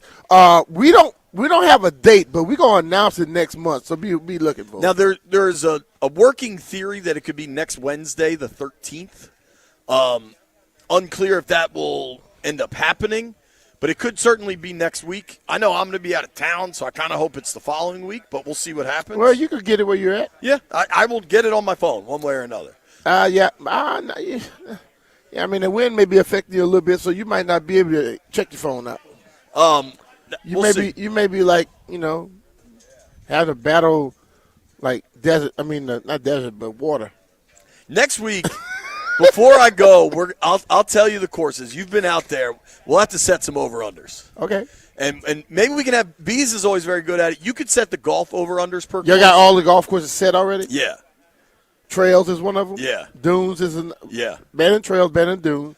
No, Pacific Dunes. I think we're playing Bandon Dunes, Bandon Trails, and Pacific Dunes. Are y'all playing Sheep Ranch? I'll have to look at it. Is that the really windy one? All of them are really windy. Listen, when the wind comes, there's nothing protected. All right. It's water, dunes, and nothing. Now, I can play it kind of low. That's like one thing I can kind of do. That's a place where even low balls are affected by the wind. Yeah. But you're gonna have fun. I can't wait. Yeah.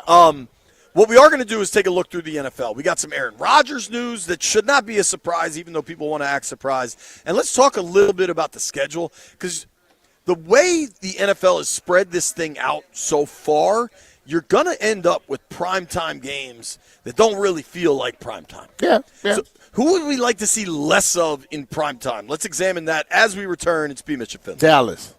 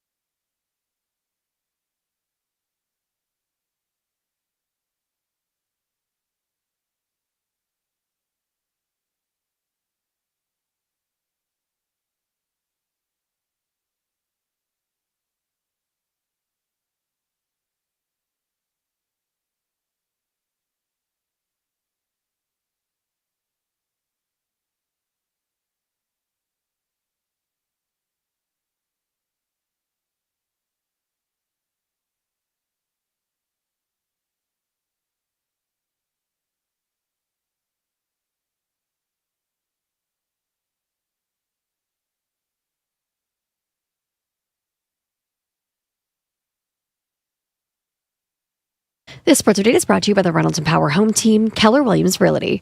According to NFL media, Aaron Rodgers is expected to visit the Steelers on Friday, and through the weekend, he will likely re-sign with the team for another year.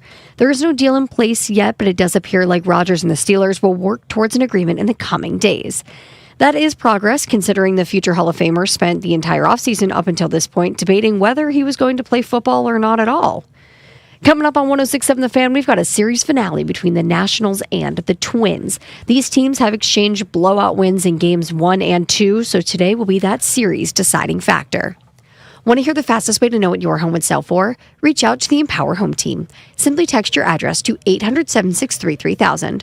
No phone call, just text your address to 800-763-3000. That's 800-763-3000. From the Crop Medcap 5-Star Sports Desk, Savannah McCann on The Fan.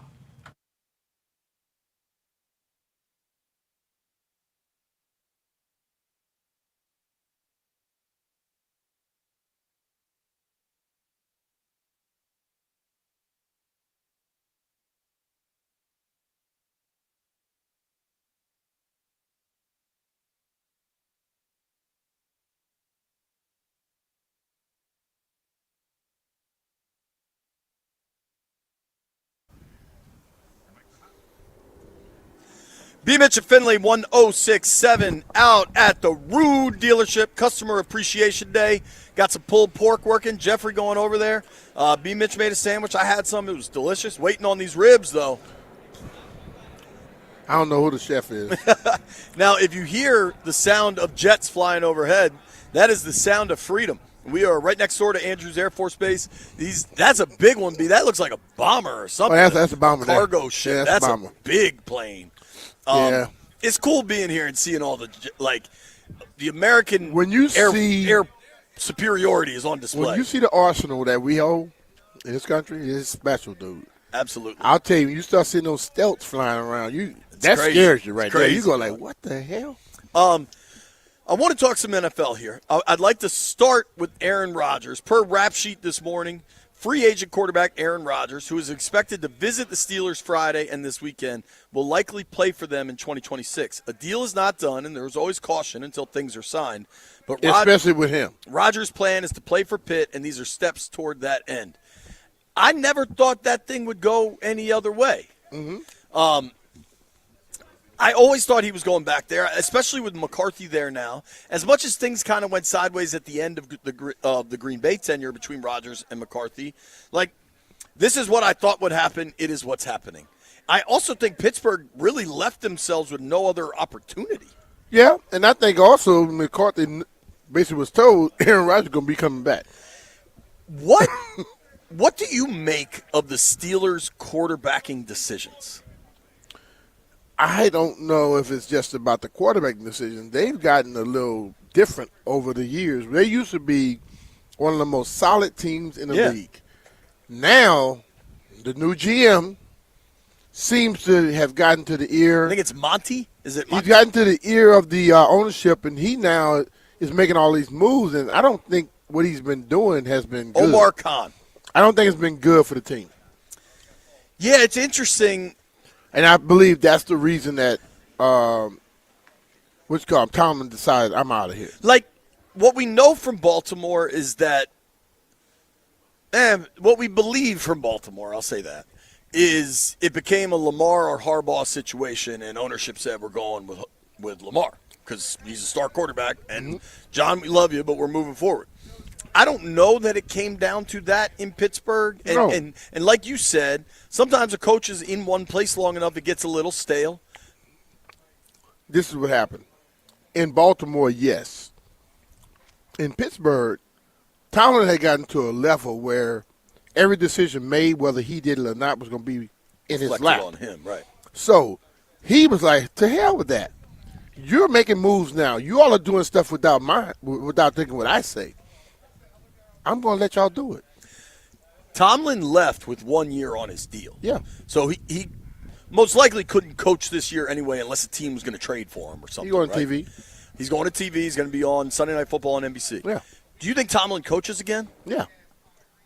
Cowher, I tend to agree with you. What I find interesting is Bill Cowher left in the same situation. And Bill Cowher went to CBS and did TV. And for years and years and years, Bill Cowher was the great white whale of where's he going to coach again. And he was used probably by a lot of coaching agents to drive the price up for their own guys. And Cowher never coached again. Bill left at a time where TV was paying more than coaching. Mike is now in a time where coaching pays more than TV. If Tomlin gets a job next year, he probably gets 20. Don't you think? Easily. He gets over 20. He was at 18 or so when he left. So he was about to hit 20 That's significant. for his last year. He and John Harbaugh are in a different stratosphere. Andy Reid. Right. You know, certain coaches just hit it. Sean Payton. So now it's like you want to be on – like TV, people think, oh, you just sit down and talk. There's a lot of prep. That's hard. A lot of production. A lot of prep, a lot of travel. They're away from their family. TV, you're away from your family more than you are in football. When you're at that top level. If I was the Steelers this year, and I get they were running it back with Rodgers, I think I might have rather signed Kirk, rather signed Kyler. I don't know. Are you competing for a Super Bowl if you're Pittsburgh with this plan? No.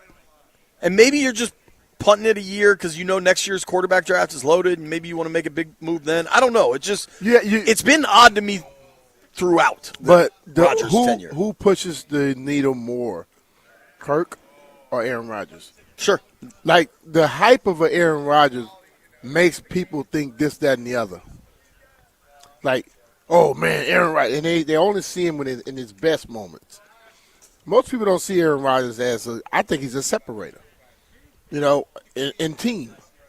So when you see Kirk, you see a guy who he's made money, but his teams haven't won, you know what I mean? Sure. Haven't gotten to the point. But Aaron has the Super Bowl and all that stuff. So I think people get a little bit more hype because of Aaron, which means that more people want to go into the stadium and watch it, which teams really care about.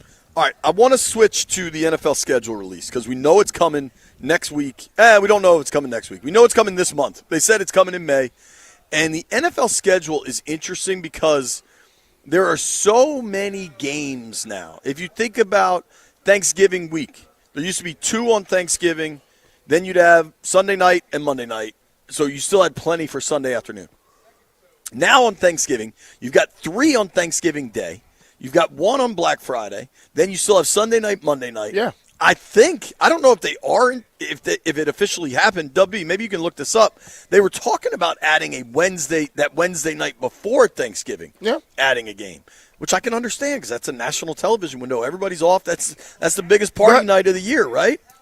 The game in Australia, isn't that going to be on Wednesday? That's the opener. Like opening week in the NFL, you've now got a game Wednesday, Thursday, Sunday, Monday, right? So what happens inevitably, and now they're going to play every Christmas and maybe Christmas Eve. I don't know what day of the year Christmas falls on this year. But, like, they're opening more windows to create national windows, largely to sell those to streaming services because they have more money than the whole world, right? So when you do that, you create opportunities where Christmas is on a Friday. So they'll have 2 games on Christmas on that Friday, which means fewer games that Sunday and then the following Monday. Fewer options, right? When you create more and more national television windows, it means the traditional primetime games, which now is Thursday also. So you're talking Thursday night, Sunday night, Monday night. You've just got fewer teams to fill it because you got to fill all these other windows. Nah, the NFL can make it happen. I'm not saying they won't make it happen, but you end up with teams you don't really want to watch on Monday Night Football. But I'm not saying people won't watch it. But you don't know that when the season starts.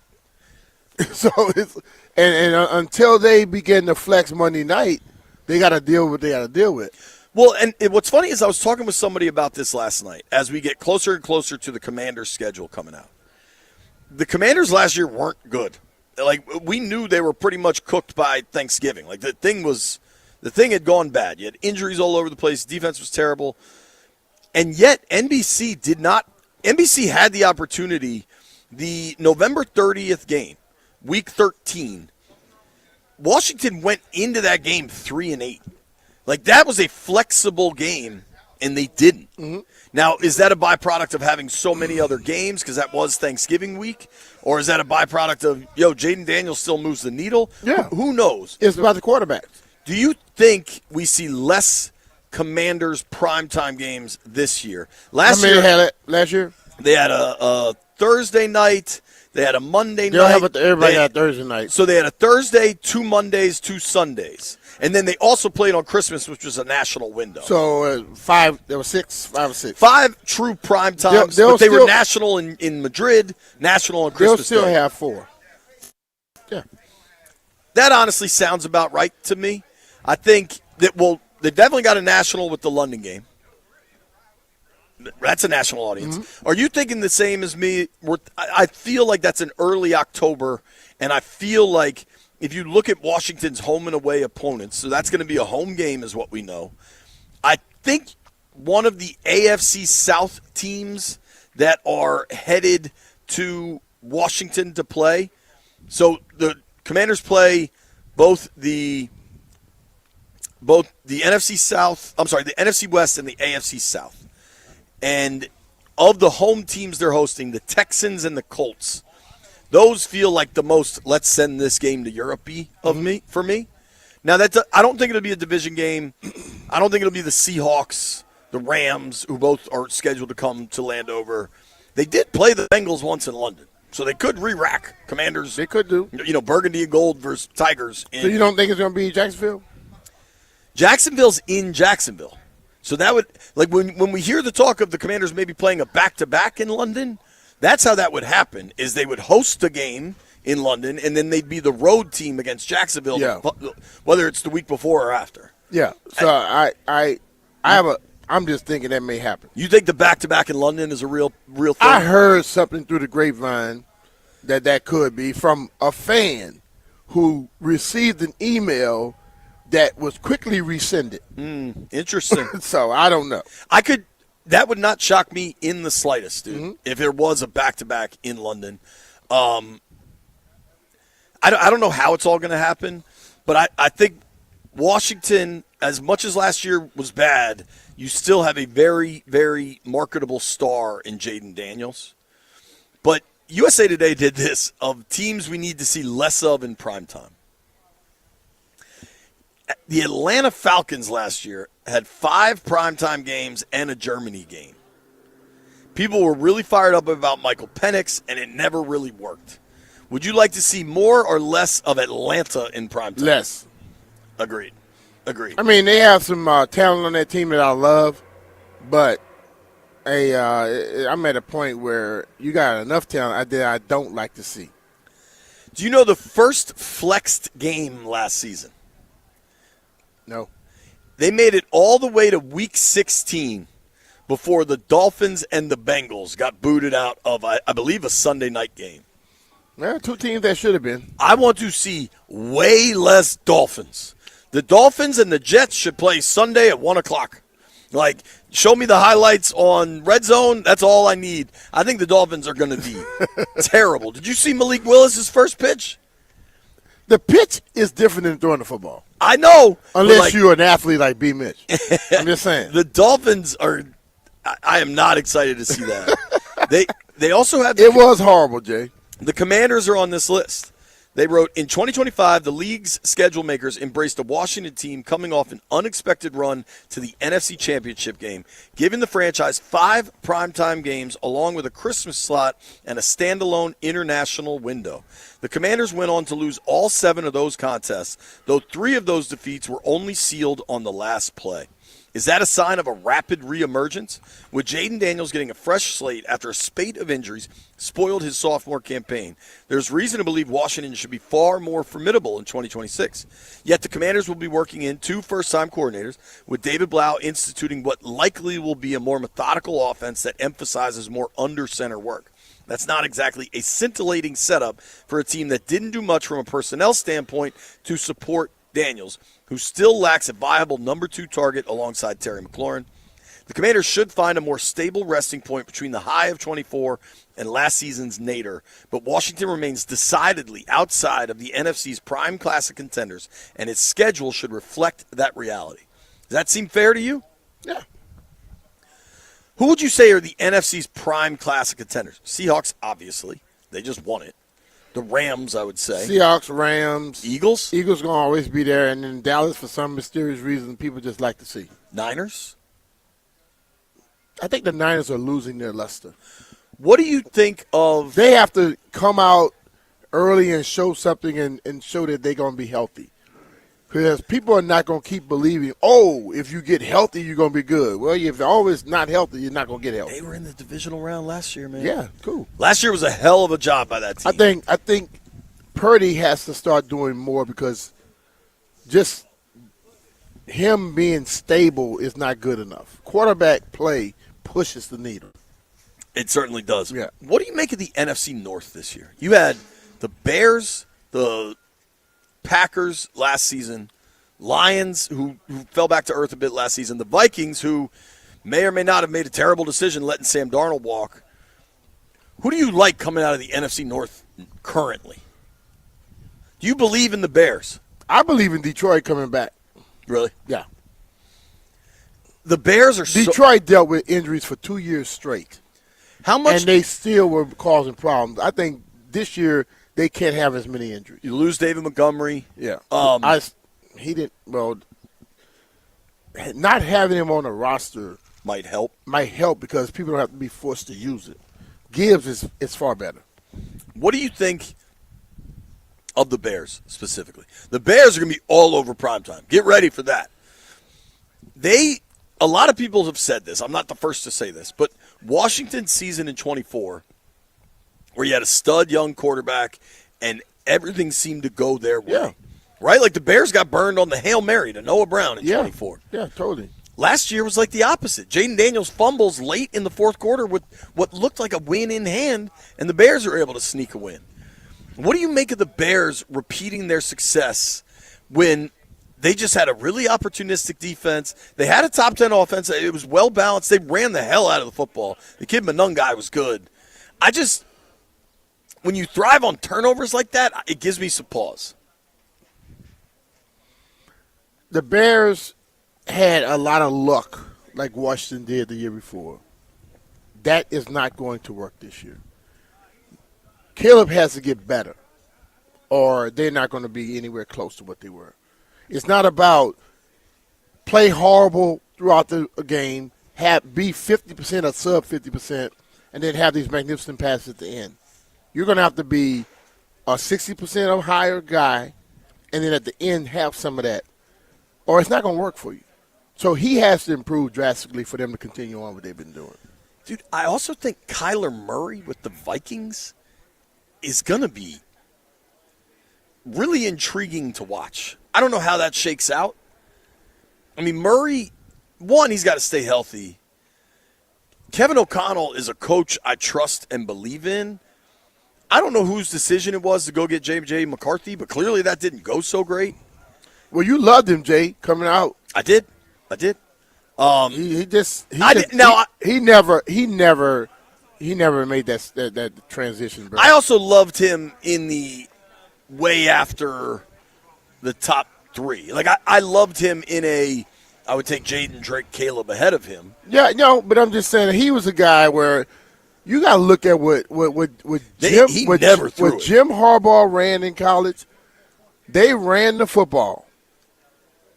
And they allowed him to throw it when teams tried to stop the run, which means that all the receivers had one-on-one, or they were wide-ass open. He never carried his team is the reason I never had faith in him. He was never asked to. The guy that carried their team was the little running back. What was that dude's name? Blake Corum. Yeah. Local kid, yeah. Virginia kid. That's who carried them. Threw for fewer than 3,000 yards in 15 games. His completion percentage was through the roof. He completed 72% of his passes coming out of Michigan. But, yeah, the JJ stuff, do you think Kyler's their week one quarterback? Because all they're saying up there is straight competition. Who else is up there? Kyler and JJ. Kyler. I didn't see enough from JJ to believe that he's that guy. Over under 2.5 NFC North teams make the playoffs. We know one will. Over under 2.5. I go with under. So you got the Packers and the Lions? But it's not going to be more than 2. 2 years ago they had 3. It won't be not this year. Over under. They're going to beat each other's ass this year. It ain't going to happen. Over under 2.5 for the NFC East. The way it's set up now, one division's going to send 3. Yeah. And I don't think it's the damn NFC South. I still go with under on that, too. So then you think the NFC West again gets 3 in? Possibly. And it's not going to be the Cardinals. So it'd be Niners, Rams, Seahawks again. Because all 3 of those teams seem to be fit for it. Well, you know what? NFC East going to get 3. NFC West is going to get 2. One of those teams won't fall off this year. It'll be – all right, circling back to this.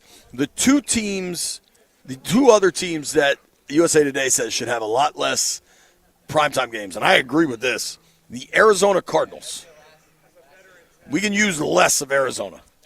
Yeah, because they did nothing. I mean, I'm not impressed with them at all. Do you think Jeremiah Love – I feel like he's going into a bad situation. I feel like it's kind of similar to Ashton Jensen. It's a bad situation, but if they cater it around him and give him enough support where Brissett is serviceable enough to take a little pressure off him, get the ball in his hands, and then Love has the talent to change up some stuff there. For sure. Yeah. And then the last team that the entire world can agree we need less primetime of. You want to guess? Dallas? The Jets. Oh. Why would the Jets get any primetime, though? Because New York's the biggest media market in the world. Yeah, but they suck forever. Dude, I don't want to see any Jets games. Yeah, I don't care if they're playing the Bills or the Patriots. They get one, at least. Everybody get one. They get a Thursday nighter. Fine. Yeah, that's all I need from the New York Jets. When we return, let's have a conversation about Stephon Diggs. Does he make sense here in Washington? We're going to be joined by DC Defenders quarterback Jordan Tiamu coming up at 11:45. We're live out at Rude's Customer Picnic. Great day out here. Enjoying ourselves. You're listening to BMitch Finlay.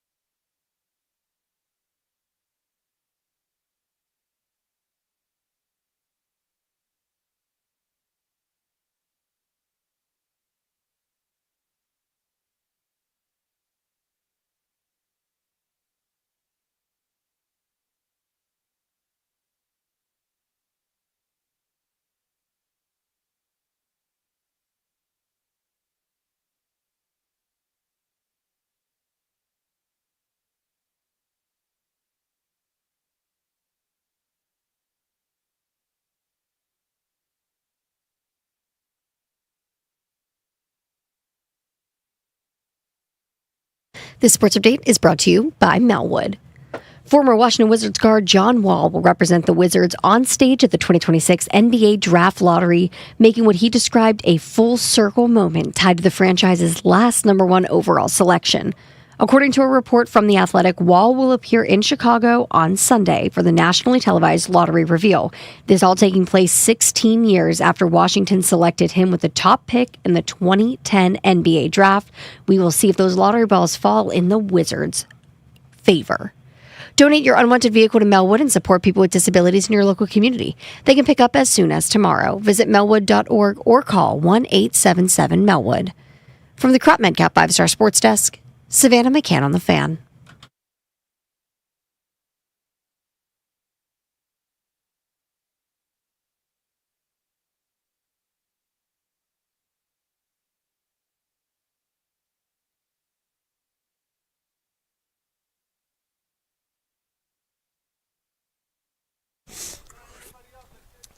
All right, BMitch Finlay, 106.7 The Fan, and we're coming to you live from Rude out here. Rude guest hotline. This is the Rude. Rude sponsors the whole show, and you know what? If it ain't rude, it ain't right. Well, Jeff, you know, there's been a lot of talk lately, all right, about Stephon Diggs. Stephon Diggs, who was accused of strangling his former chef. Yeah. And that now has been thrown out of court. They had no evidence to prove that he was guilty. And he's now back on the market. Question is, many people know that Stephon went to the University of Maryland. You start thinking, could he be a good fit here? I understand we want to get younger, faster, stronger. I don't know many people that can run routes better than Stephon Diggs. I think he still has a lot. He had over 1,000 yards receiving last year. You as a young fan, do you think Stephon Diggs should deserve a chance to come and be with the Washington Commanders? Well, I definitely think he deserves a chance. Now, do I think he will be at the Wizards? I mean, the Wizards. the wow. Commanders? My bad. Do I think he'll be a Commander? No. I think the Patriots are going to pick him back up. And I wouldn't be mad at him either. I mean, they let him go because they had to see how the case was going to play out. But I don't see the whole thing with them right now. They're dealing with their own situation with their head coach. Okay. But they're going to bring him back just to say what? I mean, it ain't like he didn't perform last year. Yeah. And he did that coming off of an ACL injury? So it didn't look like he lost a step. He was still producing. It's like, who are the Patriots going to put in place of him? And it's like, he's not in trouble. Why not bring him back? You know, that sounds like something that could be good. Sometimes you want to wait and see. You want to figure it out. You want to necessarily see what's going to happen. So now that he has been cleared, we bring him back. But that's a precedent, I think, like, guy dealing with something, you let him go. Then, oh, no, if you're proven correct, I bring you back. Who wants to really deal with that? How does that look? It looks especially bad. with the situation going on now with Vrabel. It looks bad, B. It do. But we have to remember, it's the only reason why this is even in our face like this is because it's the NFL. Mm-hmm. It's a lot of people who do things. They get on performance improvement plans. They do all these type of things. And, if they improve or if something doesn't go the way that they thought it would, why not bring them back? All right, so my thing is I believe they should at least have a conversation with it. Because when you look at what you have on your roster right now, does a guy like Stephon Diggs come in and automatically becomes your second best? The guys you have on the roster at this point, are those guys better than him? Do you think he can produce better than them? The thing about being in the NFL is about winning. Can he come in right now and help this football team? That's the question I would ask. Did you see his Instagram post? No. He said, no opinions, just facts. Last year, I went over 1,000 yards for a team that went to the Super Bowl. Where am I playing next? And that's I think facts. There's a lot of validity to that. Mm-hmm. And I do think, thanks, Jeff, that people get caught up in age, perhaps. But, but he's still bald. Right. See, I don't get caught up in age when you're on the field balling out. And the other thing that I think is really important I checked with people I know in New England, and I know people in New England. Mhm. He was a good teammate. Whatever nonsense gets said, none of it was accurate. Yeah. His exact Instagram post, this is not an opinion-based sport, so here are the numbers. I played 52% of the snaps and finished with 85 catches for 1,045 yards coming off an ACL. Mm. My biggest question, B, I do not question Steph Diggs can help a team next year. Uh-huh. I don't. Does Steph Diggs coming to town impact Antonio Williams and what you want him to become? But see, that's I think the thing. that's a more realistic question. But Jay, Antonio Williams is not going to become what you want him to become this year. And if Antonio Williams is the guy that's going to become what you want him to become, he's going to be learning and getting better by having two guys that have proven themselves in this league, which would be Terry and Steph if you were to be here. People always say, are you going to hinder somebody's performance? You can't have a team winning. And if that guy doesn't get to that point this year, but that other guy is still balling at a certain level, you're giving him time to get where he wants to go. Instead of just throwing him into the fire and trying to expect him to be more than he has to be sooner. You know what I mean? So it doesn't – I don't think that will be a problem in my book. Well, the other part of it, I would add, is like there was a lot of excitement about Jordan McGee, right? Yeah. And then the Commanders had a chance to draft Sonny Styles at 7. And they got him. Because they think that makes their team better. And that's all that matters. And so I think there is some realisticness to we want Antonio Williams to be a big part of this team going forward, but that doesn't mean we're not trying to get better. You're trying to get better every day. Every day is a competition. Every day is kickoff, to quote the great John Dessler. Mm-hmm. Like, I am not sure Diggs is the guy, but I do think he's going to help a team. Oh, hell yeah. He will.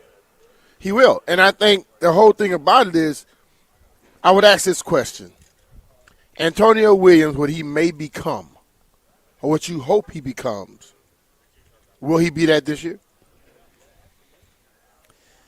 I mean, it's probably unlikely, but you do see you do see receivers pop. Yeah. I mean, Terry did it here. They do. Right? They do. Like, it can happen. But you need more than Antonio Williams to pop. So let's go down the roster. You're hoping these other guys pop, but Stephon Diggs, can walk in and already be that guy who popping.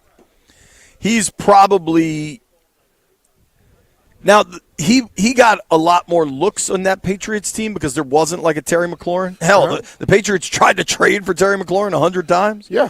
So I don't know that Diggs gets the volume, but still, he's a skilled NFL receiver that can help you. Yeah.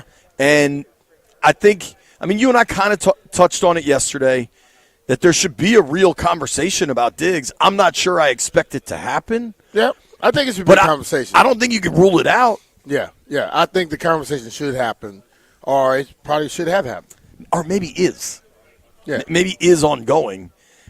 My gut says it doesn't happen, but if it does, I understand.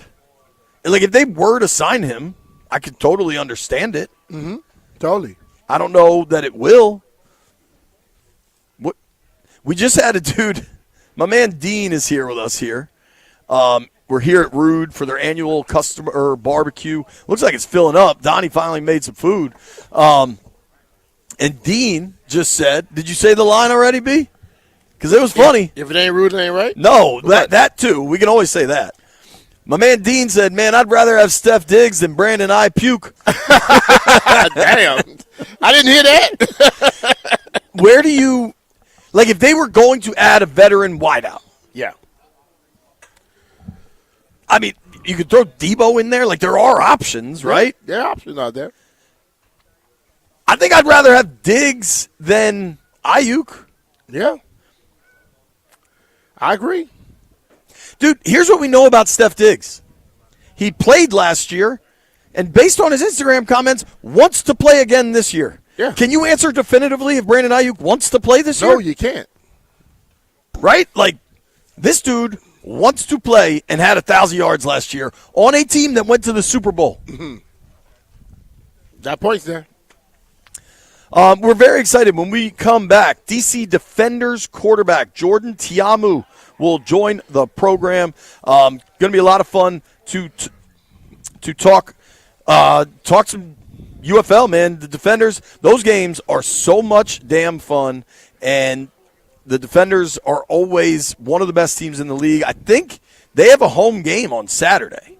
They're 1:30 at Audi Field against the Louisville Kings. So if you want to go check out the Defenders game, do it this Saturday. Nobody go anywhere. It is BMitch Finlay.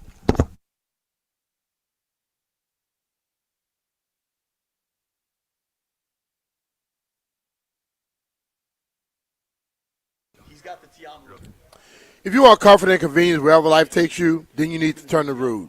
With Wi-Fi compatibility, you have full control of your heating and cooling system right from your phone. Forgot to turn down the heat before vacation? You can adjust it in seconds. Plus, you'll get alerts something's not right. These guys are the best. They've installed new systems in my house, and I felt the difference instantly. And here's the best part. Rude systems are whisper quiet. No more noisy interruptions, just peace of mind. Rude's variable speed compressor ensures precise temperature control, operating efficiently even in extreme conditions. Its comfort and performance, perfectly balanced. Also, don't forget about the savings. Make sure that you visit Rude.com to learn more about the different ways you can save on your home HVAC products. Rude, the most reliable heating and air conditioning products in the DMV. And remember, if it ain't Rude, it ain't right.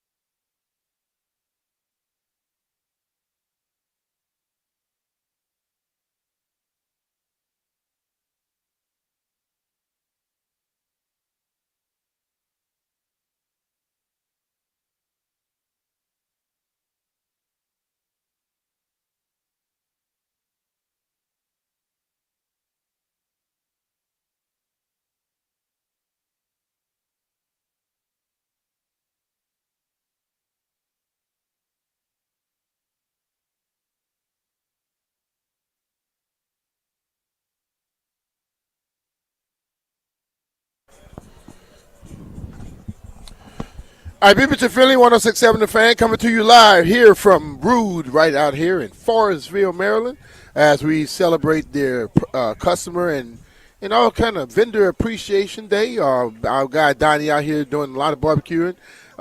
Brisket, pulled pork, pork butts, ribs, all types of things out here. The food is absolutely unbelievable.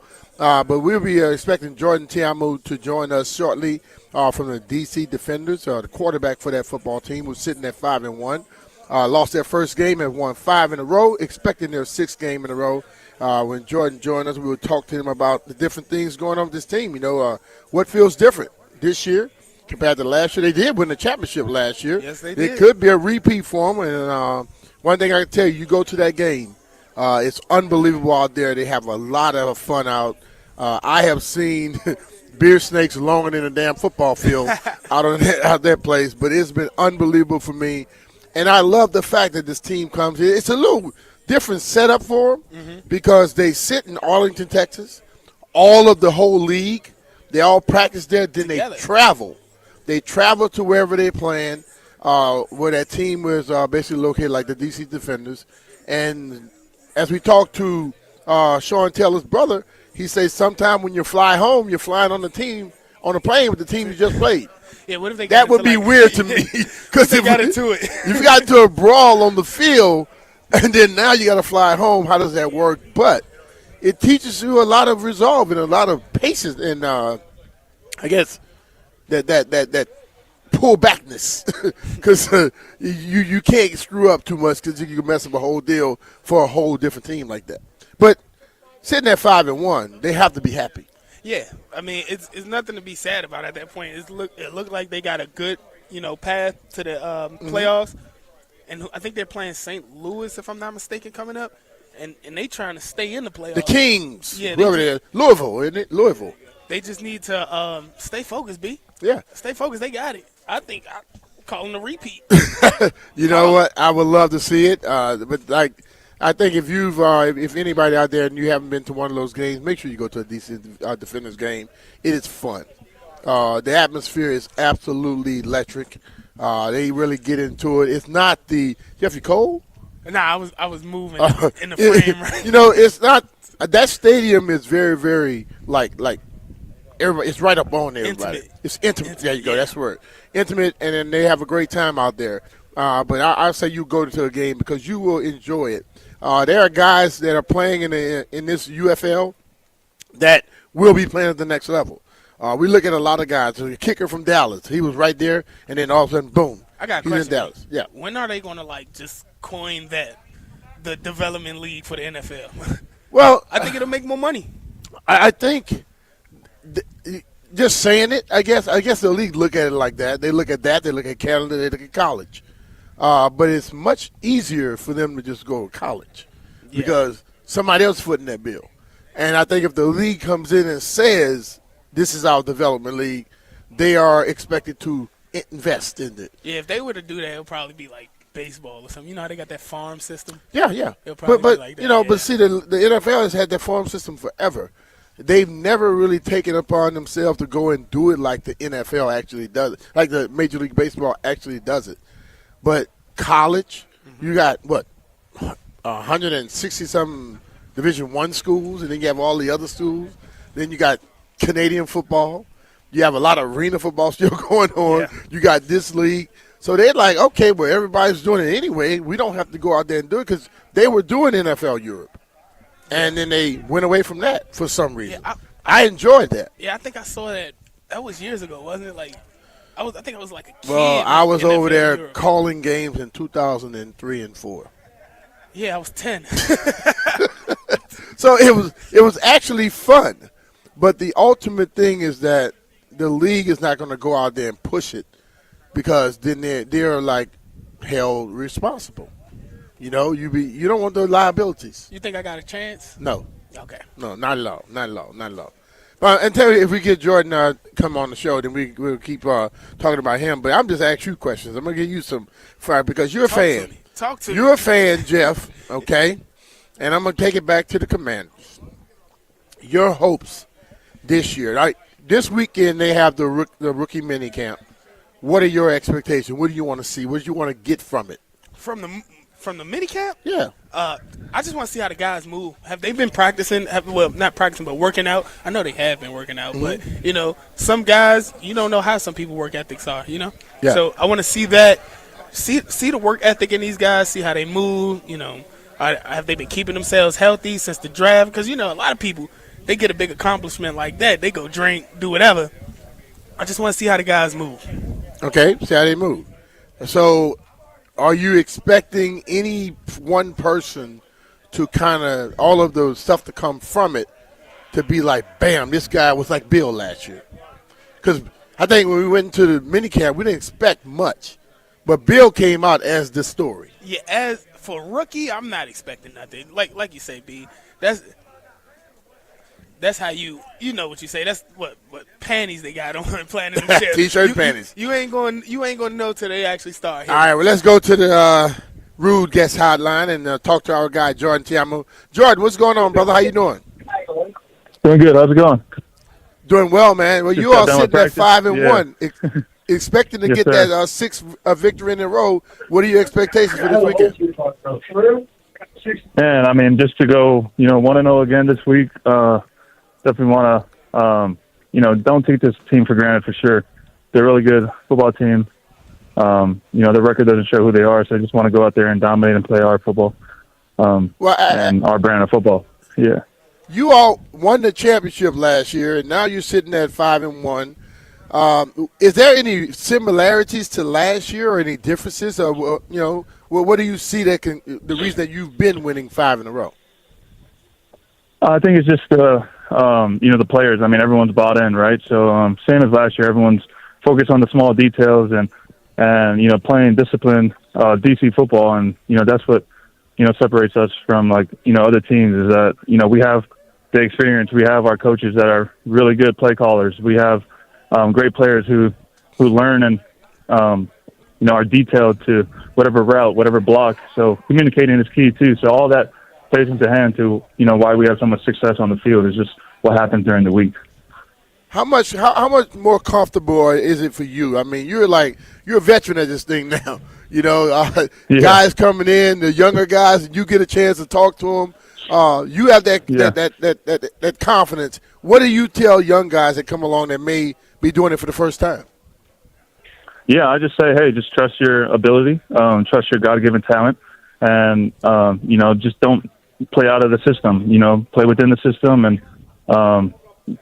always, use the talent that God has given you, right? So always stay consistent, and work is won during the week. So the time and effort you put in during the week, it'll show on Saturdays, it'll show on Sundays. So if you continue to put in the work, the grind, everything will fall in place. So you're playing against the Kings coming up this weekend. What is the one thing you need to be concerned about them to make sure you get a victory? Yeah, I mean, they're a really good football team. So their defense is very stout, so they like to bring pressure, and then sometimes, they like to keep everything in front. So, my goal this week is to take care of the football first and foremost, and then, display the ball to, my guys that for them to go out there and make plays. Executing, living in the third and short world instead of living in the third and long world. So doing good on first and second down, and then just driving down and scoring. So that's kind of our objective this week. And so we just got to keep that going. Well, we got Audi Field, you got Rowdy Audi, and I've been in there for Spirit games. I've been there for DC United games, but it's the loudest when I'm there for Defenders game. For you all as players out there on the field, how does it feel when you're playing there? Do you feel like you have a home field advantage? Yes, 100%. The home field advantage is real. The beer snake, the crowd noise, that all goes into hand in hand to the reason why offensives they struggle when they come to DC because the crowd noise and how hype it is when our defense goes out there. So and then when we score, I mean it's nothing like celebrating with the beer snake and having some beers with the fans. So all that comes into play, and it's such a fun time. And I believe we have the best fans in the UFL. Jordan, I got to ask, do you actually get to drink the beer during the game, or is it you wait till after the game? Some people do. I told them, they're like, when you go come here and drink the beer, and I was like, when we're up by 40 and it's towards the end of the game when I'm not in there, I'll run it. I'll run in and drink one with y'all. But other than that, I'll leave that to the other guys. Yeah, I get it, man. I'm with you. Well, hey, thank you for the time. Appreciate you, brother. Good luck this weekend against Louisville. I hope Thank you, Rowdy guys. Audi is representing. Yes, sir. Thank you guys All right, so man. much. Take care, bro. Thank you Good so luck. much, Jordan. Good luck this weekend and this You got- season. DC Defenders playing great ball, man. That is a fun atmosphere. If you've never been down there, you should. It is a blast. Here's what we got to do. We got to talk about what the Commanders' biggest need is right now. Everybody's so focused on receiver. I think it might be the other side of the ball. Nobody go anywhere. It's BMitch Finlay.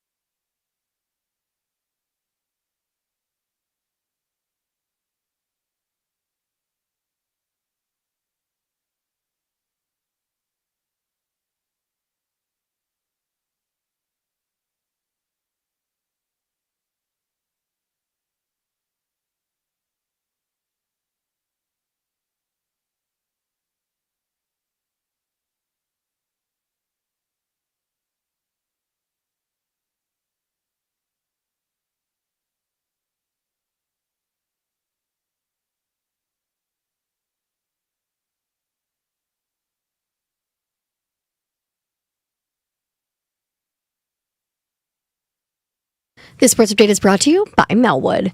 The Nationals have an opportunity today to win a home series for the first time this season. Thanks to last night's 15-2 absolute crushing victory over the Twins, they're now in a position to take this afternoon's series finale, taking 2 of 3 from Minnesota. Stay right here on 106.7 The Fan to listen live. 1:05 p.m. is first pitch. You got Jake Irvin on the mound for Washington, Simon Woods Richardson on the bump for Minnesota. Donate your unwanted vehicle to Melwood and support people with disabilities in your local community. They can pick up as soon as tomorrow. Visit melwood.org or call 1-877-MELWOOD. From the Crop Metcalf 5-Star Sports Desk, Savannah McCann on The Fan.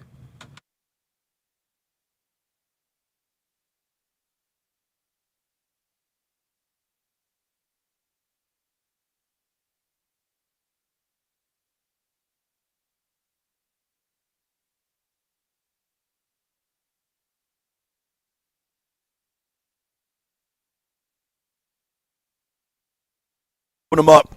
But you have that call sheet thing?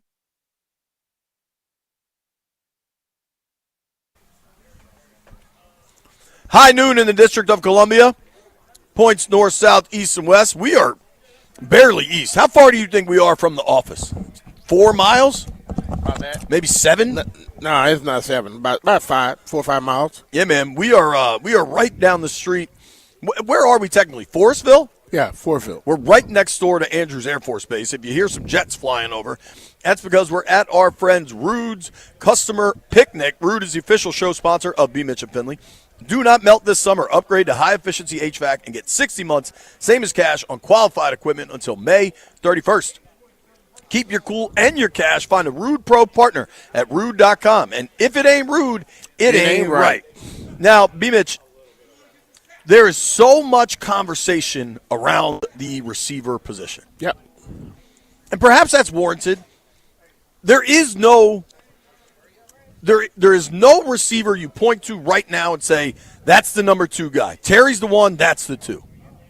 That doesn't mean somebody won't emerge. True. But right now, last year when they traded for Debo, okay, Terry's the one, Debo's the 2. You could identify that. Yeah. You cannot identify that now. You can't? Nope. But that said, listen, the draft is over. Free agency is largely over. That is a large airplane right there. This is pretty much what this roster is going to look like. Maybe they'll add Ayuk. Maybe they'll add Trayvon Diggs. I don't expect that. They may Stephon. Well, I'm saying Trayvon as a corner, but Stephon. Maybe they will add somebody else, but the odds of it aren't that significant. You do still have post-June 1 cuts. There will be maybe some player trades. There will be some action maybe around training camp. Mm-hmm. But by and large, this is what your roster is going to be. Knowing that, what do you think their biggest need is? At this point? Yeah. And I want to open the phones up on this, too. See, this is the thing, Jay. I don't know if it's a biggest need as much as it is improvement at a position. I believe they have enough at the cornerback position. I believe there's enough at the safety position at this point now, since Nick Cross was signed. Linebackers, they have that. They have people now can rush and all that. I just think that you've improved yourself, but you're not where you want to be. So I don't know if it's a need at this point. I think you want to get better every time you get a chance, but you can't get it all done in 1 year. 800-636-1067, 800-636-1067. What do you think Washington's biggest – maybe you're right about need because we're past need season. This is pretty much what it's going to be. But where do you think maybe the biggest hole is, the biggest question mark, however you want to phrase it, on this roster? I think a lot of people are going to – what does Jimbo say? Where do you think the biggest hole is on this roster? You can text me. I don't know if we have a mic for you. But I know how this dude studies for the draft. He's aware of this roster. For me, people are going to point to the receiver position. We'll open the phones, and people, you want to call in and say sign Ayuk, sign Diggs, fire away. Tell us your reasoning. Mm-hmm. Jimbo just said safety. I really like Nick Cross. Yeah. I think Nick Cross helps this team. I wonder about the corners. The corners are my biggest question mark, and I think I think this defense, this system, if you look at Robert Flores over time and now you look at what they did this year, I think they've kind of changed this thing. In no sense does anybody devalue the cornerback position. But I think their philosophy is we're going to generate enough pressure that the guys we have will be able to hold up. Yeah. And to me, that's not necessarily a gutsy proposition, but it is a theory But like I've always pull felt, when you're defense, you have to speed up the process for a quarterback. We didn't do that a lot the last 2 years. If you're blitzing, the quarterback has to make a decision quickly and let it fly. Sure. I believe Trey Amos was playing very good football. Amos was good. I think Mikey, by moving inside, kind of took a step back, but as you look at the overall year, he played better than most people give him credit for. He has tools, right? Like Mikey is a ball hawk. I mean, even if you think he played poorly last year, whatever it is, he still led the team in interceptions, I believe. So you don't not want Samerstill on the field, but you need him playing better on the field. Yeah. Here's my real issue. I'm not even talking. Let's suggest you and I agree that we think Mikey's situated for a better year, more pass rush, maybe playing more on the boundary, gives him a little more help. I worry about the depth. And corner is a position where a lot of guys are going to play. Like, if things go well on your offensive line, 5 guys play all year. Mm-hmm. That's not going to happen, but that's the theory. 5 corners play per game. And you've got Amos, Mikey. They added Amik Robertson, who there's, real excitement about. But, after that, you're talking Darius Rush, Carlin Biggers. Another free agent they signed was a kid Witherspoon. But the depth at the corner position, if we're just talking depth, that to me is by far the biggest question. Mm-hmm. Metal says we got a caller on line 1. What do you got, sir? What's the biggest need? What's the biggest question mark for these Commanders? Hello. Yo, you there? Hello, you talking to Nick? What's up, Nick? Hey, man. Good to talk to y'all. Listen, cornerback. We really need a shutdown corner. I know that's real hard to do, but I'm talking cornerback. We got Dallas. We got Philly with a new wide receiver. We need a cornerback, a shutdown corner. If we had to trade a pick for next year to do it, I would jump on it. I don't think, the best receivers don't get the free agency. The best corners don't really get traded. Like, I don't think if you called, Denver about Patrick Surtain, he's available. I don't expect them. I think there's some. You're not going to find someone that is considered the best cornerback in the league at this point. No, Mitch, let me ask you something. Yeah. Mitch, what do you think about this semi-pro league? Well, the pro league we got playing the Washington team. Are we going to be taking players from those teams, offensive linemen, guys that stand out? Is that like baseball? Are we allowed to take those guys? No, it's not the same. It's not like it's a farm team. Thank you, Washington Nick. team has no affiliation with the NFL. No. Thank you, Nick. And I think even greater than that, there is some deal with I think the UFL and the NFL have a deal that they can scout guys or whatever, but it happens later. I don't think it happens right now. Yeah. We got another call here. My guy Will is in Clinton on line 2. Will, what do you think the biggest need is, dude? Oh, man, without a doubt, it's cornerback, the cornerback position. And because I got a question, for matter of fact, because we upgraded the D end so much as far as the rush end, would you consider bringing back Lattimore at a cheaper price? Because you think about Lattimore, he was often in position to make a play. He was often in position to make a play, but because we had no pressure, it made him look that much worse. Well, I think he was already slow, and he had an injury last year. No, I don't think you would try to bring him back. Yeah, that's a no, dude, for me. I don't. I think the question. fact that you've improved all the things you stated will help your cornerback situation out right now. Nothing's going to help more than more pressure. Yeah. Would you bring someone new in, though? I think what they went out and got is what we're going to have. I know we always have the mindset that we got to get somebody better, but we're not going to get some fantastic player right now. No. They are not free. They're not walking around. They're already secured with someone. And what do we have to try and trade for to try to go get something? What about the guy Diggs that plays for Green Bay, the Dallas guy? I mean, that's a possibility, but, I think there's a much greater possibility of Steph Diggs than Trayvon Diggs. Yeah, I think Trayvon going to have opportunities to go other places too. But the whole thing is, although Trayvon Diggs did play for Dan Quinn. Yeah, Trayvon was great. Yeah, 3 years ago. And there's one more guy, the guy Snead.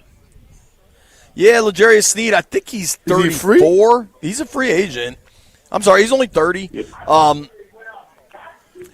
Listen, I don't know, and I appreciate the call, man. I don't think. If there was somebody they wanted to bring in, I kind of think they would have. Yeah, they would have done it by now. But I just think that Tre'Davious White was a fantastic player early in his career with Buffalo and dealt with a bunch of injuries. I believe the cornerback position is a direct impact of your pass rush. And I believe the guys that are on the team right now will be playing a lot better than they played last year if the pass rush improves. In the last 3 seasons, so Steph Diggs had a Pro Bowl, had back-to-back All-Pro seasons. In 2021, he had 11 picks, which is outrageous. Trayvon, yeah. In 2021, he had 11 picks, which is just banana land. The following year, he's a Pro Bowl player. Since the 23 season, he hasn't played more than 11 games in a year. 23, he had the big knee injury early, only played 2 games that year. The following year, he played 11. And then last season, between 2 different teams, Dallas and Green Bay, he played 9. So I think there's some reality there. I also think when you get to the level of veteran, a guy like Marshawn Lattimore or Jimmy Ward, some of these dudes probably don't want – now maybe they just will take the contract when they can get the contract, but they might not mind waiting until mid-August. You know what I mean? Yeah. Some team's going to have corner injuries. They're going to get a call. But listen, I have to say this. And I want all of our fans, if you're listening, let's stop thinking that we always have to just go sign somebody who played great some particular year for a team, and they're going to just walk in and erase everything that we have, every problem we have. If that person is not on the team right now, it's for a reason too. Right. So the ultimate thing is, how about allowing the people on your roster to at least have a chance to grow? We brought some people on the roster now. We're not giving them a chance. I believe Trey Amos was playing damn good ball before he got hurt. He can be as good or better this year. Let's give people a chance. It's always thinking that we got to always run and grab what was very good on the team some years before. Because if they're not that good anymore on that team and they come to yours, they may not be that good again. And I think a lot of the guys that are available have dealt with injuries. L'Jarius Sneed, that the last caller just brought up, he's played 12 games in the last 2 years. 12-2. They play 17 a pop. That's 12 out of 34. Is my math correct? It's less than a third. It's about a third. Not good. Not good. Let's go to our guy. Toothpick is on line 3. What up, Pick? What's the biggest need?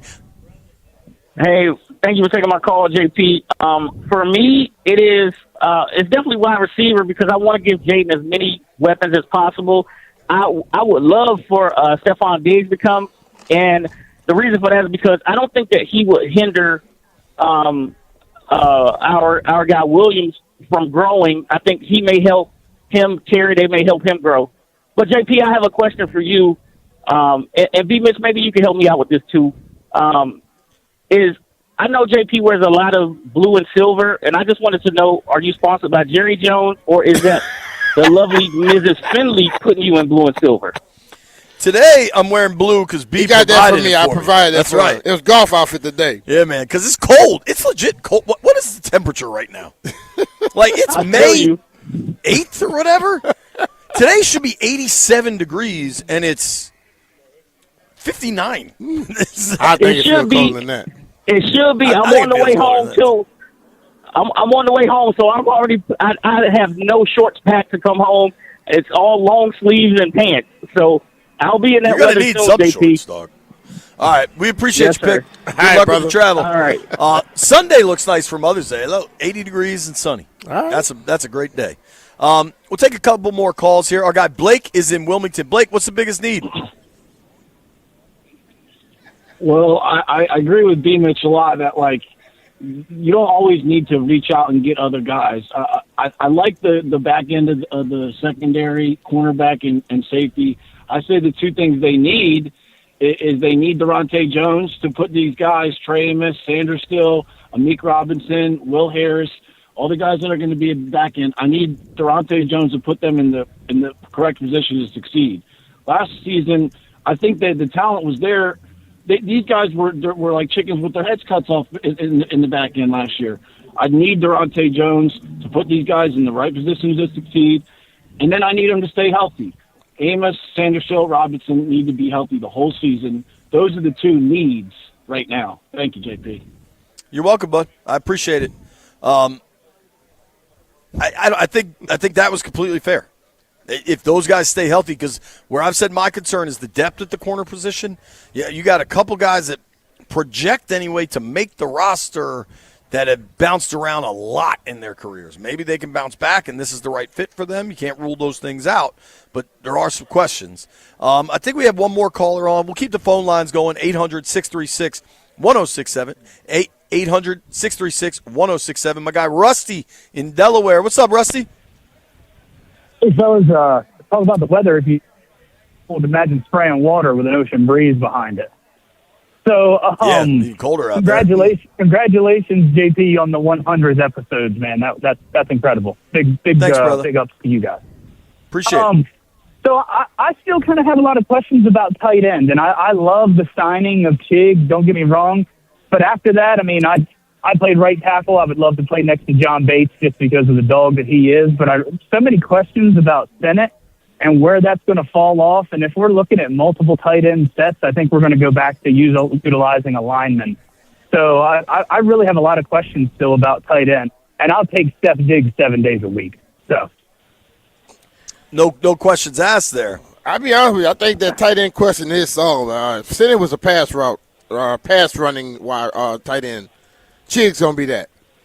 Bates is still your blocker.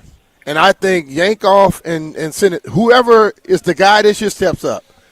If Senate takes it, he takes it. If he doesn't, Yankoff takes it. I mean, we got to stop falling in love with guys just because they get drafted and start falling in love with guys because they make it in play. We did the depth charts last night on All Ears, and I thought of the 5 tight ends on the current 90, right? Now, granted, it's 90. But Chig's obviously on the team. Bates obviously on the team. Yeah. Then you go Senate, Yankoff, Cager. I think there's a real path to all 5 of those dudes being on the 70 because they are all significant special teams players. Yeah. And I think you're right. Like, the most pressure is probably on Senate. Yes. I mean, I've heard so many people say he has to get on the field. He has to get more time. Why? I mean, there is a certain thing about you earn it. You make the coaches have to put you out there. And if they aren't putting you out there, then guess what? You're not doing something you're supposed to be doing. What is the biggest question mark for the Commanders as currently constituted? Our guy Shane is on the line. I bet he sneaks in something about the Tennessee Volunteers. What's up, Shane? Hey there, All Ears. Hey, BMitch, how you doing? Congratulations, good, man. All Ears, on your 100th episode, brother. Thanks, bud. Appreciate you. All right, it's center. It's the center position. It's got to be the center position. We had a center last year that played his ass off, and we need a center. Nobody's talking about the center position. Well, I think we got one. I mean, they expect Allegretti to be the guy. We need another one. They drafted one. They drafted one. A backup. We'll see. Also, I know Coleman snaps too, don't he? Does he make line calls? Can he make a line call at the line of scrimmage? I think the Brandon Coleman, could he convert to center, is an interesting question. There's not much of any track record there, although he was super versatile in college, played a bunch of positions. Mm-hmm. I go back. Thank you for the call, Shane. Appreciate you hearing from you, man. I appreciate a different perspective than another dude calling in and say they need to sign a receiver, because I think they feel more comfortable with the receiver position than we recognize, or they just assume they're going to get Brandon Ayuk eventually, and that's kind of their mindset. I think that's part of it. I think both things can be true, right? Yeah. The center position, at least a reasonable kind of discussion. But I go back to Doc, and there's a reason Doc Walker has a PhD in football. There's a reason we call him Doc. They told you what they thought of Biadasz by releasing him. Yeah. And so whether they're right or wrong, we'll find out. But they told you what they thought. And they're telling you what they think of Allegretti by working out a new deal for him. And nothing's in marker on that offensive line, save for Laramie Tunsil and probably Sam Cosmi and maybe Josh Connerly. Mm-hmm. But Allegretti's going to get every chance to win that job and be the guy. Totally. So I enjoy and am happy to engage in the center conversation. And if your determination, to Shane's point and others, is that, like, I don't agree with what they've done, okay, let's see how it shakes out. But that's certainly at least interesting, but the organization doesn't agree with you. Totally. Right? Like, it's the same thing for me with Antonio Williams. If you want to judge the Antonio Williams pick because you're not happy with the Luke McCaffrey pick, I don't think that's a fair comparison. These are very different prospects. Luke McCaffrey played quarterback at Nebraska as a freshman. Antonio Williams was a freshman All-American team receiver. Like, these are different prospects. We're saying bye to everybody watching us on Monumental. We're coming right back. Then we got Nats baseball.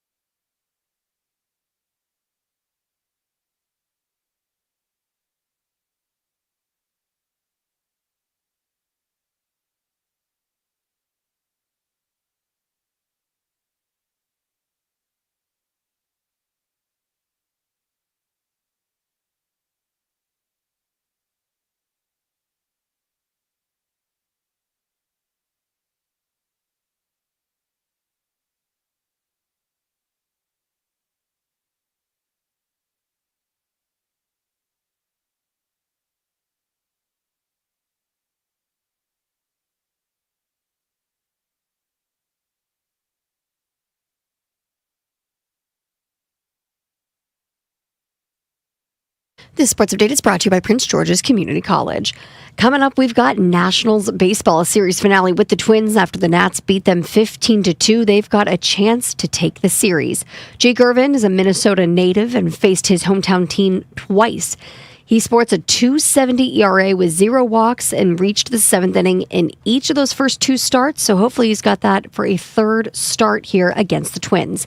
Your lineup looks a bit like this. James Wood leading things off playing right field, Dalen Lyle in left, Curtis Mead at first base, C.J. Abrams batting 4th playing shortstop, Brady House at 3rd base, Jose Tena is your DH, Jacob Young in center field, batting 8th is your catcher, Keibert Ruiz, and Nasim Nunez playing 2nd base and batting 9th. Don't leave money on the table. It is not too late to fill out your FAFSA and get money for college. Complete your FAFSA today, then register for spring classes at PGCC. Visit pgcc.edu/payingforcollege/financial aid.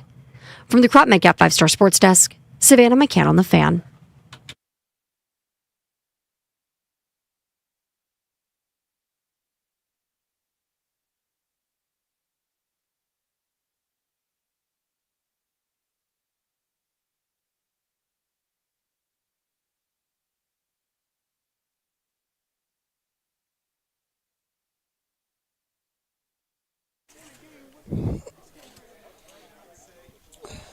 BMitch Finlay 1067 The Fan live out at the Rude Customer Appreciation Picnic. Having a blast out here. I've been eating a bunch of pulled pork. When those ribs come off, looks like Donnie might be slicing some up right now. When they come off, I thought I had some. You did. I tried to give you some. I know. Jeff took it. I don't know if you I noticed drank. that. I ate them. I appreciate it. I'm not mad at that. But Donnie's about to get attacked when this next batch of ribs comes off. He should get attacked. He was supposed to be finished by now. Rude is the official show sponsor of BMitch Finlay. Don't melt this summer. Upgrade to high-efficiency HVAC and get 60 months, same as cash, on qualified equipment until the end of May. Keep your cool and your cash. Find a Rude Pro partner at rude.com. If it ain't Rude, B. It ain't right. All right. We have to wrap up some bets for the night. Let's get to this. Heard it here first. Maybe. Perhaps. Heard it here. Should we just say it ourselves? Heard it here first. I hit it right. You did. Gather around. Was heard it here first. Where's Jeff? Somewhere losing more weight? Where'd he go? Jeffrey! White Brian, how'd we do last night? Going to stab himself. JP won. BMitch won. I lost. Jeff lost, but Ryan had the worst. Woo! Stallion has to wear the hot dog hat Monday no matter what happens the rest of the way. Monday for a half of the show. Yeah, that's a significant one. Yeah. So, Dub B, I am 3-0 this week. What is BMitch? 3-1. 3-1. So let's have this debate now. No, we're not going to have it now. Because you're going to lose tonight and I'm going to win. All right, but it is best winning percentage. Bro. Make picks quick. We're almost out. I argue once. I don't argue twice. All right. White Brian's taking the Lakers plus 15.5. Jeff, go yell at me. What are you taking? Twins? All right, Nats baseball is about to start. Jeff's betting on the Twins. B, what are you taking? I'm taking the over. Lakers. And what's it called? Lakers and Lakers Thunder. The over, yeah. I'm taking the Carolina Hurricanes. Thank you very much for Jordan Tiamu for joining us. Nats baseball coming your way next. Shout out to Rude. If it ain't Rude, it ain't right.